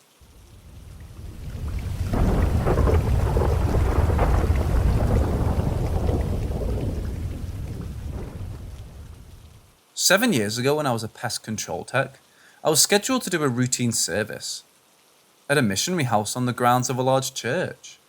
It was a typical single-family home, a few hundred yards away from the church, but not within sightline. Also in an open field, about 50 yards from the main road. There was nothing unusual about the house or its location. I went to the church to get the door key, and was told the house was not currently being used. I drove over to the house to start the service. I went in through the back door in the kitchen, and announced my presence as per normal, even if you think no one's there. As expected, there was no response. I went into the basement to start spraying. I worked from the bottom floor up, so the plan was to start in the basement and service each floor up to the walk-in attic. Basement service is normal, so I go back up to do the main floor. When I enter the kitchen again, every single cabinet and drawer is open. I freeze in place and announce my presence again. No response. I think it's weird, but I continue spraying the main floor. As I'm walking the main floor, all the hairs on my body start to stand up. I finish quickly and go to the stairs to head up. I get to the third step, and I get a feeling of dread and decide to not finish, so I go back out to my truck. Once outside, my nerves settle, so I get my backpack sprayer to start the exterior. The entire time I'm treating the exterior, I have a feeling somebody's watching me, and my hairs start to stand up again. I checked all the windows as I went around, but I didn't see anything or anyone unusual.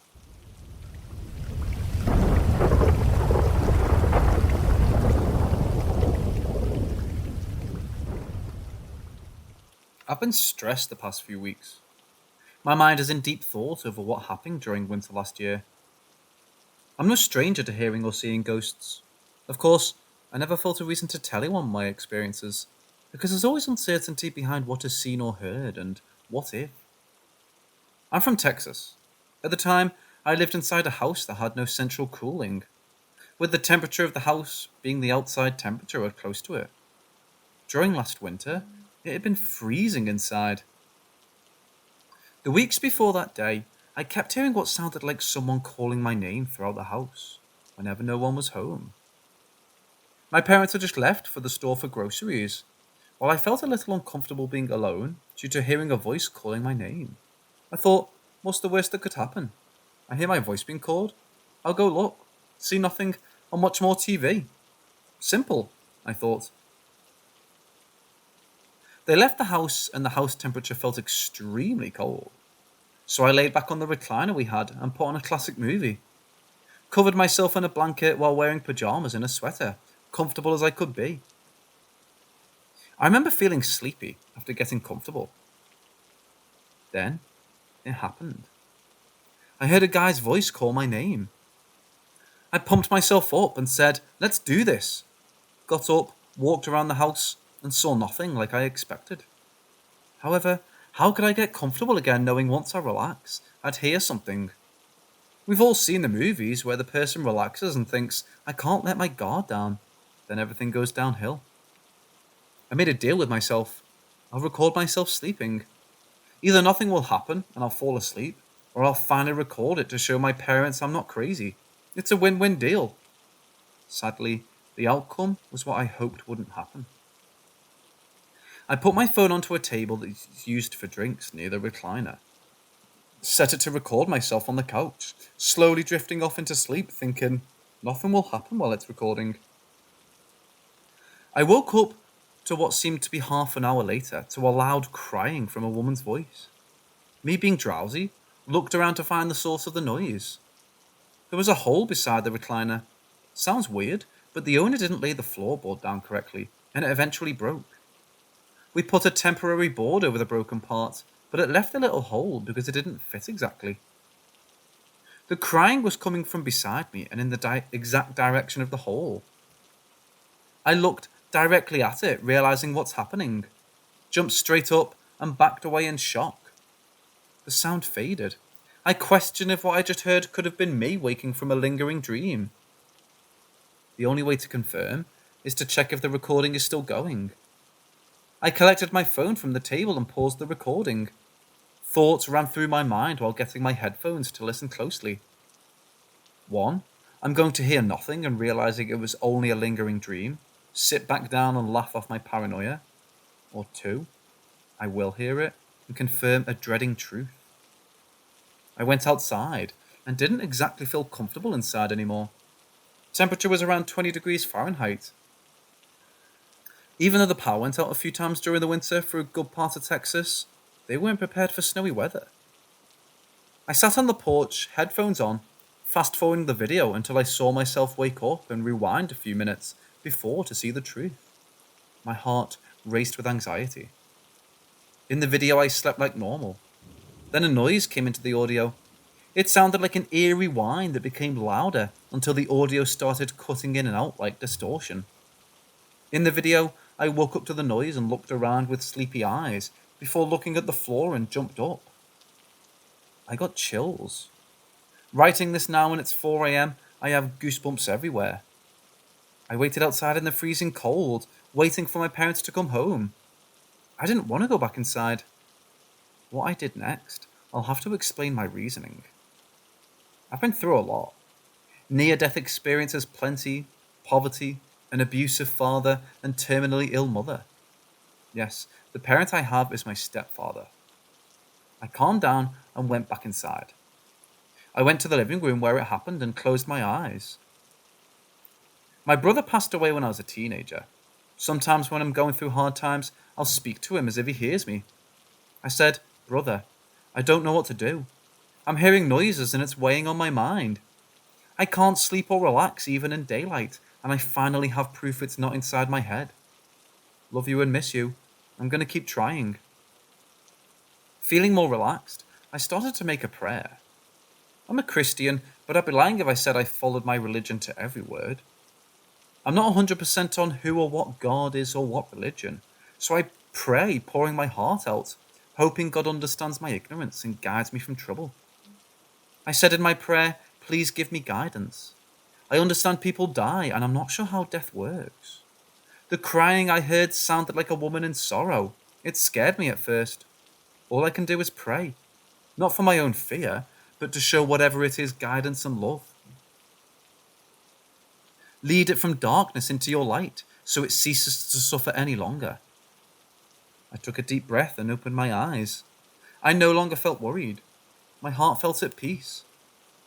I realized sometimes fear is from ignorance of not knowing how it works. I hear a scary cry and think instantly of fear and ghost videos, scary movies and death.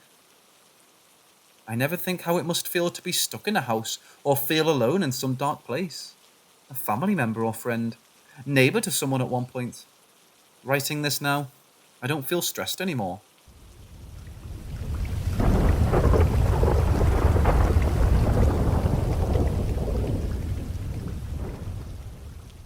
So in the summer of 2018, a group of friends of mine invited me to a trip to Bali, Indonesia. It ended up being a trip of 6 women and 6 men, and I knew around half of the people beforehand, and I got to know the rest during the trip. We went around the island, ate great food, enjoyed the views and culture, and we were all in our early to mid-20s back then, so we would always end the night with a night out at the bar or nightclub. I believe it was my 3rd night on the island. After the night out, we were in groups of 4 or 5. We got a cab and headed back to our villa separately. I was one of the people that arrived in the villa last, and I believe it was approximately around 2 a.m. when I arrived. My roommate and some friends decided that they were going to bed first, but I wanted to have a cigarette prior to getting ready to pass out in my room. Before going any further into the story, in order to make the story more clear, I need to tell you about the layout of the villa.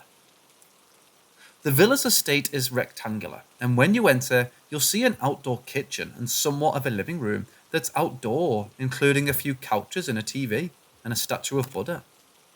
Then, there's a pool which next to it has 6 glass doors that lead into 6 different rooms. From the deciding to have a cigarette part, for the record, I was not too intoxicated, nor too tipsy at this moment. I decided to light up a cigarette in front of my room door, and I was looking around the ambient view of the pool and the living room space. Then I saw a shape of a girl sitting on the couch, but she was looking the opposite direction of me. Thus, I was looking at the back of her head. At this point, I didn't think of anything weird and thought it was one of the girls that stayed in the villa with us. Then I got a chill all over my body because I didn't recognize her hair with any of the girls that we were with. In this moment, for some stupid reason, I decided not to freak out, and I felt like I wanted to show I wasn't scared of this random ghost, spirit, girl. And I decided to finish smoking the rest of the cigarette, and I threw it approximately 5 feet next to her direction when I was done. Then I opened my room door and saw my roommate already asleep. For some reason, I was able to fall asleep quite shortly after.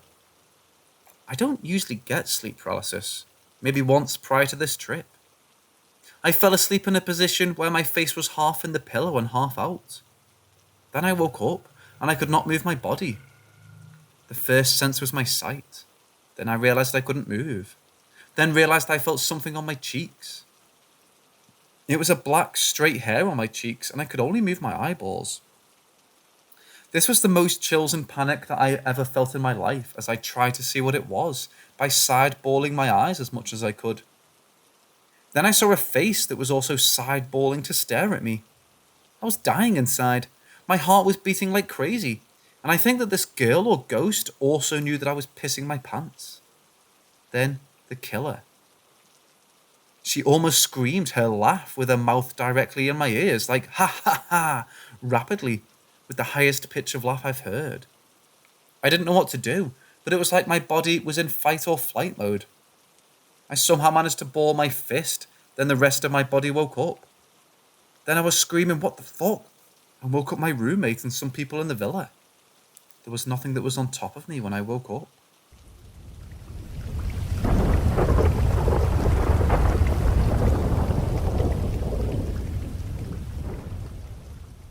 Currently, I'm home alone.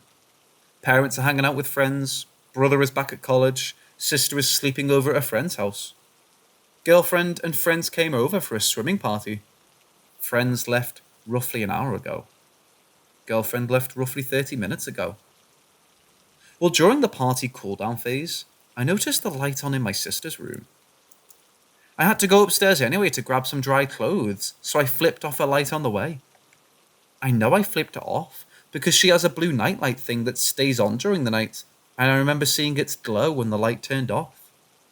I went to my room, changed, and walked out seeing it. I thought to myself, maybe I didn't hit the light switch right because I just reached around the corner to turn off the light. So I went in and turned off the light and made sure it was off. Went downstairs, said goodbye. Girlfriend helped clean up the pool area, and that's when I saw it again. Me and my girlfriend both went upstairs and we both saw the light turned on. So she left after a few more minutes. I went into the living room to watch TV. You can see my entire backyard from the living room. I looked out and noticed the fence opening up, which wasn't bizarre and happens a lot because it's kind of slanted. I went outside to go close the fence and put the hook on it to keep it shut, and as I'm walking back, I look up, and guess what? Light on again, and I see it shaking. I go back in and go upstairs and see every possible light is on in her room. Her vanity mirror, LED speakers, closet lights. And her main light with the fan was going so fast, I thought it was about to fall off the ceiling. I turn everything off and leave the room. Not 2 seconds later, I hear the click again. I yelled, "Fucking hell," and turned around, seeing the light on again. I reach around to flip it off, saying "stop" loudly. As I reach around, I feel a moist, ragged hand over the light. I thought my sister was pulling a prank and went around. Nothing was there. I turned off the light and closed the door. If that light is still on now, so be it.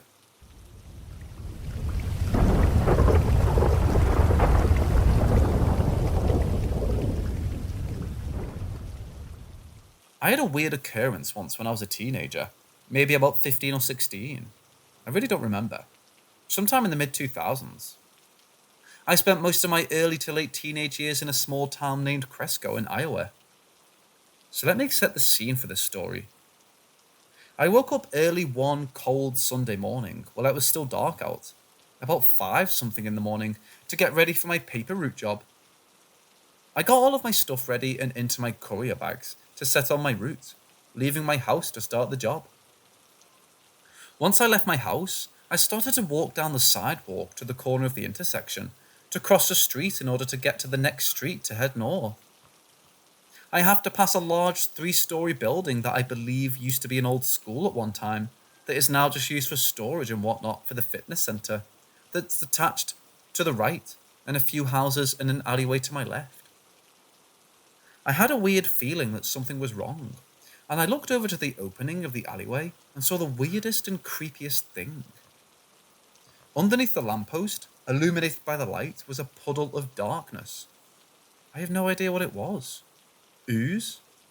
I know it wasn't water. It moved and rippled like it, but it wasn't it. I just stared at it for like a few seconds and I was like, nope, not today, and just walked away from the area to do my job. I returned like half an hour later while I was still dark out, and it wasn't there anymore. Like, what the hell was it? A figment of my imagination? A doorway to hell? Ooze from another world? I don't know. Fresco had its strange and fucked up bouts of weirdness going on in that small town.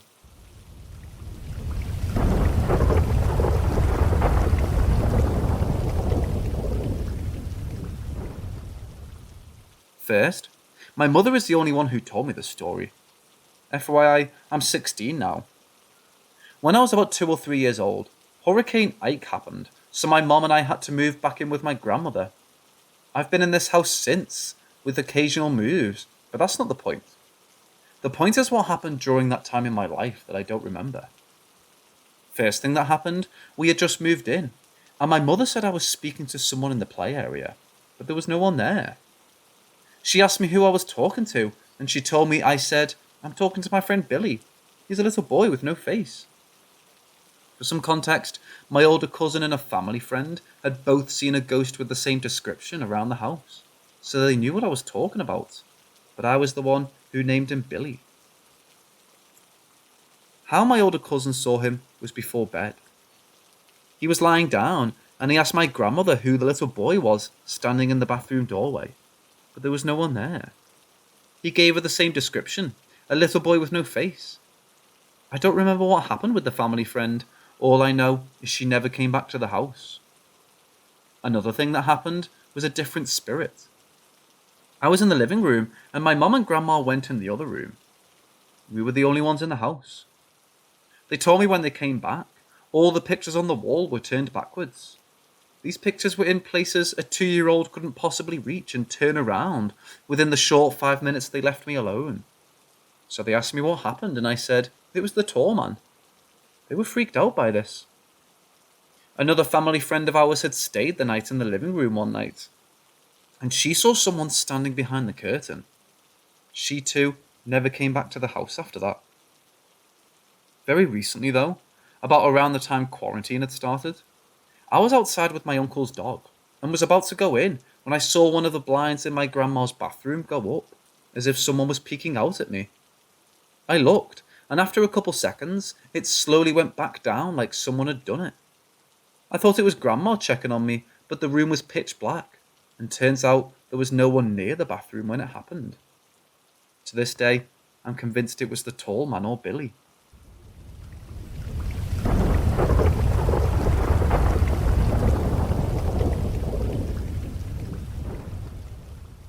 To give some backstory, my father passed away back in 2008 when I was 14.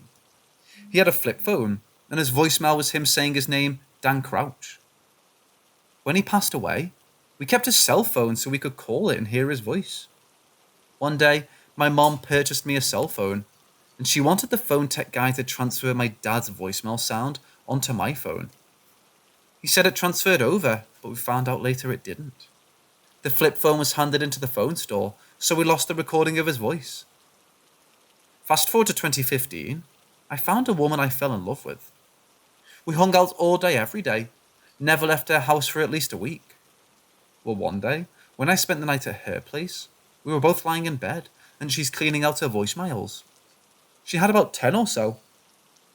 After she deletes a few, the voicemail says, "The following message will be deleted from your mailbox. Your message from Dan Crouch is not available. To relay this message, press 1. My father sent my girlfriend a voicemail that didn't contain a message, but it was sent from him because his voice came up saying his name, exactly like his voicemail. I recorded that message through a video camera and then my girlfriend deleted the message. Fast forward to 2017, both my girlfriend and I were hanging out at my house when she was going through her voicemails again. Then it happened again, exactly the same thing. My father's voice, but no message.